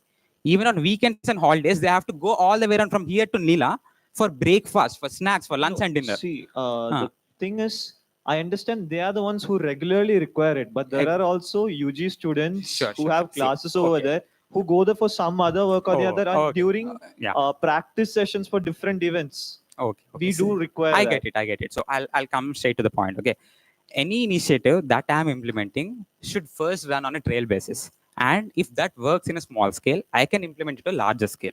So first initially, the issue should be addressed for PG students because they are suffering a lot apart from the scale of what we students are suffering. We UG students are suffering. That is the reason I put it exclusively for them. If this is working fine, and if mess manager is able to, if he's able to manage things both on Neela and Kedar MS, then I can get it implemented for whole UG students. If feedback is good, if it is flexible, then I can get it right. That is how I can say it for UG people as well. Then just the third one, biometric, fine. That is only for PG people because they work dynamically on campus and off campus. If they are missing out some attendance on 10 discrete days, I say it as 500 will be cut from their mess card. But UG people are strictly adhered to follow the rules because our parents and whole admin are more worried about our safety and concern than PG people. They are more responsible in life. They are veterans than us, as I see. Okay, so they go out only for their working culture. They go out for their presentations in that cases. And if we are going out, we can get it properly mailed or written in a book and then go out. So that flexibility cannot be implemented for UG students. See, if I can make a point very clear that this will be implemented for whole UG students, I can attract the whole vote bank of UG, right? I didn't put it because it is not feasible. See, because the reason I asked that also in specific is their biometric timing is also different. It starts from early in the morning. So we can extend the biometric type to 24-hour format. If, Then do that. See, Do that. see, these are very miscellaneous things that are not needed to be presented in my manifesto. Okay, so it can be implemented even though I'm a general secretary or part of the whole SAC body. A request from my side towards the dean students or Samuel sir can get everything sorted. So if things are working in that fashion, there is no requirement that I have to put it in my manifesto and then get it sorted. Hi, Karthikeya. Good. Hi. So, okay. So I went through your manifesto. It looks really nice. There's a lot of points, but I don't see a clear-cut vision as such you have for any of the councils, specifically the sports, the cultural, or what your exact plans are for either of these council, and what the exact plan is for the academic council, what the exact plan is for the hostel, what is happening. Good. There's just a bunch of points that are nice sounding. I get it. See, I'll give you one small example. People should not feel that I'm putting some. I'm quoting my council as a very good council. See, last time when Sai Prakash Bayas tenures were there, okay, he took 100 members for entire cult meet, and this time when Ayush was there, we were able to take 140 members. 131 members. I'm so sorry, 131 and extra non-participating IITians. Okay, so there was a complete participation in cultural meet. So Karthik didn't plan, our formal current general secretary didn't plan to look into some council specifically. They were able to do best. And GC from sports were organized at a pace where I highly appreciated and bore my head down for Abhinandan Bhaiya. Okay, so there is one thing that should be addressed. Technical council. See, for technical council, to start the initiation, see, Prabhat was more concerned, like mostly concerned about participation. For technical council, tech workshops and hackathons were put for technical council. And my special interest, if I get in, will be for two things. At first place, technical council as well as Petricor. We have only one fest for the whole one long year. And if people are not happy about it, GenSec as a chief advisor of Petricor is also responsible for it. And I want to get involved into Petricor and Tech Council most. And sports and culturals, as I see, they're doing good as far as now. Okay, and if they have some initiations from their end, they'll just ask me out for a budget, and I could provide it as SGS. So that is why I haven't clubbed them into council wise. So essentially what you're saying is, because your predecessor, the current student general secretary, didn't really plan for it properly and it happened, you are also not really planning for it, and you will bank on their current successes going on forward. The question is, because the current general secretary, according to you, did not plan for the success of the sports and the cultural councils, and they were still successful, you are banking on the current success to continue, and you're going to follow in his footsteps and not really specifically plan for the sports and the cultural council. That's what I heard. Okay, at first place, the intent of delivery of question is not, as I see, is not what I meant. Okay, SGS, I don't say he didn't plan anything for cultures and sports. I say secretaries who took up cultures and sports did good in their respective councils. Okay, and for Tech Council, there is some special attention that needs to be given, and even for Petricor. See, I don't blame Sardak. See, as a part of Petricor team last year, even I know that this year's Petricor team did work well, but it didn't meet the satisfaction levels of students. Okay, there should be some initiation from my end to bridge that gap. That is what I tried to quote. Okay, so I don't say that Karthik didn't have any plan for that. I say that their secretaries were responsible enough and they were doing good in their respective councils. See, my clarification was, you didn't address the first part of this, which is, this is my statement. According to you, the current general secretary did not plan that well. And here's the thing, you think that according to you, the current general secretary did not plan that well, and you still saw the sports and cultural councils do really well and be successful. You are banking on their success to roll over in your terms, so you did not really plan. Yeah. The question is too long. I get it. I get the whole intent of question. The first word, please. the current general secretary, even though didn't plan Didn't well, was plan the president. well? See, I'll say something. Even though there's the previous, like current SGS, the last year's manifesto was not council wise. I say that secretaries were doing good in their respective things. He did have initiatives. He supported them at the back end. That is how Ayush could do, right? Ayush could take 131 members from IIT Palakkad to IIT Kharagpur, all the way around in the whole long journey. Okay. So since he did the back end support, what all he's supposed to do, even though he didn't code things into his manifesto, the same can be done. That is what I say.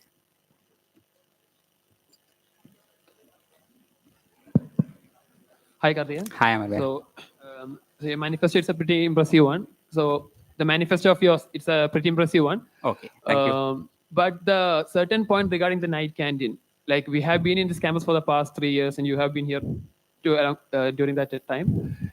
You might have seen that every year this initiative for a night canteen has been taken up, and it has failed without any good impact.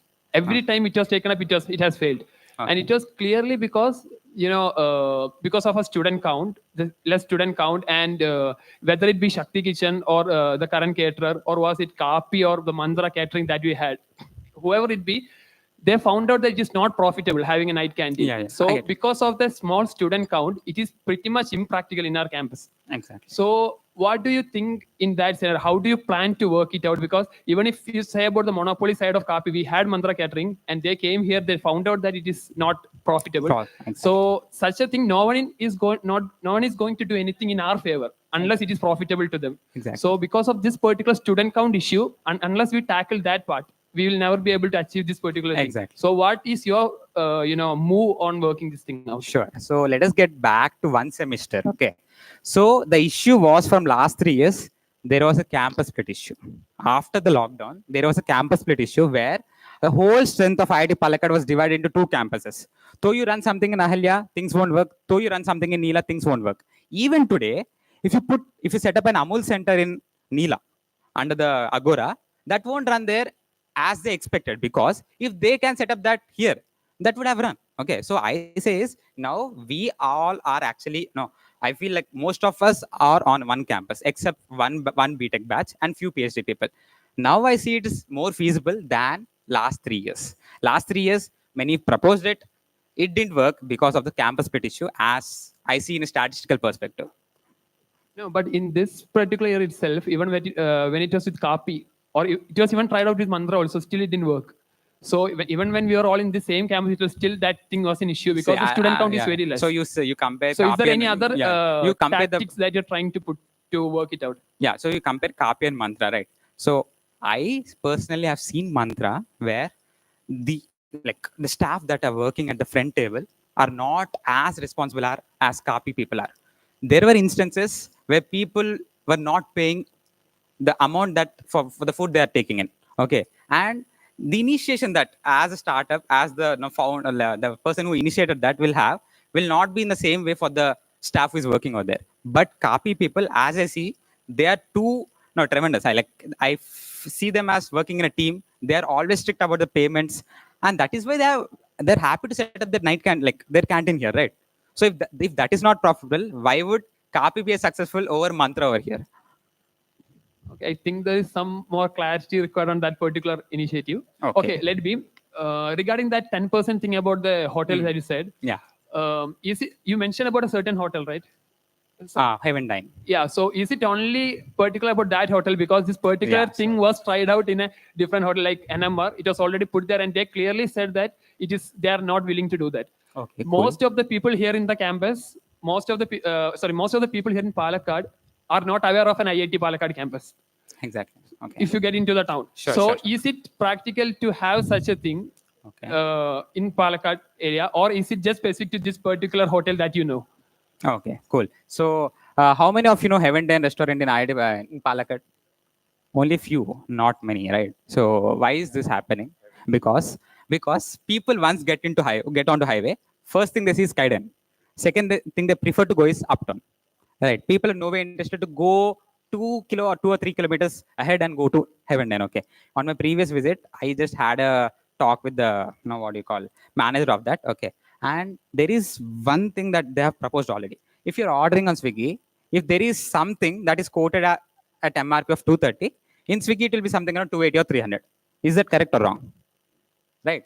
I could not hear you. Correct or wrong? Right. So there is already a hike. What is the GST that you get on a 300 bill? At least 50 rupees. What is the delivery charge that you get on a Swiggy order? At least 60 rupees. So in collectively, you're almost paying 150 rupees more than what you're planning. Okay. But today, if you can call Heaven Dine and you say that you're a student from IIT Palakkad, he'll get your food delivered on a delivery charge of 80 rupees, as well as the bill will be on MRP itself. This deal was already done. And if I can share the poster with you. Okay. If you can call that guy and say you're from IIT Palakkad, 80 rupees delivery charges on MRP of the food. So you're almost saving half that you're spending on Swiggy. So if people are interested to get in touch with them in that aspect, and if I say that Uptown and Skydown are much known to IIT Palakkad students, but not Heaven Dine. If I can publicize that on my TVs on campus, they'll definitely tie up hands with them, even for 10% discount in dining. Right. So that is how I've tried to initiate that.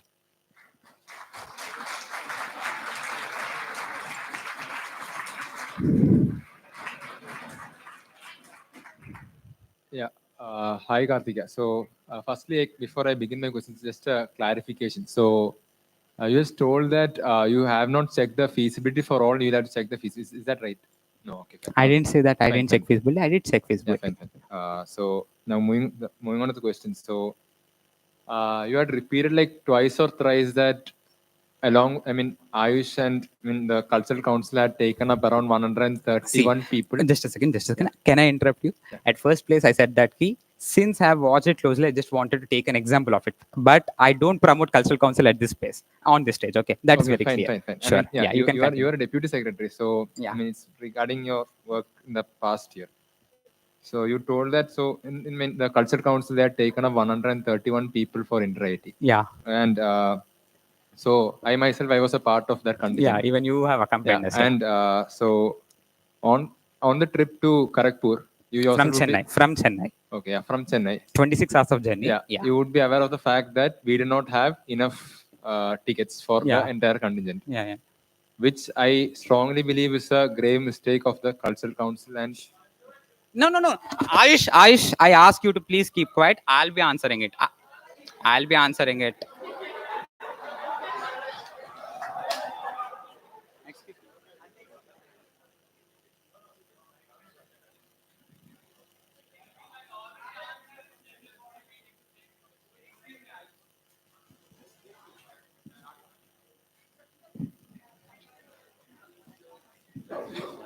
Hello. So you were worried about the traveling part from IIT Madras to IIT Kharagpur, which was a 26 long hour journey, right? Yeah. So did you complete your question, Raya? People are watching live. Okay. Yeah. So you just claimed that to be some.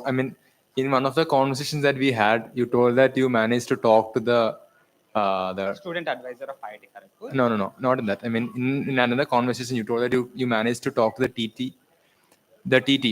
train ticket, the checker, and you managed to convince him that we are all from IIT Palakkad, and even though we had around 30 tickets short, you managed to take the entire contingent. So, do you really claim that to be an achievement of your side, or do you think that that's? Don't you think it's a mistake because you're fooling the Indian Railways, right? Sure. Please spare 2 minutes of time to listen to my answer. Okay. At first place, if people were to fetch number, they know what was the issue at first place.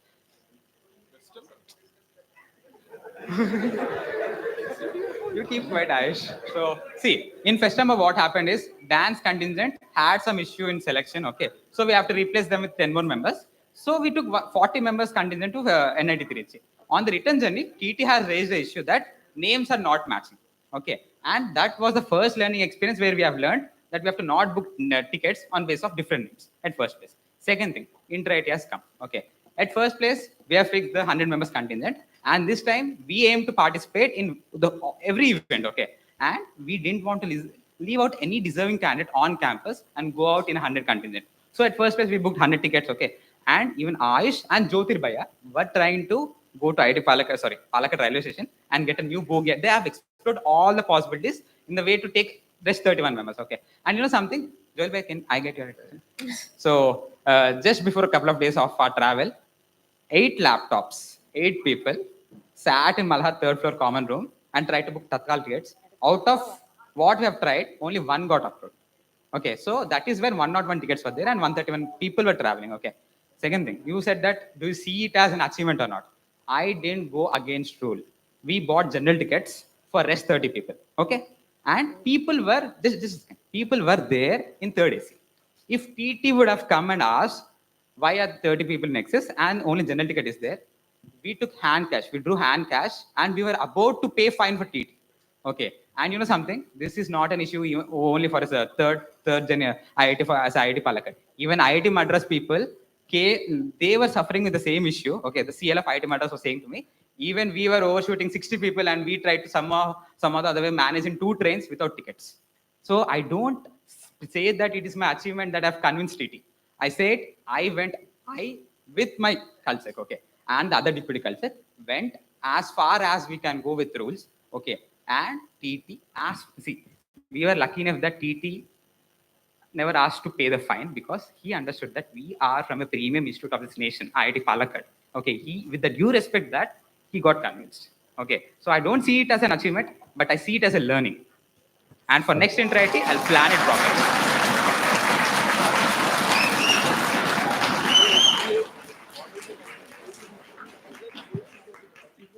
Yeah, fair enough. So, yeah. Yeah, so Karthikeya, so basically you would have observed that even for Petricor, so, hello? Yeah. Even for Petricor, like we try to get in vendors or restaurants. And vendors or restaurants, I mean, for food, yeah. So, in most of the cases, there is this issue where there's an exclusivity involved. So suppose last year we called NMR. So there is this clause where no other restaurants would come for the Petricor.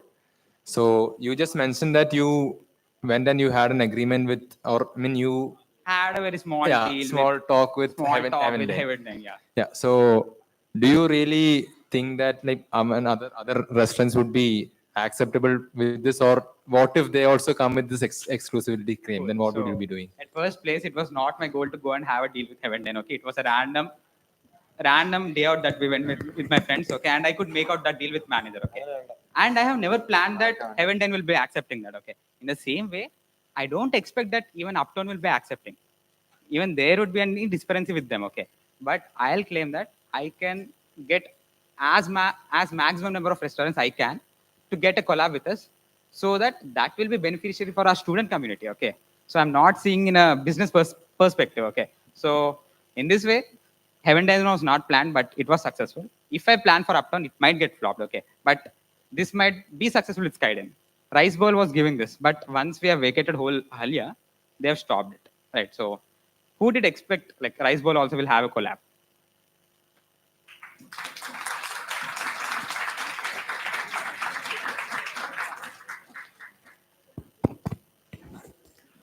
Hello, Karthik Bhaiya. Hi, Ashish. In your this, can you turn this back? When you had the 4th thing for PG. PG, okay, cool. The 4th point, don't you think it's also important for UG students? As Ashish, I get your curiosity and eagerness out of this. Let me complete. Yeah. Did you complete it? No. Like it's important for UG students as well, because UG students need to go to take tuitions from other institutes nearby for further studies, like Munnar and all. I see. Munnar. Guys, like, do you want to be like at first place? Are you interested in me answering this question, or should I skip it? Do you think it is? Hey. See, Ashish, I have a personal suggestion for you. It's important for me. So okay. See, like, what type of coaching are you planning to take? Like, I want to go for a competitive coaching practices. No. Which in which for UPSC? For UPSC. Oh man, Ashish, I have a plan for you. Okay, there is a guy named Balram. Okay, in Balram Bhaiya, he's an MSc. He gave 4 UPSC attempts and he's going to give 5th attempt. No, I want to. No, wait. Let me complete. Okay. Give me some time. Okay. So he was successful in his first attempt and he missed interview with 3 marks. Okay.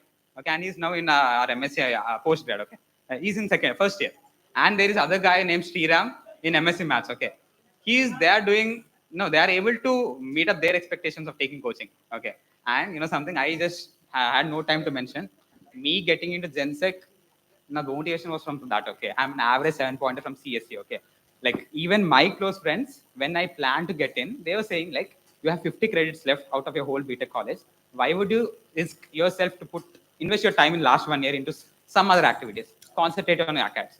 But my view of life, 1 minute, Ashish, 1 minute. Let me complete. Even my answers are elaborative. Okay, so the thing is that the motivation of that came from that. My perspective of life and my view of life is different. Even I am preparing for it. Okay, so I see it is highly feasible to prepare on campus than you take a bike all the way from here to Palakkad and then get an UPSC training. Okay.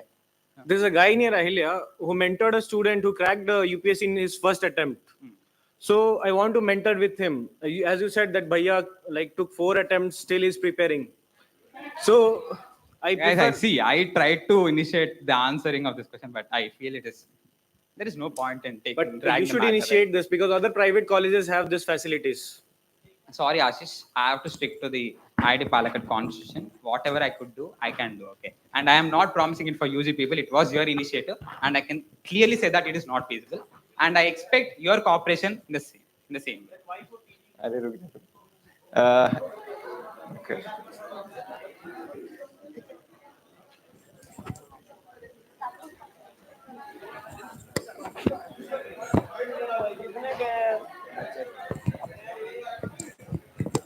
Hello.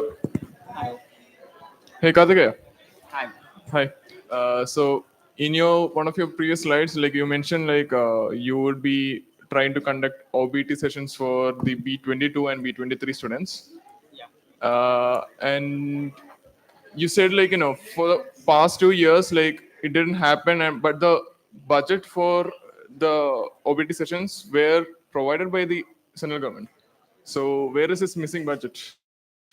Something that doesn't come under SAC budget. Okay, it is with college admin. Okay, so you see, development of infrastructure off campus comes under their control. Okay, the same way that is with them, and they didn't misuse it. I'm sure for it. Okay, I checked with Samuel sir.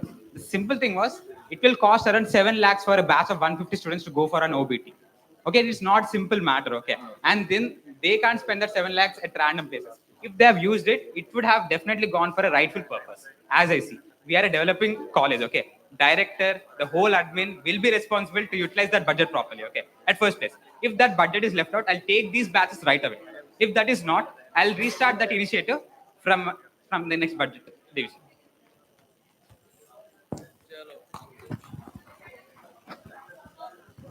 We'll just have one last question. Thank you. Hi. So Hi, Padma. about the OBT part, actually, do you know why it was not happened in the last 2 years? Why? I'll let you know the two simple things. Sure. First, feasibility I've checked with what Samuel said.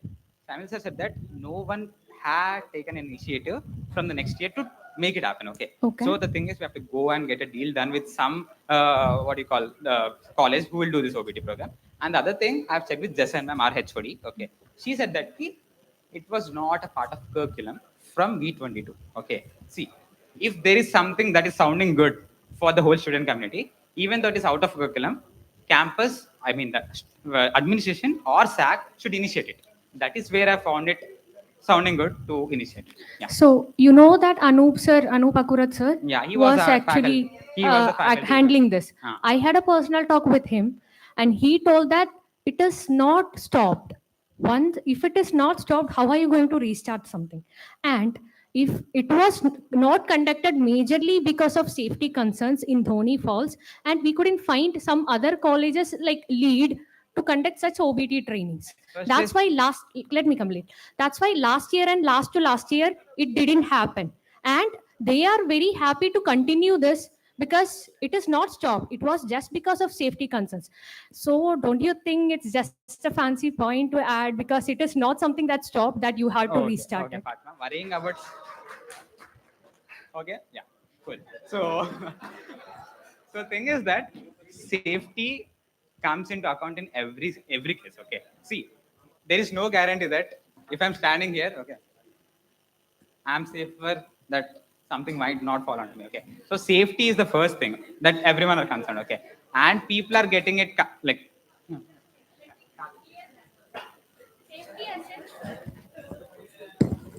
Safety as in, it's not because of the injuries we had. It had in fourth year, they had bad injuries than our batches, Yeah, but still it continued. The safety concerns were there. It was because, excuse me. So it was because the wildlife, like wild animals intrudence was there, and one man got killed when we were planning to conduct OBT. That is the safety concern I mentioned. So even when we went to OBT, from the OBT admin, I got an info that they have initially planned to take to some place, but there was a tiger which attacked on a person over there, and they have tried to change the spot. Okay, change the location to a different hiking area. So if we are taking some basic precautions, like there were rangers with us, they were carrying guns, safety was assured from their end. Okay, so I don't see there is point in terms of safety, and that is the reason OBT has stopped. Okay, and even the ma'am said that from I don't know which batch it was. Okay, some guy had a complete burn on his leg because we tried to walk and see this image. Okay, so he had a complete burn and he didn't know, he was in the wheelchair for 1 long month on campus. Even then we had an OBT, right? Okay, so management is not worried that, like, see, I don't say that they're not worried about safety. Okay, I said they're not restricting us only on the basis of safety concerns. There were some curriculum issues and the initiation issues from admin as well as SAC side, which didn't let this happen for last phase. I don't say it is halted or stopped. I say I want to continue it, resume it. Okay. That brings us to an end to Karthikeya's presentation. Now I would like to invite both the candidates on stage for the common question answer session.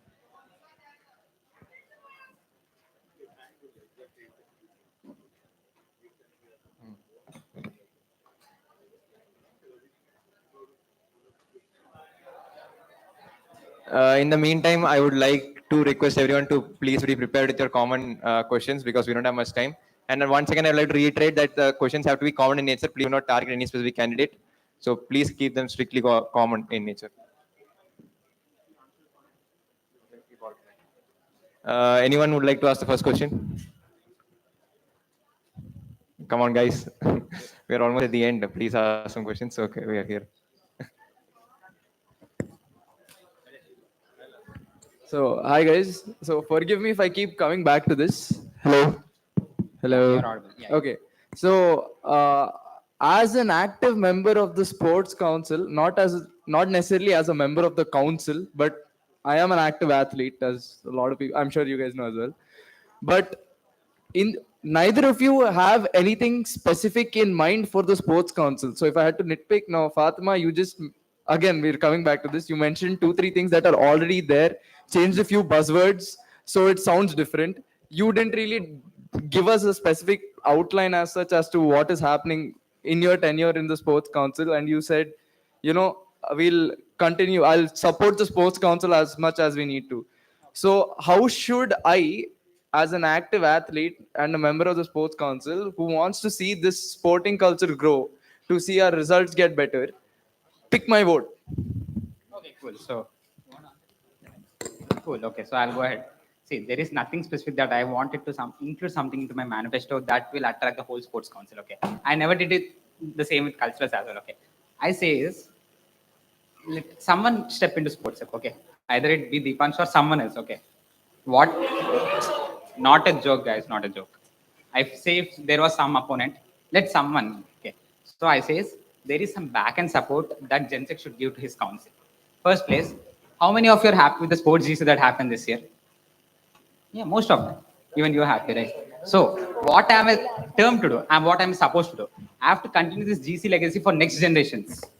If I'm not giving that back end support, this might get halted like what happened with other councils. Right. So that back end support and whatever he requires dynamically, if they are satisfied from my side, I hope I am addressing the issues of sports concept. And see, I can't vaguely promise you guys that I'll get some tennis lawns apparently, which are not even there in our like phase 2 of construction or phase 3 of construction.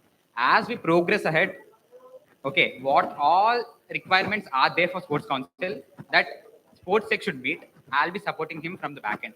And even the same case is with me, and I guess the same case is with her. Okay. So that is the reason I never mentioned something specific for sports council. So regarding that, I have had plans for all councils except sport. The thing is, because whenever I talked with people and I got the feedback, this has to be done, and even I personally felt that. But sports council, being a participant also, I have never felt that something has to be done in like some new initiative. It didn't come to my mind. So I asked the more sports enthusiasts who are here. I tried to cover them, and I asked them even Abhinand, I asked that what should be done to sports, because I feel like everything is going smoothly. I just have to resume it. So I would like to get your suggestions. What do you expect from the GenSec other than the back-end support or whatever budget they are expecting from us? That should be done in a new way. Your suggestion will be completely welcome if it is feasible, because I didn't get anything of that kind till now. That's why. So, as far as the suggestions go, Fatima, the groundwork you've been doing has been for a relatively short period of time, is what I felt in the sports realm. So, you won't be able to see like the problems at the ground level as what is happening. So, that's just the thing I wanted to point out when you just told me. But in general, this is like my follow up for both of you. The idea I got from both of your responses was that neither of you have a clear-cut vision as to what the sports council has to go forward in what direction you want to take it in, with respect to the performance of either each of the sports or participation of people, etc. All of that. I just hear that I will support from the back end. So, what are your thoughts on that? Yeah, so there is like, I hope you know why new gym is not starting. Which is okay there. Okay. Yeah, okay. I'll take it up. I'm so sorry. I'll just take it up to a certain extent. See, the new gym isn't starting because EWT team has to push to get the work done, to get the fittings done through the company. Okay. And there is a lapse of communication between both of them. Okay. So the first goal, people were awaiting for that gym for last 1.5 semester, and the half semester have already passed away. Okay. So my first motto should be, as GenSec, me with my upcoming sports sec will be always at the back of EWT team to push that forward. If that gym is set up, okay, boys can utilize that gym properly, and this first floor gym that is there in Malhar can be given to girls. Okay. So there is a very collective approach that I have in my mind. Okay. That is not required to be put into my manifesto and then utter the whole sports council. So if you are aware of what you're supposed to do as a GenSec, I feel that is more than enough than you showcase more in your manifesto.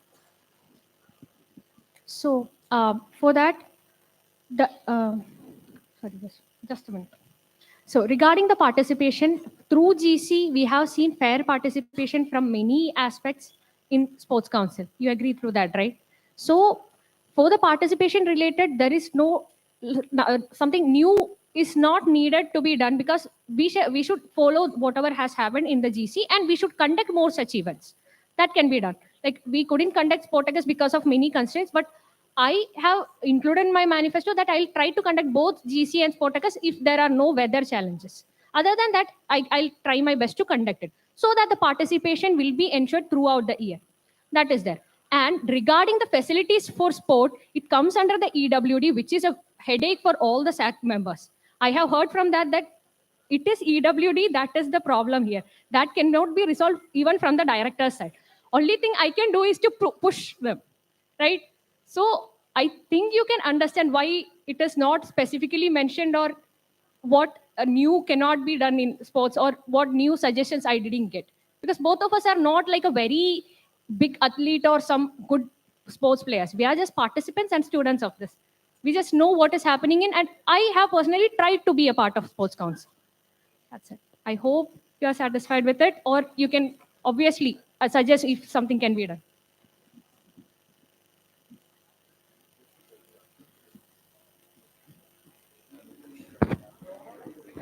Hello, guys.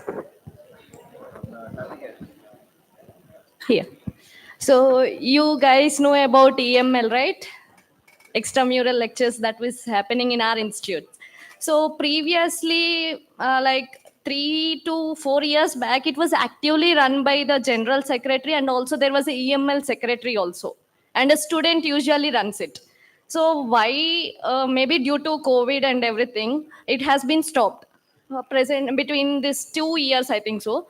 It was completely stopped. Before it was stopping, like Sugandhan was there, who is handling this EML.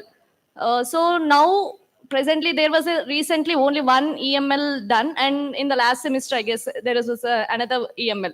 So, what would be your initiatives regarding EML in our institute? Would you restart it again, or would you continue being a general secretary? You would continue with the EML conductions every semesters or every weeks or like that.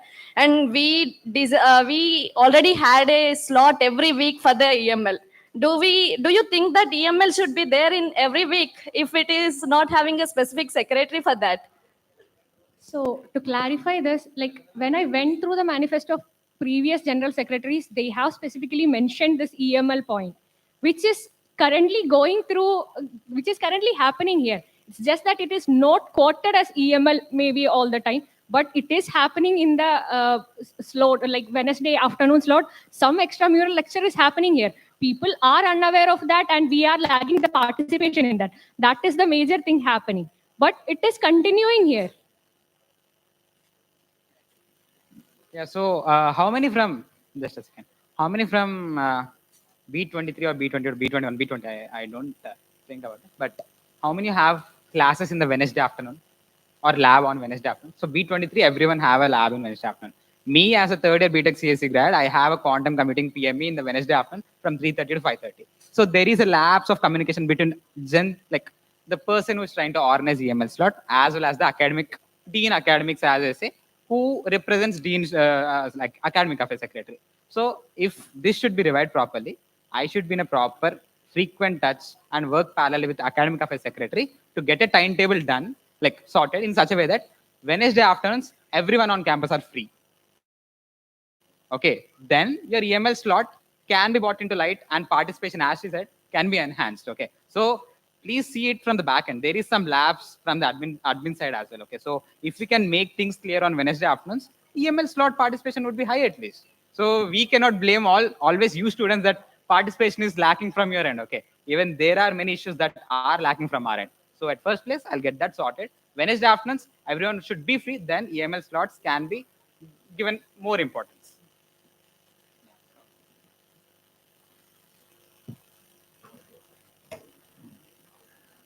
As you are aware, recently several Instagram pages are posting this kind of memes regarding the nominees.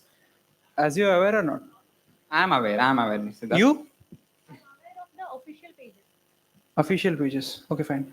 So, like, what kind of actions you do take against them if in your tenure, if that happens, against the admins? Okay, cool. So the question is good. The question is good and it needs to be addressed. And if there are people who are handling these meme pages in this crowd, please listen to me carefully. Okay.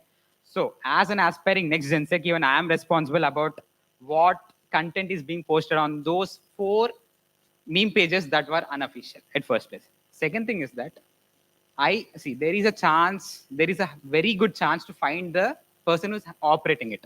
If you can go and see, I actually, there was a message from that meme page, like we are going to shut down it from today because Karthik Jensek, he put a mail that to shut down the page as soon as possible. Okay. They have messaged me personally that I'm going to shut it down. Okay. Then I said, very good decision, please go ahead. And then they like the message and from then there are no posts on it. Okay. But there is a chance to get everyone out of it. See, there is one meme page which is a frog face. Okay. If you can just share the profile link of that page to cybercrime. Okay. Cybercrime is very good in Hyderabad. Okay. If you can share the link to them, they can get the mobile number linked and the mail linked with that. And we can find the person out. But since Karthik intimated them and they put them down, Karthik didn't take that initiative, that step. Okay. But if this is happening and if I'll be the GenSec and with one mail, if people are not set right, okay, I'll definitely go ahead and find people and knock them out of their rooms. That is for sure. But it never happened because 4 of the pages respected rules. They have adhered to the mail that Karthik has sent out and they were shut down. Okay, so I don't encourage that content, but I can say that as an aspiring next GenSec, there should be some actions that should be taken if that is continuing. Okay, that's it.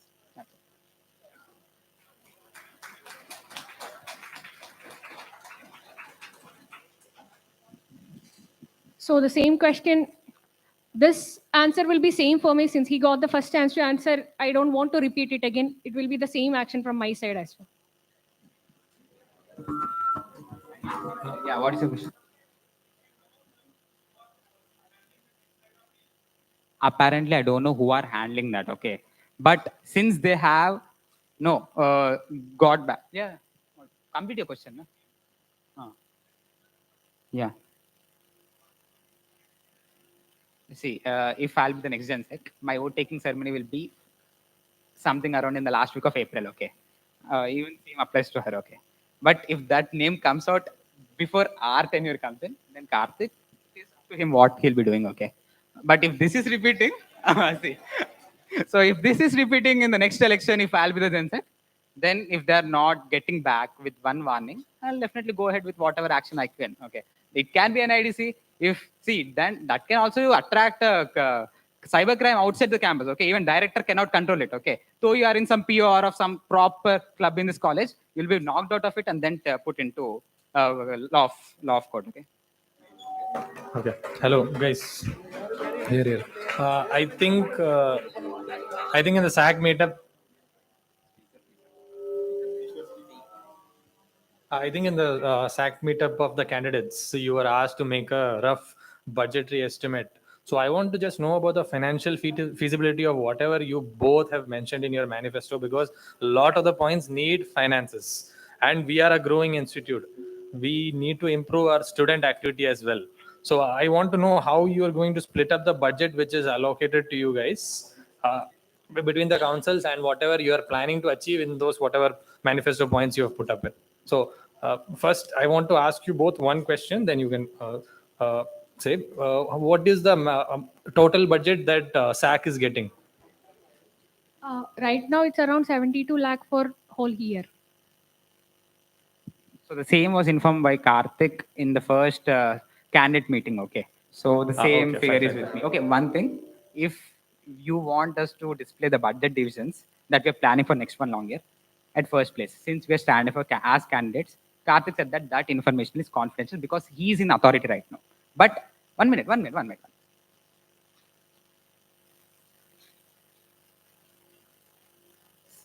Yeah. He said that it is confidential. I have to respect, since he's in authority now. He's the Gen Sec now. Okay. But if I'm Gen Sec, I've proposed that open and live budget tracking will be put on SAC website, the new SAC website. Okay. So all the dynamic changes, excuse me.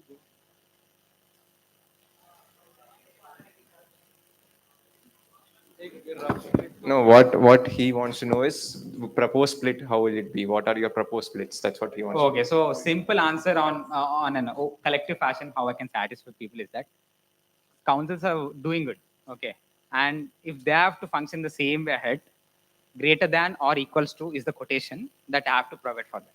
Same applies for sports, culturals. As I see, the infra and the equipment has already been purchased. And the one and only goal for culturals is to go to inter-IT till IIT Roorkee next year. Okay, if that basic necessary is met and some surplus is given to conduct like workshops and events on campus, that is fine. So for culturals, I see it as a bit less can also satisfy the requirement. For sports, greater than or equals to for sure. Technical, budget is required. Just please don't get pissed off. Okay, I'll provide a okay, cool. So the other thing is that technical, apart from budget, there is some special attention that needs to be given. Okay, so budget doesn't address everything. Budget is a back-end support, as you say, it is your food. Okay, but your mental health is the back-end support, as me SGS should give to my secretaries. So that is why I didn't propose everything in my manifesto. So it will be majorly the budget allocation will be based on the proposal we are getting. And the way I got the last year's budgets, there are many one-time purchases happened in cultural as well as sports. So for culturals, as he mentioned, that much budget will not be needed in the upcoming tenure. And unnecessary needs won't be satisfied from that side. But sports, to maintain the same budget or more than that should be required. And since my major goal is to set up a proper basement for the technical council, and new clubs like Vaidyuti and the previous Ratham will be also hopefully will be continued. those kind of clubs which will be initiating projects, they will need more budget. So I'll be focusing on technical budget as well, satisfying academic with a minimalistic budget for transportation and the other needs.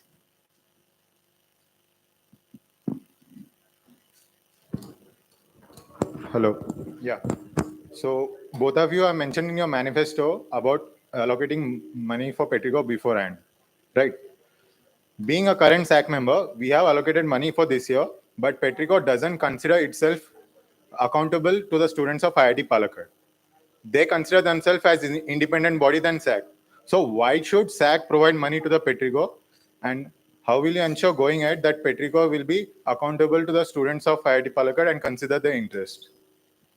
And since SAC is a biggest sponsor of Petricor, so what are your thoughts on it and what changes you want to bring in the Petricor team? So there are many mistakes in this question, first of all, because I have not told that there will be a fixed budget for Petricor. It is not stated like that in my manifesto. And I have mentioned that once the council needs are met, if there is budget, it will be given to Petricor on their demand. And Petricor is an independent body which can be supported by SAC. If they couldn't meet the budget after bringing marketing sponsors, then they can come and approach us, and then they will be giving a reasonable amount which is manageable by SAC to them. That is the way it works. So what was your other question? No, my question was, why does the SAC have an obligation to pay money to Petricor? If they are not considering us a part of SAC or part of IIT Palakkad, if they are considering themselves as independent, they should run independent. They should not come to us. But including you, all the students are enjoying this college fest, which is our college fest, right? Okay. So this year, what was the enjoyment rate? What was the enjoyment rate of IIT Palakkad students? Okay, let me explain. In the 2024 Petricor, the pro show were not up to mark according to some students, right?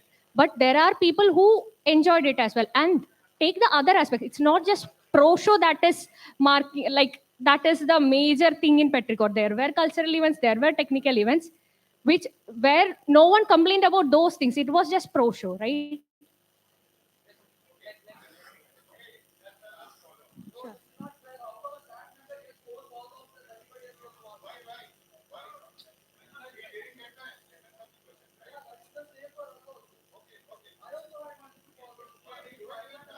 Cool.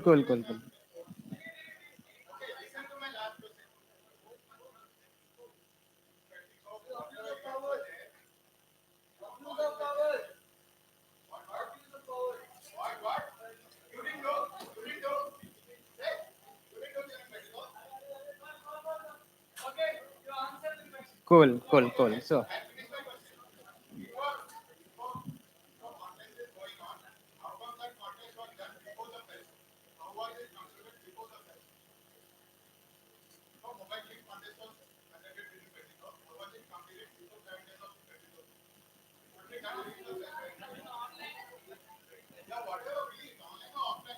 oh yeah, I think that should matter. It will attract. Excuse me, Sambhaiya. I think the whole Petricor core team is almost here. So it's better to clarify whatever facts you have got with them before you are raising the question, I guess. Maybe we can discuss this after. This is not the right platform to discuss about this, I guess. Yeah, cool. See, okay, let us get back a couple of minutes ago. Okay, so she was answering the question.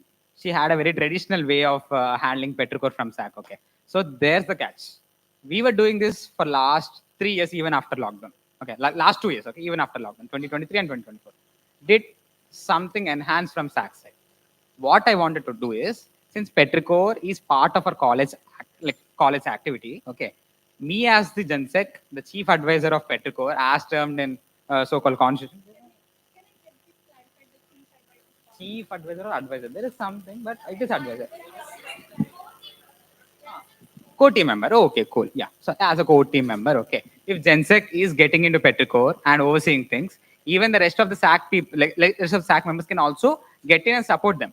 Like if there is marketing and pro show, one SAC member can interfere into that and take care, right? In the same way, I'm planning to incorporate this whole SAC and Petricor parallel working culture, as well as an initial budget support right from day one.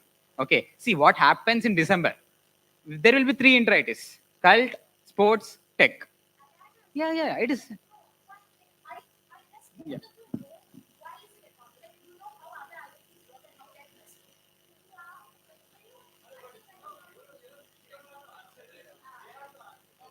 See, if we have to do the fest in how other IITs work, it is not feasible, and as you know, people will get criticized on the imposition. No. So me as Gensec, say, why should we interfere in Petricor is only because Okay, you're done, right? We'll go to next question. I'm apparently done. Yeah, so Just a concluding note to this, like both of us were associated with Petricor, and we do respect the Petricor, and we would like our best to support it. That will be done from SAC because it is our college fest, and after meeting all the council things, that will be done from both of our side, I guess. See,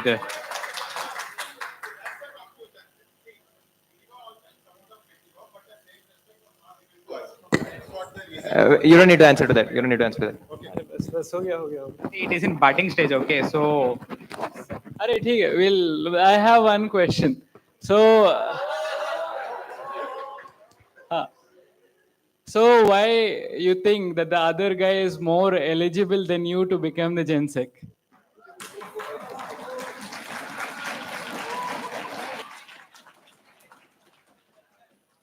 See, what I say is, we do have credentials, okay.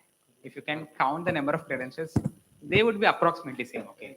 But the experience that you have gained from that, I compare it in quality versus quantity, okay. The quality of experience that I've gained from my credentials is better. No, it's the other way around. Why is she more deserving than you? You have to answer that.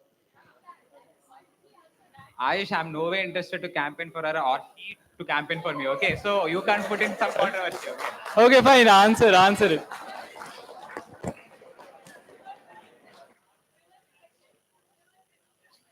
No, if you. Okay, Dheeraj has to add to it. Just make the question better.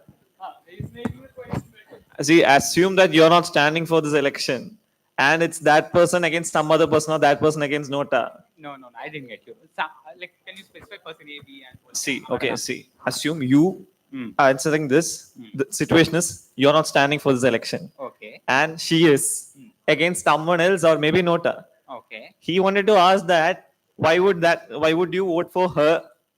Because see, this is basically a typical management question that comes. Okay. To find out the best in others. So I'll just frame it for my perspective. Okay. Ha, You see, say that assume I'm you're- out of the frame Ha. and she's competing, let us say against you. Against me, And yeah. I'm no way.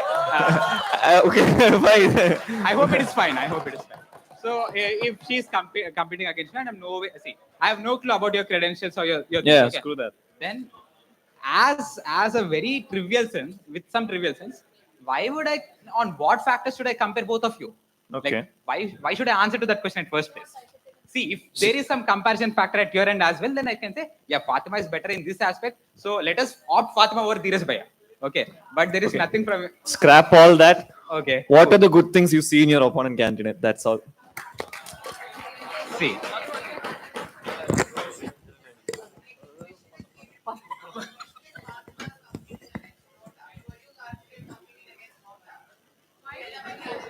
See, at first place, to start the answer, okay. See, since I have the mic, okay. At first place, if I start to answer, and if I put this competitive spirit aside and answer this, and if she doesn't answer in the same way to me, is the purpose met?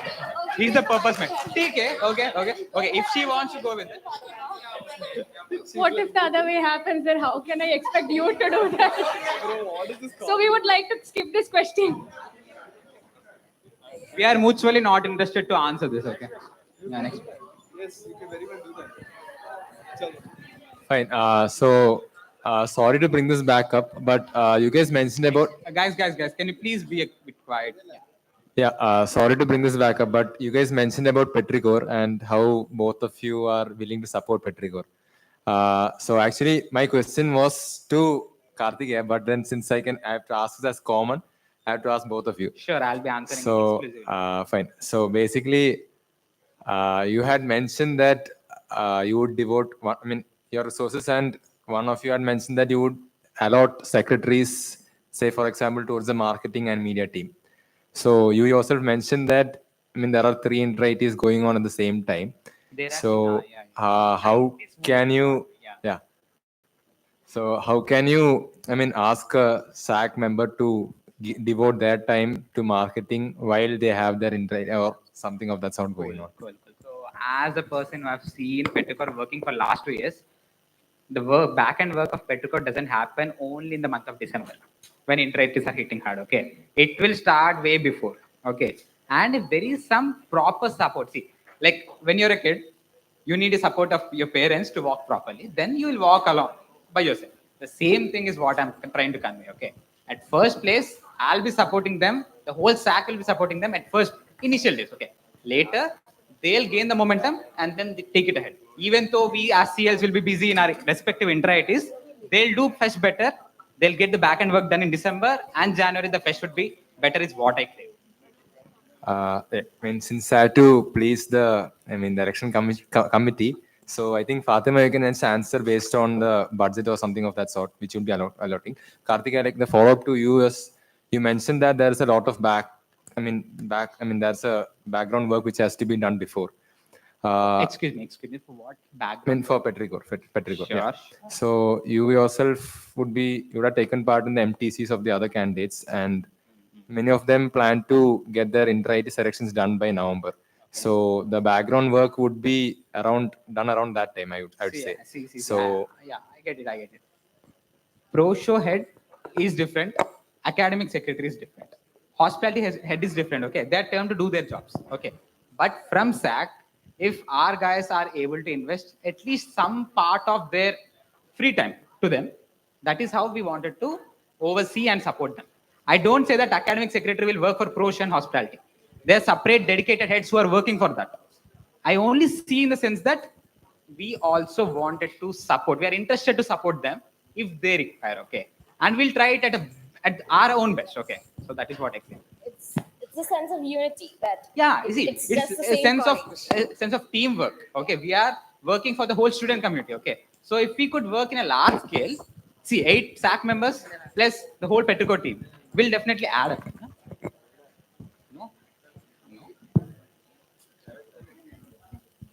Let us count. I'm so sorry. Tech, cultures, sports, GenSec, and then what did I miss? Acad. No, I'm missing someone.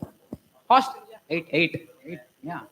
See, UG 6 tech, culturals, sports, hostel, academic, and GenSec. Okay. Apart from this, PG and research.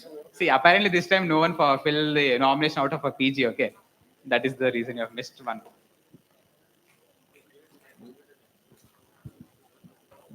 So, Joel, you don't want an answer from her, no?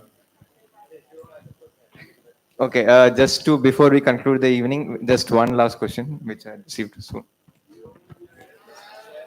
Okay, so this is a quite trivial matter, and I think SAC has nothing to do with it anyways. So, last semester, I had an ear infection, right? So, I go to the medical officer in Nila. From Sayadri, I go to Nila, I talk to him, he gives me some medicine. I try it out, it doesn't work, so I go to him again. He asked me to go to. So, I go to him again. So the medicine he gave to me didn't work. I go to him again. He asked me to go to the Tangam hospital. Since it got serious, I rushed to the hospital. And then I called the hostel manager and everyone, Samuel sir. I consulted Samuel sir and everyone. I make my roommate write the in and out register for me. I do all of it, and then I spend the entire weekend, including a Friday, in the hospital. And then I come back with a hole in my hand. I spend the entire 20 days with that thing because I had to get antibiotics injected into my hand directly. So after all this, I missed that one Friday, right? I had the attendance issue.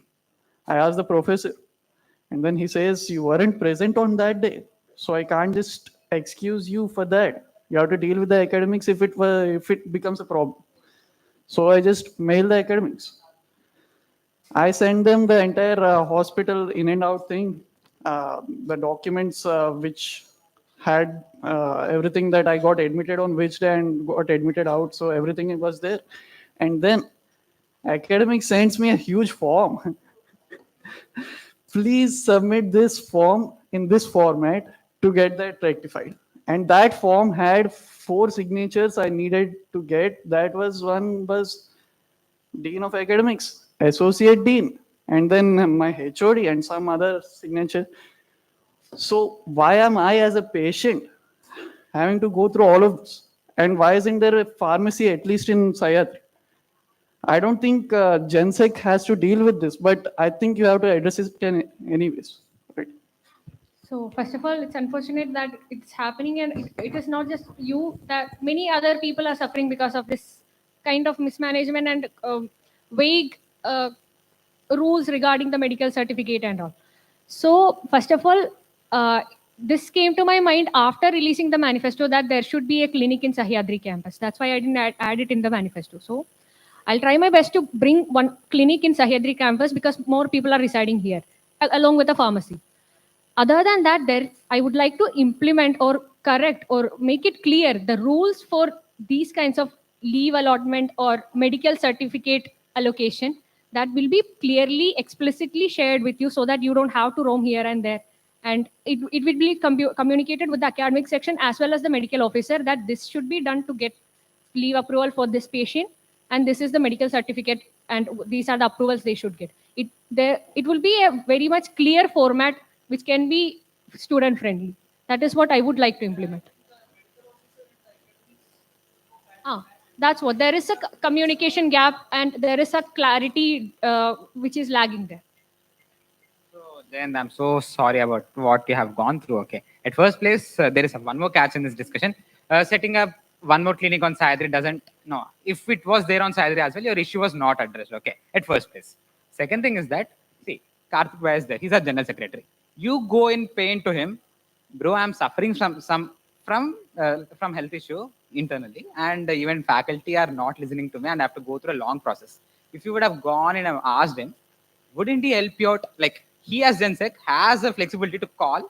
Yeah. He has the flexibility to call Dean students. Sir, there is a very concerning student who is suffering from lots of issues synchronously. Okay. If that call was put by him, at first place, you should have approached him or any SAC member.